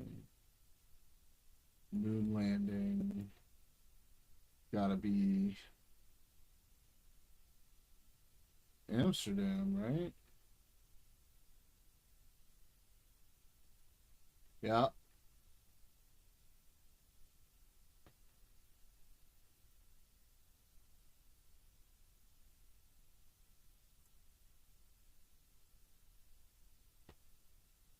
I don't know where though. No way. Oh yeah. How about that? I'm gonna fuck it up with the rest of these. I am sure. Hell yeah.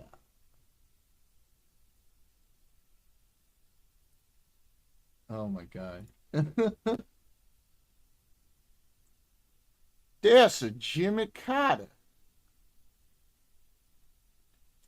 I never remember what years fucking Jimmy Carter was president. It's the 70s, right?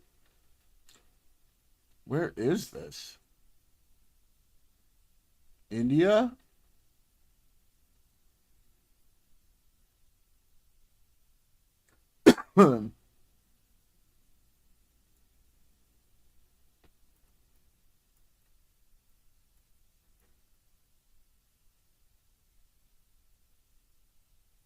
Yeah.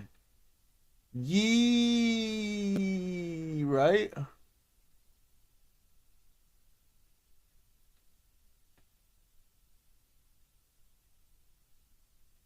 Like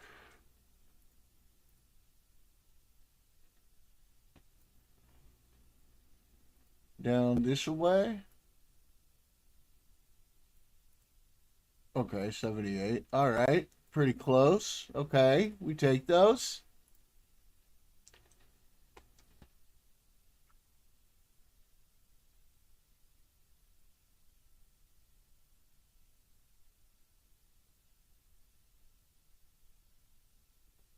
What? Bro, fuck you. What the fuck is this? Salamander?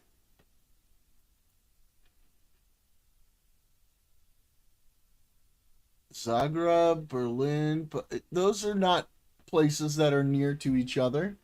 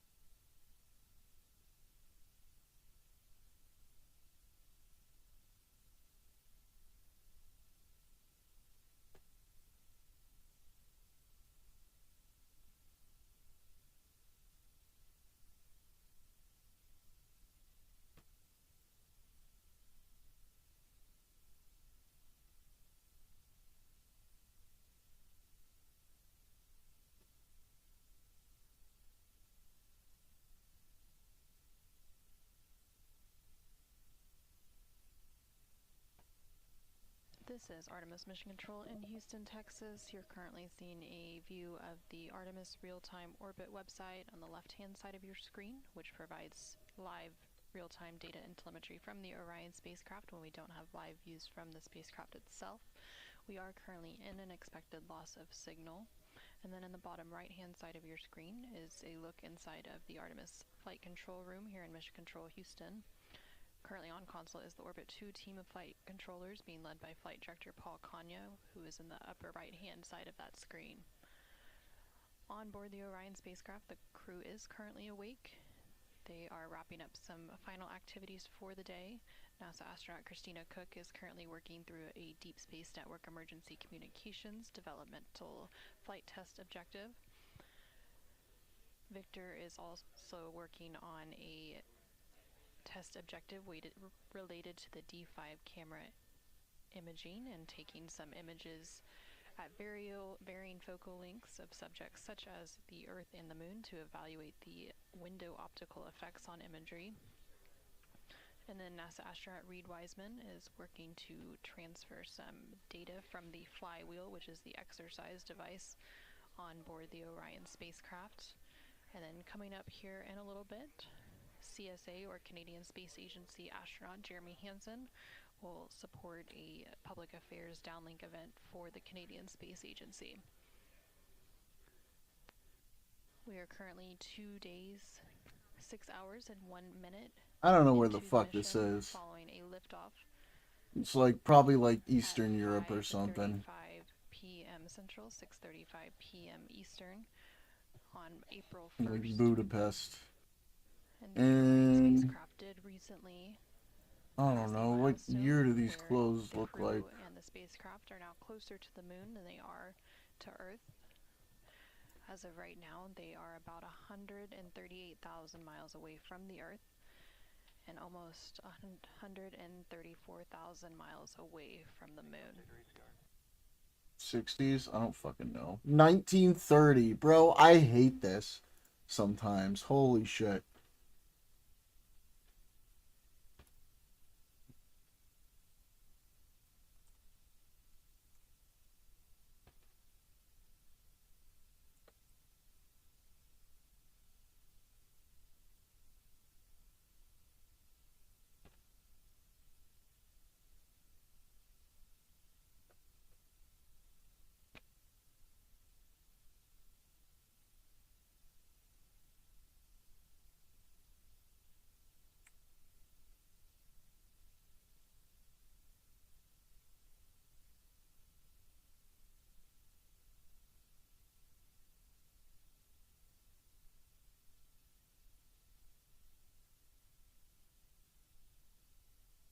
It's Norway, right?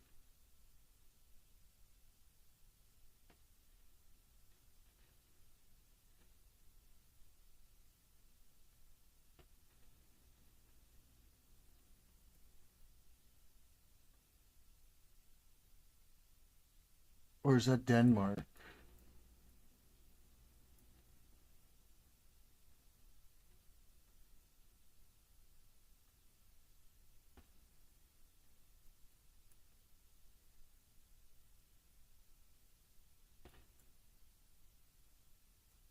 No.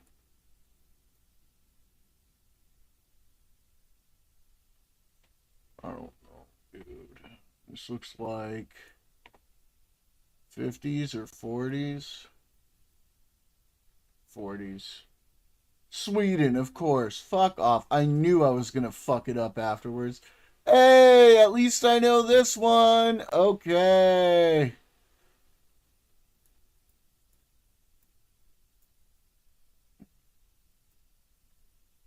Man, I hope I am close enough to get it right.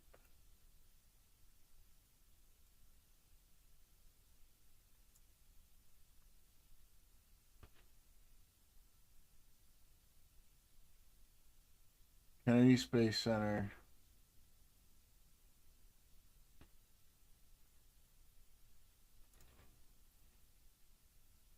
Yeah!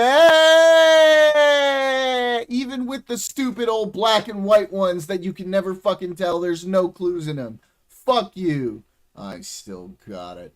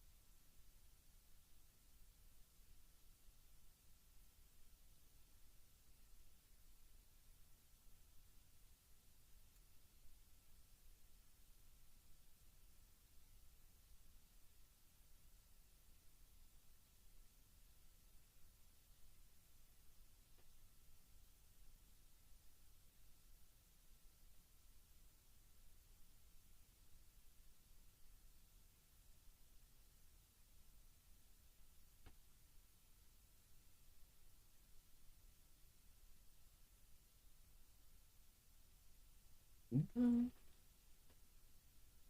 Let's try it now. My God.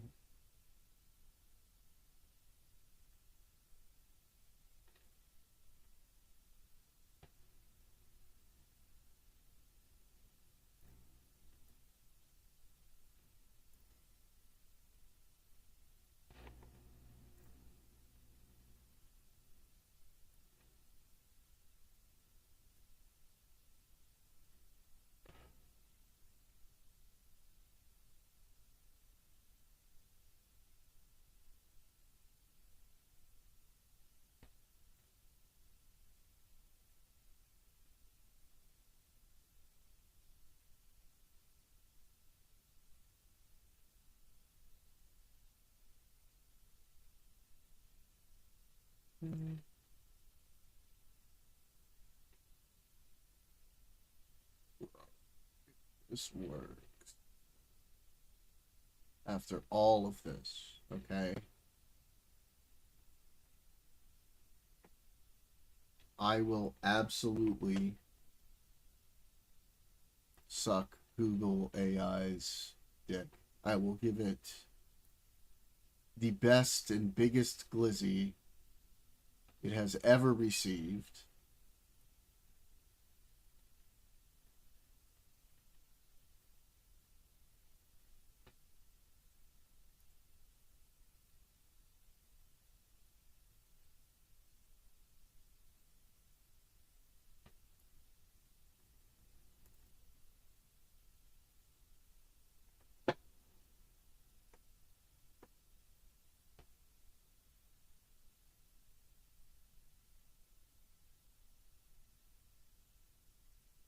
Mm-hmm.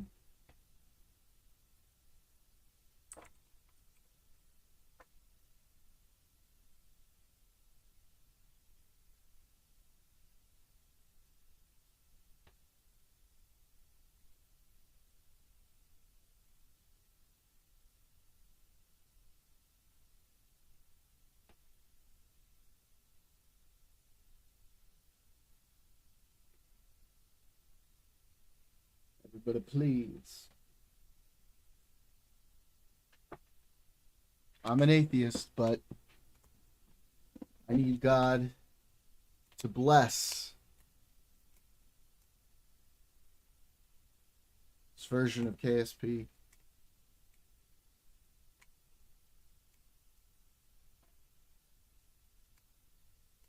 This mod run, checking cache, extracting patches.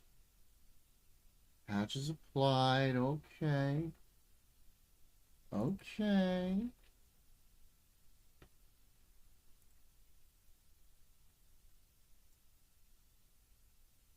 Here we go.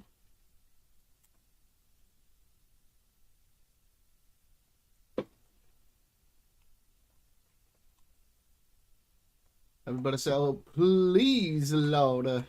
Please load.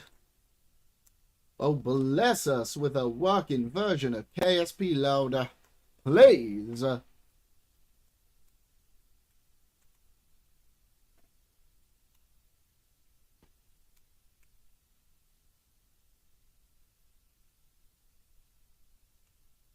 gonna come. No, not yet. You came too early.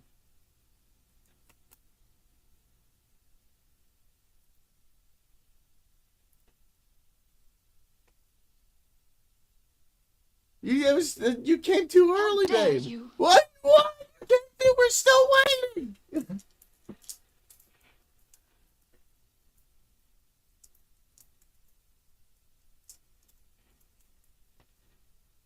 I'm never too early. You're just late. A wizard is never early. A wizard is never late. He arrives precisely when he means to. Yeah, she came too early. She said that I'm gonna come, and I said no. You came too early. But a queen is never late. Everyone else is. Yeah, but if early. this fails, then you came for nothing. For nothing. I can do it again if I need to. Don't you dare. Why don't you mind your own business, you sprout out?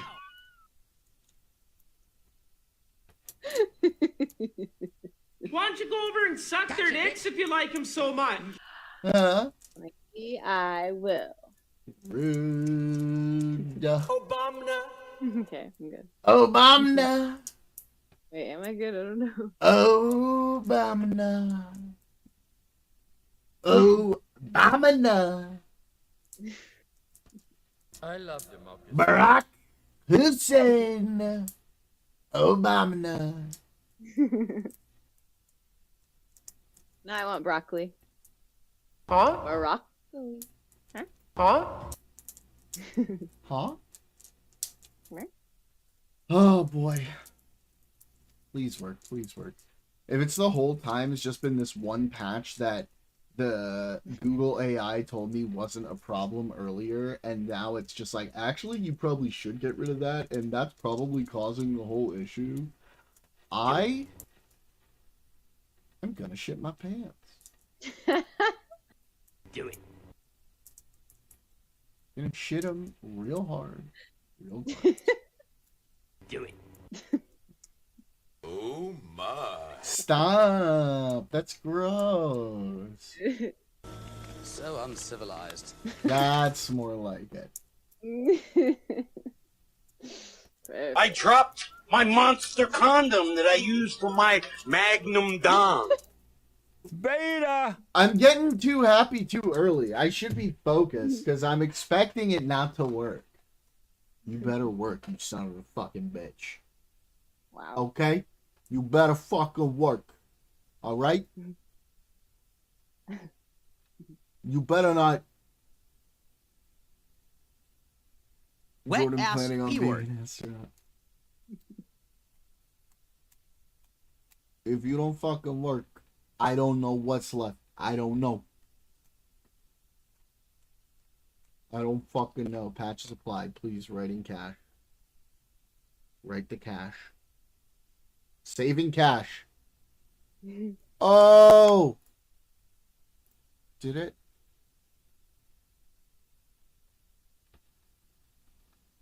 It did! Okay. Okay. Okay. Let's not get too excited yet, guys. Let's not get too excited. Let's not get too Colliders excited. enabled? Let's not get too excited. Oh. Let's not get too excited. Let's We not need get too excited. colliders? Colliders. Not enabled.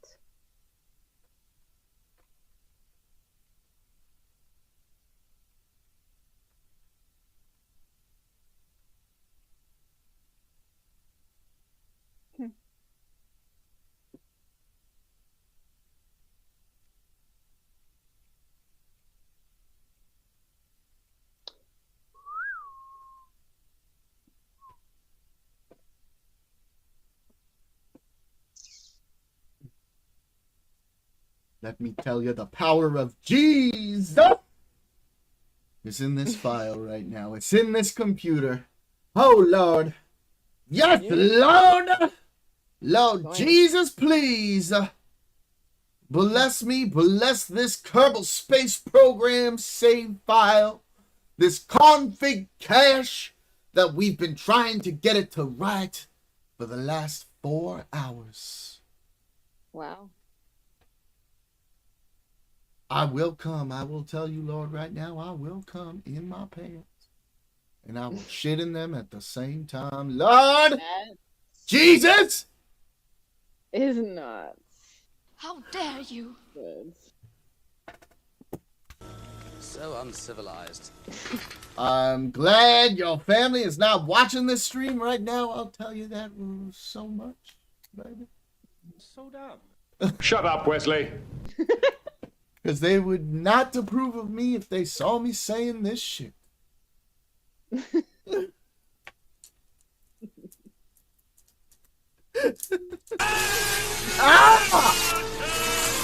Ah! Okay, I'm taking it away right now. Because you scared the shit out of me. What? Taking it. I'm taking it away! away. I'm gonna take it away. You can't control yourself, huh? You can't control yourself. I'm take it away. Okay, Are you here we go. serious? Yeah. You're not serious right now. Test me, You're not. baby. Why don't you find out? Obama. You weren't supposed to actually test me. Hey, but don't do it. Don't do it. Don't do it. Don't do it. I will rage quit. You did it too. A lot. A lot. That one scared me. That one was loud. It made me I'm jump. sorry. You're the one that put it in there.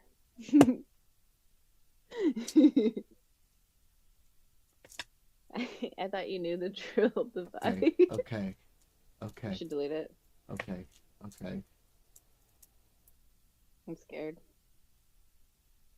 I feel stressed. Jordan's pants.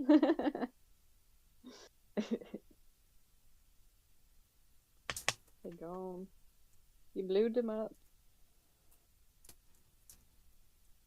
Okay, I see more things that have been loaded in, but are the parts see loaded in?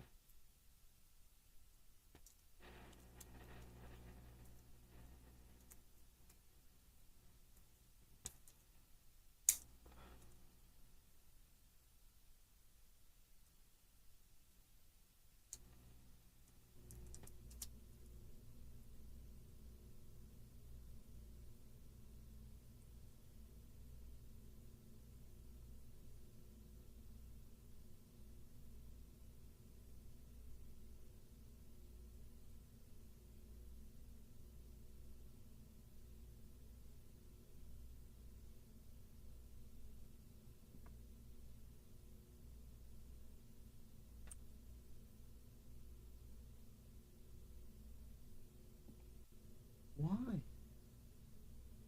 I don't understand. I don't understand. I fixed the major issue. Why? 14.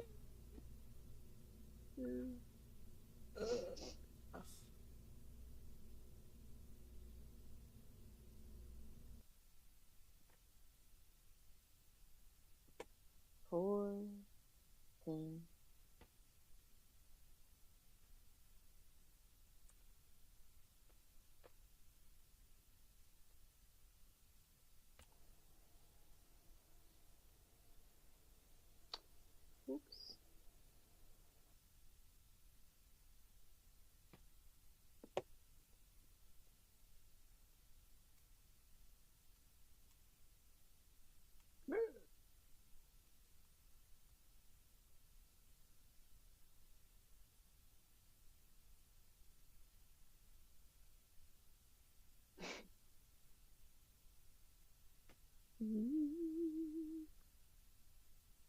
Oh, I should probably do that.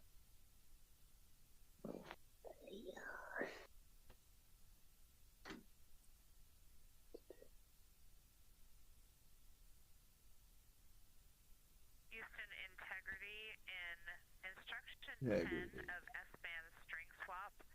I have a frame lock, but ping is still suspect. Perhaps that's because we are going to be receive only here. Let me know if I can continue it.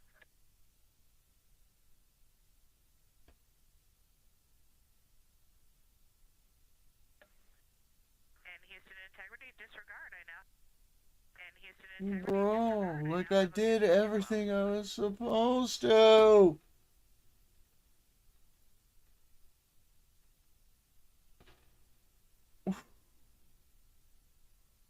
Understand? No. I have you loud and clear on EMERCOM.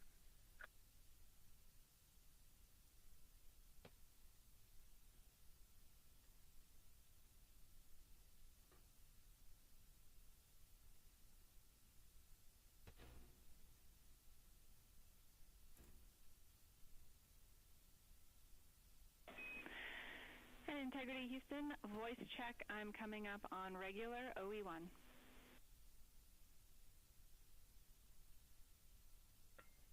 Also loud and clear on OE1. Actually, both radios sound very close to each other. No big difference between either. Are Tundra parts loaded? All right, great news. And Christina, with that, No. go for you to begin step 10. Huh.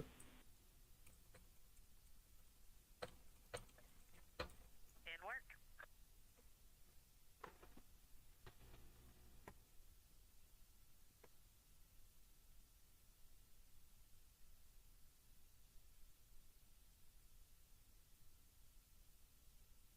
Okay.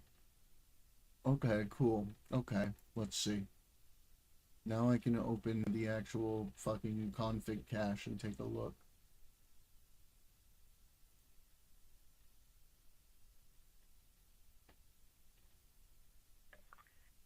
And Jackie, I am in step 11 where you told me to give you a call, and I do have one question about Emercom.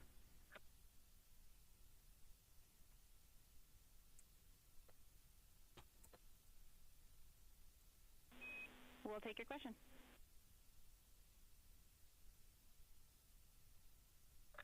Okay, not to hold you up, just for understanding, I noticed I had a timer going for about 45 minutes there since we started arranging.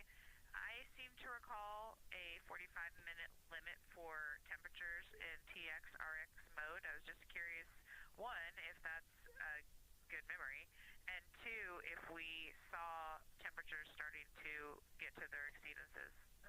And I can take that answer later.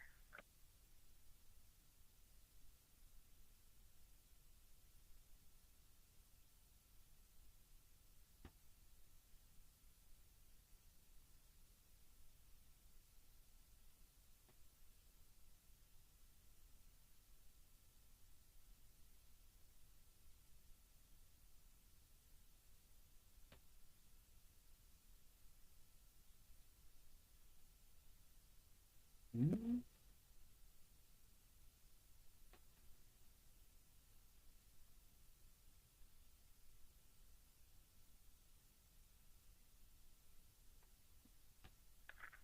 Houston Integrity, just wanted to check with you.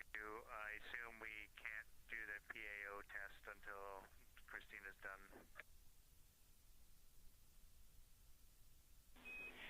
Jeremy, we are in a good config to start the PAO test.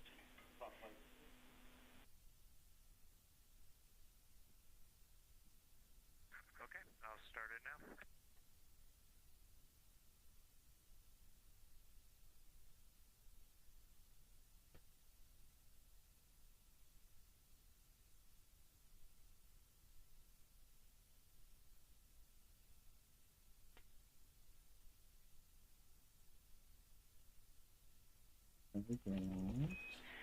Integrity Houston, the attitude maneuver to the docking window attitude is impending.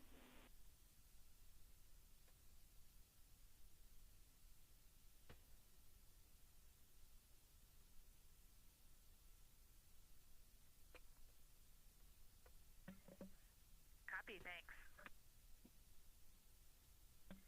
Jackie, can I go ahead and close the Emercom procedure and consider that complete on my end?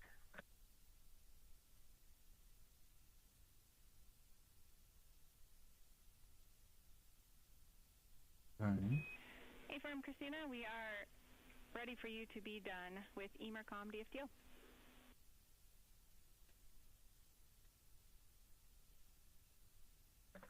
Copy.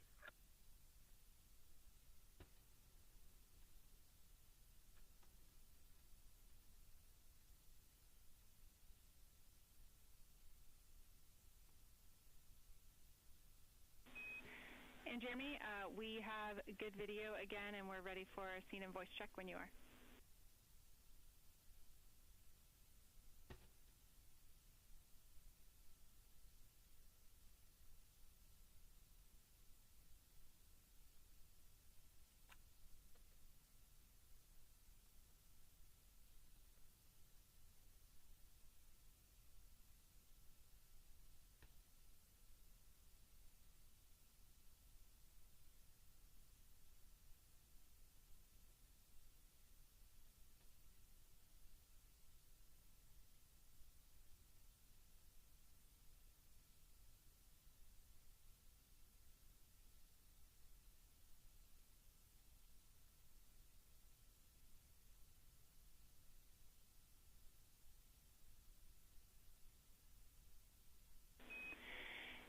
Jeremy, you look great, but we did not hear that audio via the microphone.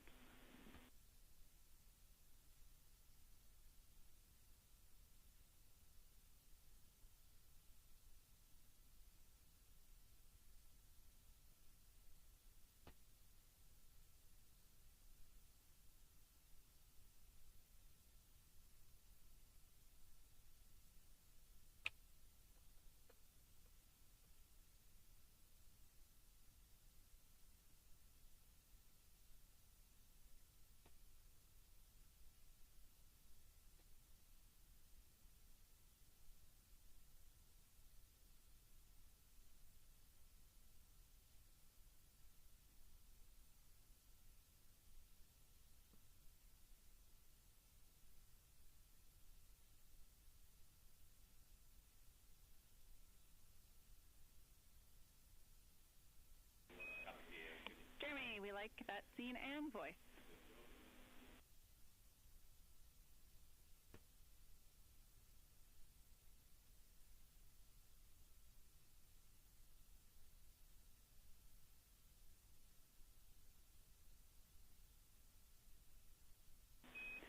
Jeremy, we expect to be ready for an on-time start.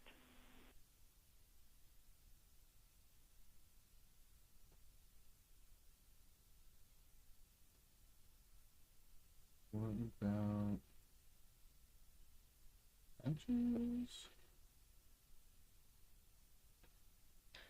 This is Artemis Mission Control here in Houston, Texas. We are currently 2 days, 6 hours, and 31 minutes into the Artemis 2 mission. Currently, you can see CSA, or Canadian Space Agency astronaut Jeremy Hansen, as he gets set up for a CSA Public Affairs downlink event, which will be taking place here in about 3 minutes. And that downlink event will air live to the public as we continue to provide our 24/7 continuous coverage of the Artemis 2 mission around the moon and back.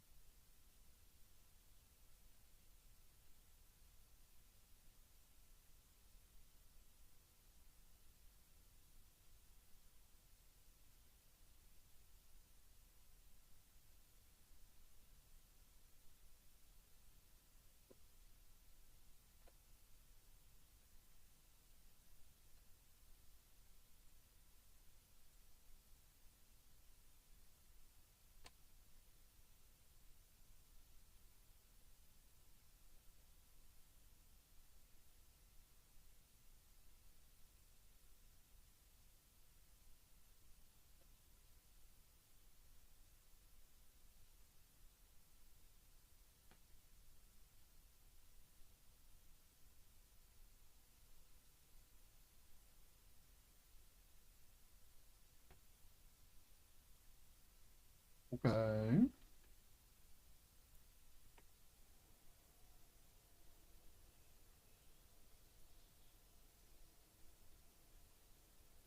Okay. Let's try that then.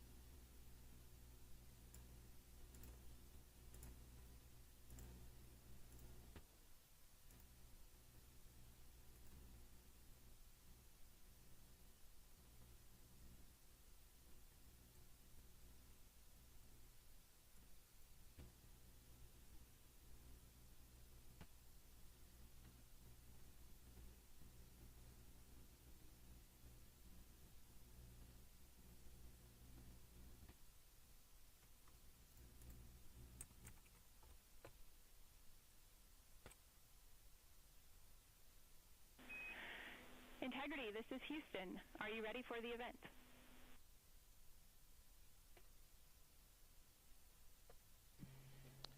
Houston, Integrity is ready for the event.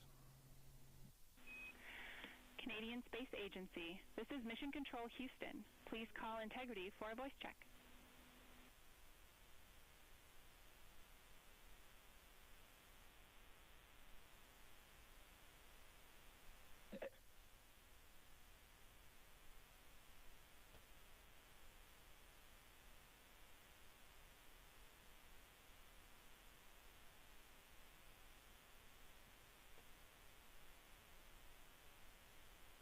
Integrity, this is the Canadian Space Agency. Do you hear me?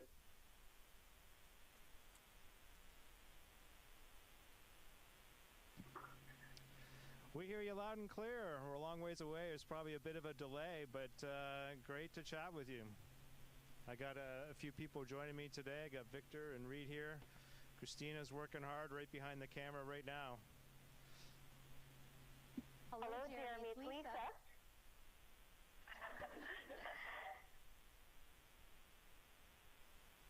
Hi there, Jeremy Hansen. It's Genevieve Boschman from CTV News here on Earth. Great to talk to you en route to the moon.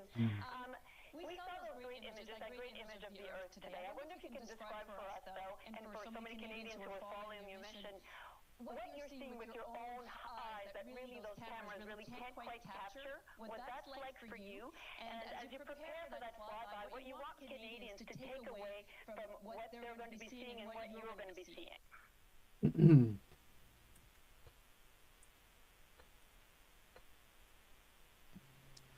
Well, first off, hello to you too, Lisa. As far as the images go, we see those exact things, but the difference for us is just how we see them and like how much of the window they take up. And so, gosh, in our first day in space, we just saw some extraordinary things. The Earth up close, and then by the time we had a bit of a nap and got up, the Earth was just so far away again. And then to come in for that translunar injection, we came all the way back to Earth again. We were out there at 60,000 kilometers. We came back to within 200 kilometers of the planet, and it just felt like we were falling out of the sky back to Earth. And I said to Reed, it feels like we're going to hit it. It's amazing that we're actually going to go around and miss this thing. It was just so close. And so to take all of that in was really phenomenal. I don't know. What do you think, Reed? Yeah.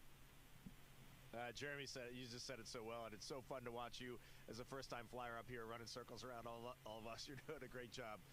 But going from 38,000 miles above the Earth yesterday down to 100 miles above the Earth, and then Christina and Jeremy did our translunar injection just 100 miles off the surface of the planet. We were screaming right above the clouds, and now here we are well over 100,000 miles away from Earth and closer to the moon than we are to the Earth right now.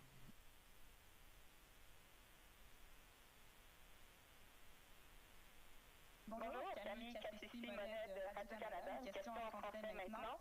Je veux savoir, M. Hansen, qu'est-ce qui vous a le plus surpris, le plus marqué depuis que vous avez quitté la planète Terre, depuis que vous êtes dans l'espace?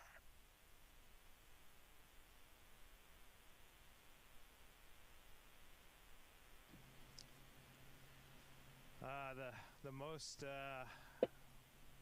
awe-inspiring thing for me, pour moi, il y avait trop de choses, mais d'être sur la fusée et toutes les sensations de la fusée, c'était quelque chose d'incroyable. J'ai eu le sens d'être un enfant encore, et bien sûr, la vue que j'ai parlé de la Terre et aussi la Lune. les choses changent avec la Terre aussi. On voit, pour nous, ici dans la capsule, c'est comme la Lune et les phases de la Lune, mais c'est la Terre. Et c'est juste quelque chose d'extrêmement extraordinaire pour nous ici. So some of the things that are riding the rocket for us has just been extraordinary, and we have all these simulations, but it felt so different for us in real life. And then the views of the Earth and the crescent Earth is really incredible.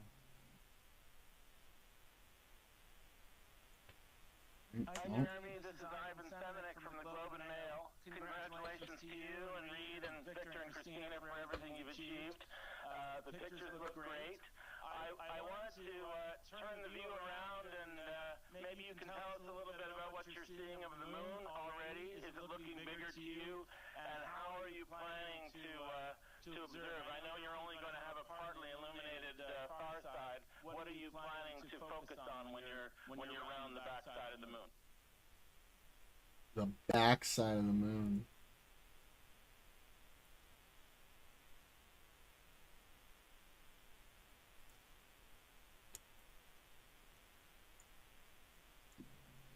So, very interesting that we've taken some pictures. We are now over the halfway point to the moon, and we took some pictures earlier today. And then after putting them on the computer to look closer, we found a feature, the Grand Canyon of the moon. It's called Oriental Basin, and we were able to see the entire thing. Stand by. We were able to see the entire thing, and so it's clear that we are not on Earth because that feature is not all visible from Earth. And so it's already special, the view that we have. And yes, the Earth is quite small and the moon is definitely getting bigger. And as far as things we're looking forward to seeing, of course, seeing Oriental on the far side of the moon, of course, up close would be extraordinary. But on this, because of this launch date, something that the scientists have added for us is we're going to see an eclipse of the sun behind the moon, which would be pretty neat, actually. And really neat. We can use that opportunity to look for some of the lunar regolith lofting, etc. So that's something that we hadn't been thinking we were going to be able to do, but because we launched on April 1st, the birthday of the Royal Canadian Air Force, I'll just add in there, we're going to get to see that now, which is pretty neat. And I love the fact that science just is like, okay, well, that's what we're going to have now, and here's what you're going to do. And it was really cool to see that all come together. Okay, let's try again. Approaching lunar sphincter.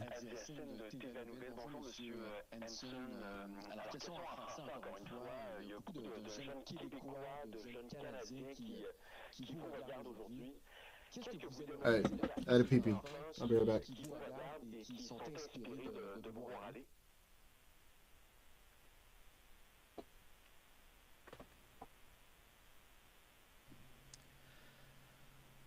What's important to share with youth that are interested in pursuing their dreams, maybe flying in space? Pour moi, une chose qui est vraiment importante, c'est de trouver vos passions et suivre ces passions, mais aussi partagez-les avec les autres. Parce que pour faire des grandes choses comme nous ici dans cette capsule, pour aller vers la Lune, survoler la Lune, ça prend une grande équipe. Et c'est la même chose pour chacun dans nos vies. On a besoin d'une équipe avec nous pour nous aider. Alors partagez vos rêves avec les autres, vos parents, professeurs, et vous allez voir que les autres vont vous aider beaucoup. So for me, when I look back, I didn't do anything by myself in life. I did it with a team around me. And so it's important that you find what you're passionate about, but you share those passions with others, because you're going to find that they're going to help you to achieve them. And that's exactly what's happening for the four of us in this capsule right now. We're out here 200,000 kilometers from Earth, over that now, because of a big team back home on Earth. Hi, Elizabeth Howell from Space Q. Congratulations to the four of you. And I was noticing that there's a Canadian actor, Ryan Gosling, who happens to be playing an astronaut in a new movie right now, Project Hail Mary. And Ryan also recorded a video for the entire crew, sending you best wishes. And so if Ryan happened to be there, asking you this in real time, what would you all say to him?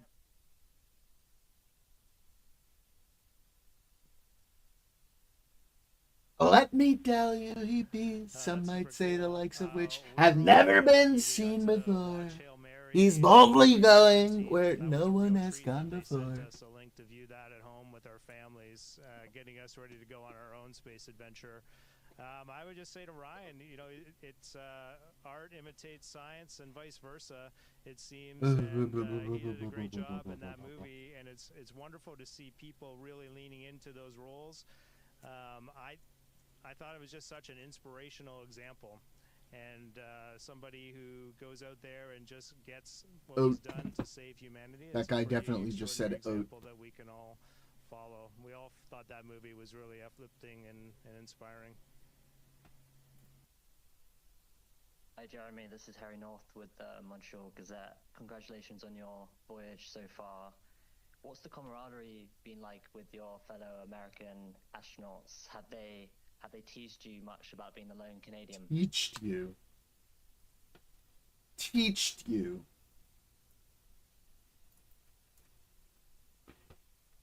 The man said, teached you. Just so we're all clear. Clearly, this guy went to the Leering Center. To the Canadian Space Agency, so we've been great friends ever since. It's impossible not to be good friends with this guy, though. It's just his demeanor, his care for others, the way he goes about life, the way he cares about his family. We might joke around together, but we're not teasing him. And Ike, anything you want to add to that? You know, similar to our countries physically, this crew is very close, and you know, it's been tough to make fun of him because he got up here, and even though he's Canadian and a first-time flyer, he's making it look easy.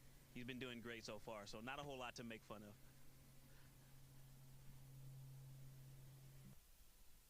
Lisbeth Cerné, agence Science Presse. Nous savons que vous avez apporté de la nourriture du Québec. J'espère que vous avez commencé à y goûter. En avion, Professor Xavier's Leering Center for the Chromosomally Gifted Students. Est-ce que vous avez déjà commencé à sentir une différence dans ce que vous goûtez, et j'espère que si ça... This is America, okay? We don't want no Frenchies talking. Je suis désolé, mais j'ai manqué la dernière partie de la... Oh my god, that fucking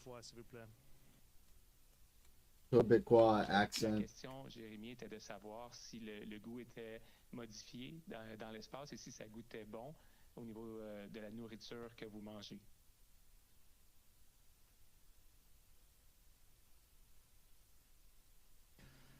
Alors, on n'a pas trouvé le sirop d'érable encore. C'est ici, quelque part, mais je ne sais pas exactement où de maintenant. On a... Hi. Well, hi there. What you doing?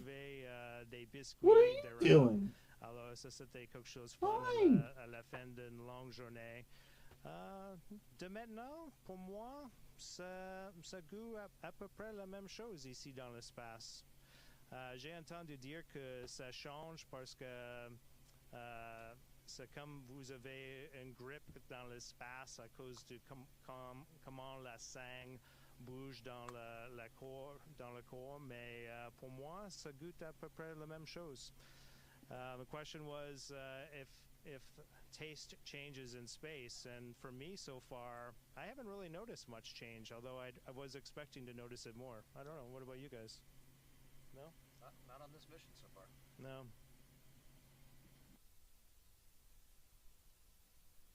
Jeremy, Sean Costello from Skies Plus magazine and RCAF Today. A question for yourself and Victor. From an aviator's perspective, can you please describe your test flight experience so far, including some spacecraft performance observations or takeaways from when Victor was piloting the ProxOps tests? Thank you.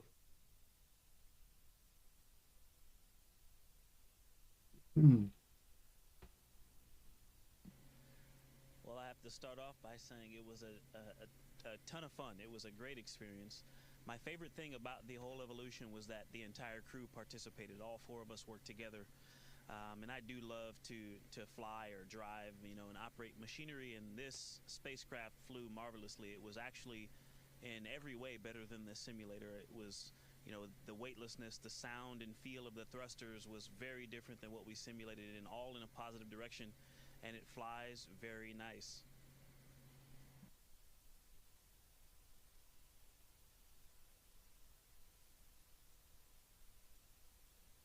Hi, Jeremy, and congratulations to everyone on Artemis 2. Jeremy, you've spoken of the importance of the Air Cadet's influence on your young life. Did you know you wanted to be an astronaut when you were an Air Cadet? And now that you are in space, what transferable skills and experience from your time in the cadets have served you in space?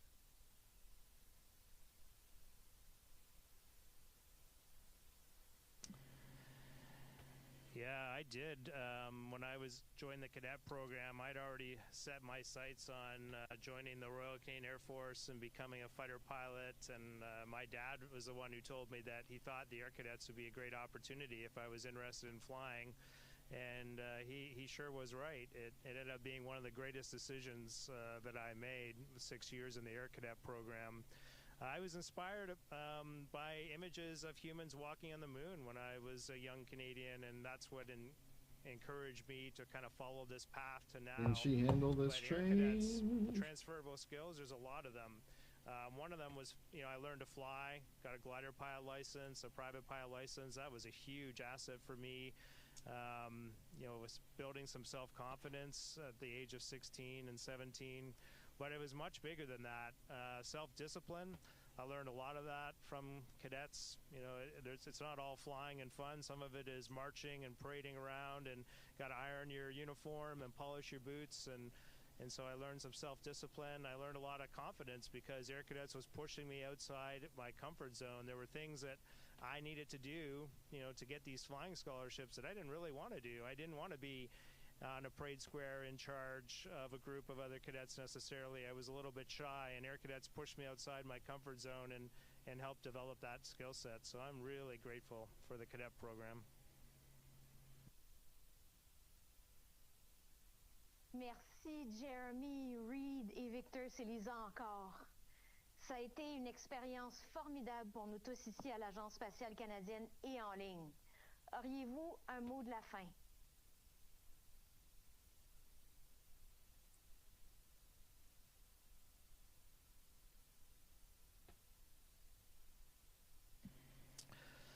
Oh oui, pour moi comme un Canadien, je suis absolument fier de notre pays. C'était quand je pense de cette expérience et pourquoi je suis ici en représenter le Canada, je suis fier et c'est juste important pour moi de dire merci à Canada pour cette experience. It has been an extraordinary experience for me to leave our planet, to ride that incredible rocket with my 3 Canadian colleagues, and it's my 3 American colleagues. It is such an extraordinary example of collaboration and what we can do when we set big goals and we reach out to achieve them together. And so on behalf of Canada, I just want to say thank you to my colleagues for this opportunity, and I would like to remind Canadians, if we can send a human around the moon in 2026, just imagine what we're capable of doing next. Thanks so much for joining us on board Integrity. It's a great ship here, and we're closer to the moon today than we are to Earth. This is a big milestone for us, and we look forward to sharing more with you in the coming days. Wishing you all the best. Au revoir. Thank you all. Bye-bye. Integrity, this is Houston ACR. That concludes the event. Thank you. Thank you to all participants. Integrity, we are now resuming operational audio communications. And Integrity Houston, with that, we are ready for the D5 camera at the docking hatch window. And then after that, you can work on dual camera bracket if you'd like.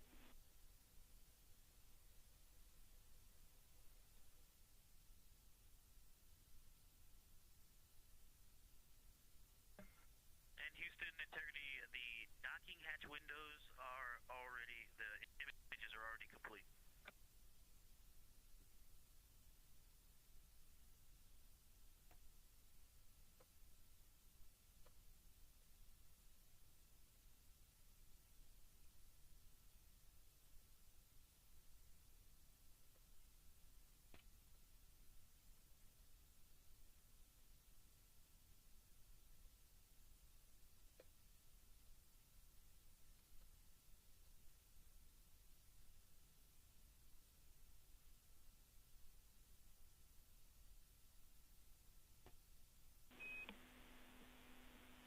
And Integrity, Houston, for the docking hatch window photos, we didn't see you in that area after we had gotten into the attitude, since the attitude maneuver was a little late after the EMERCOM DFTO.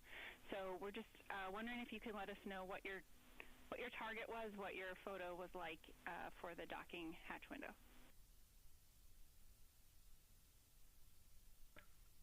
The target was the same Earth I photoed in window 3.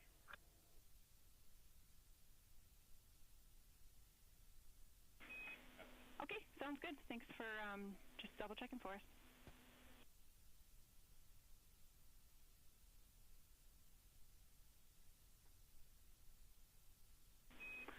And Integrity, with that, we will, from the ground, send a maneuver back to the Earth in window 2.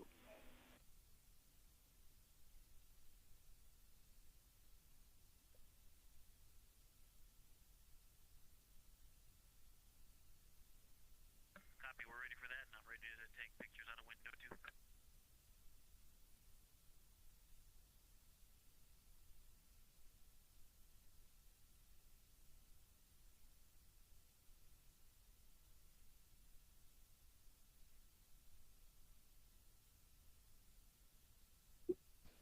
This is Artemis Mission Control in Houston, Texas. We just saw CSA, or Canadian Space Agency astronaut Jeremy Hansen, complete a public affairs event with various Canadian media outlets.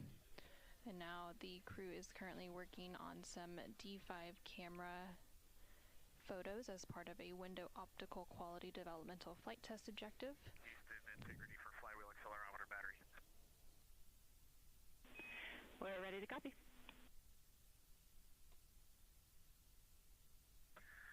Two quick things. First, the battery for the accelerometer on the hull of the vehicle is 55%.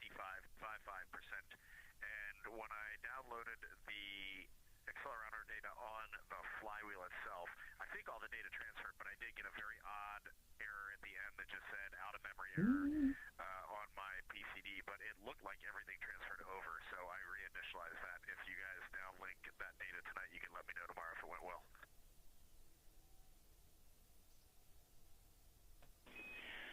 Reed, we copy both the battery level and the error you got. We'll take a look at that data and make sure we got it all.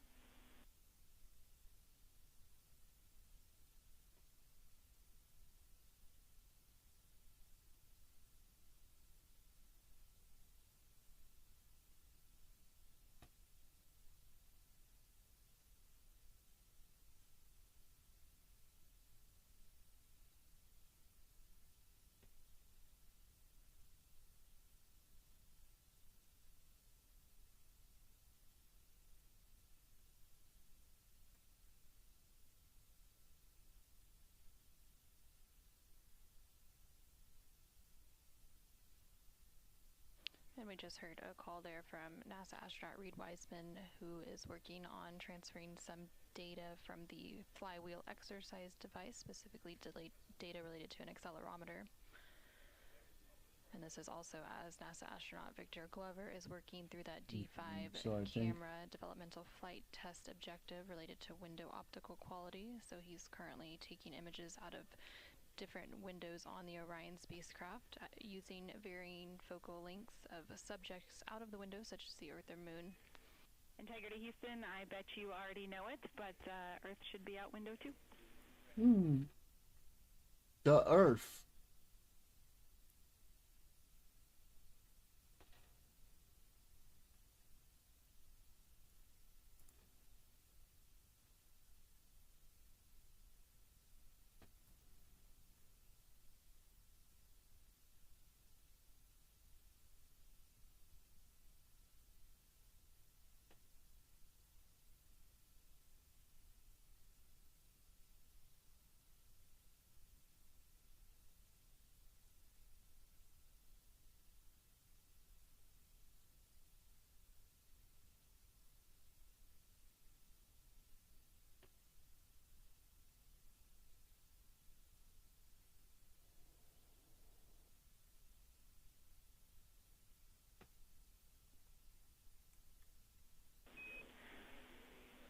Integrity Houston, for a quick end of the day sync, I've got 2 items for you, and we can take any items from you.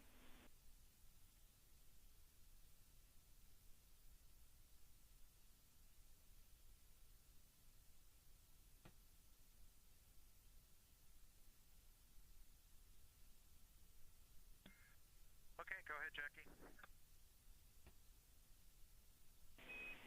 Hey, we just wanted to follow up on 2 items.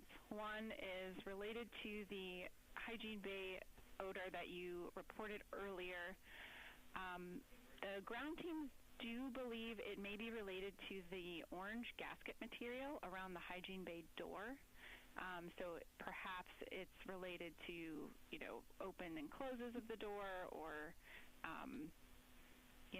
different operational situations there, but you're welcome to continue to call down your observations and changes in the odor strength or frequency.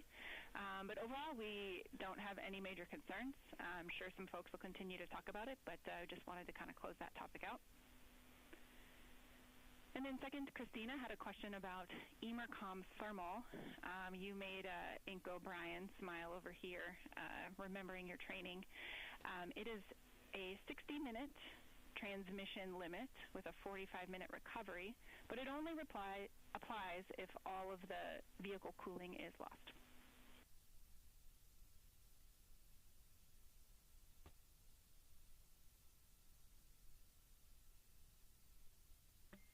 Okay, we got both of those, and just about the orange insulation around the door of the hygiene bay, we're pretty convinced that's not what we smelled today.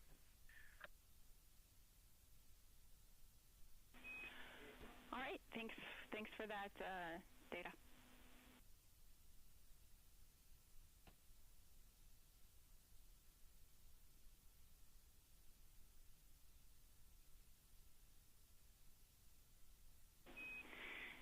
And Jeremy, just since we're talking about it a little bit, if you want to give us one final set of observations on that smell for today, we would take it.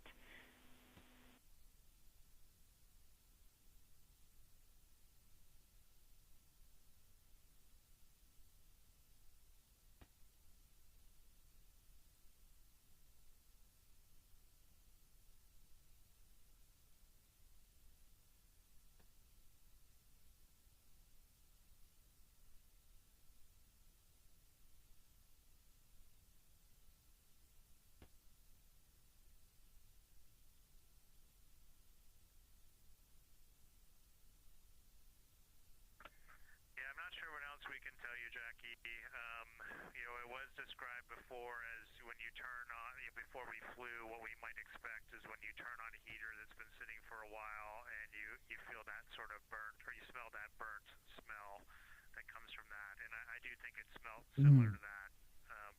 For me, it was, some sort of burning odor. And then it was definitely in the hygiene bay. And when I opened up the hygiene bay, the rest of the crew could smell it pretty much immediately.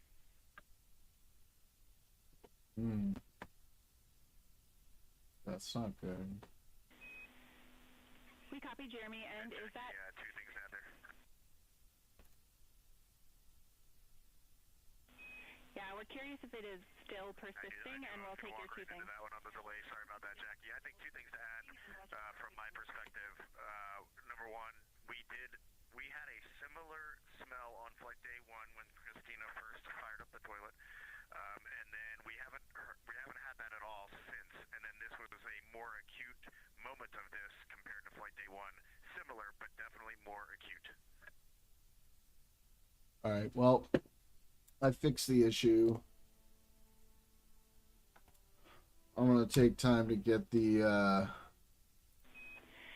Okay, we copy. And is it still actively have that odor today? The science and everything back up on my off time. Next time we should be back going, but we're already late. So I'm gonna go ahead and end for today. It's been fun. Houston copies. That helps. Thanks. I will see you all on Monday early. I will see you early on Monday because at 10 a.m. Pacific, okay, that's 1 p.m. Eastern, they should be starting their lunar flyby. So we're going to be watching it live. We'll do it live. Fuck it. We'll do it live. So everybody have a great weekend. I'll see you all on Monday. I'm so excited to see that. I hope nothing bad can happen. It can only good happen. That's a really scary thing to say when it comes to space travel. Especially for someone who's watched a lot of For All Mankind like you have.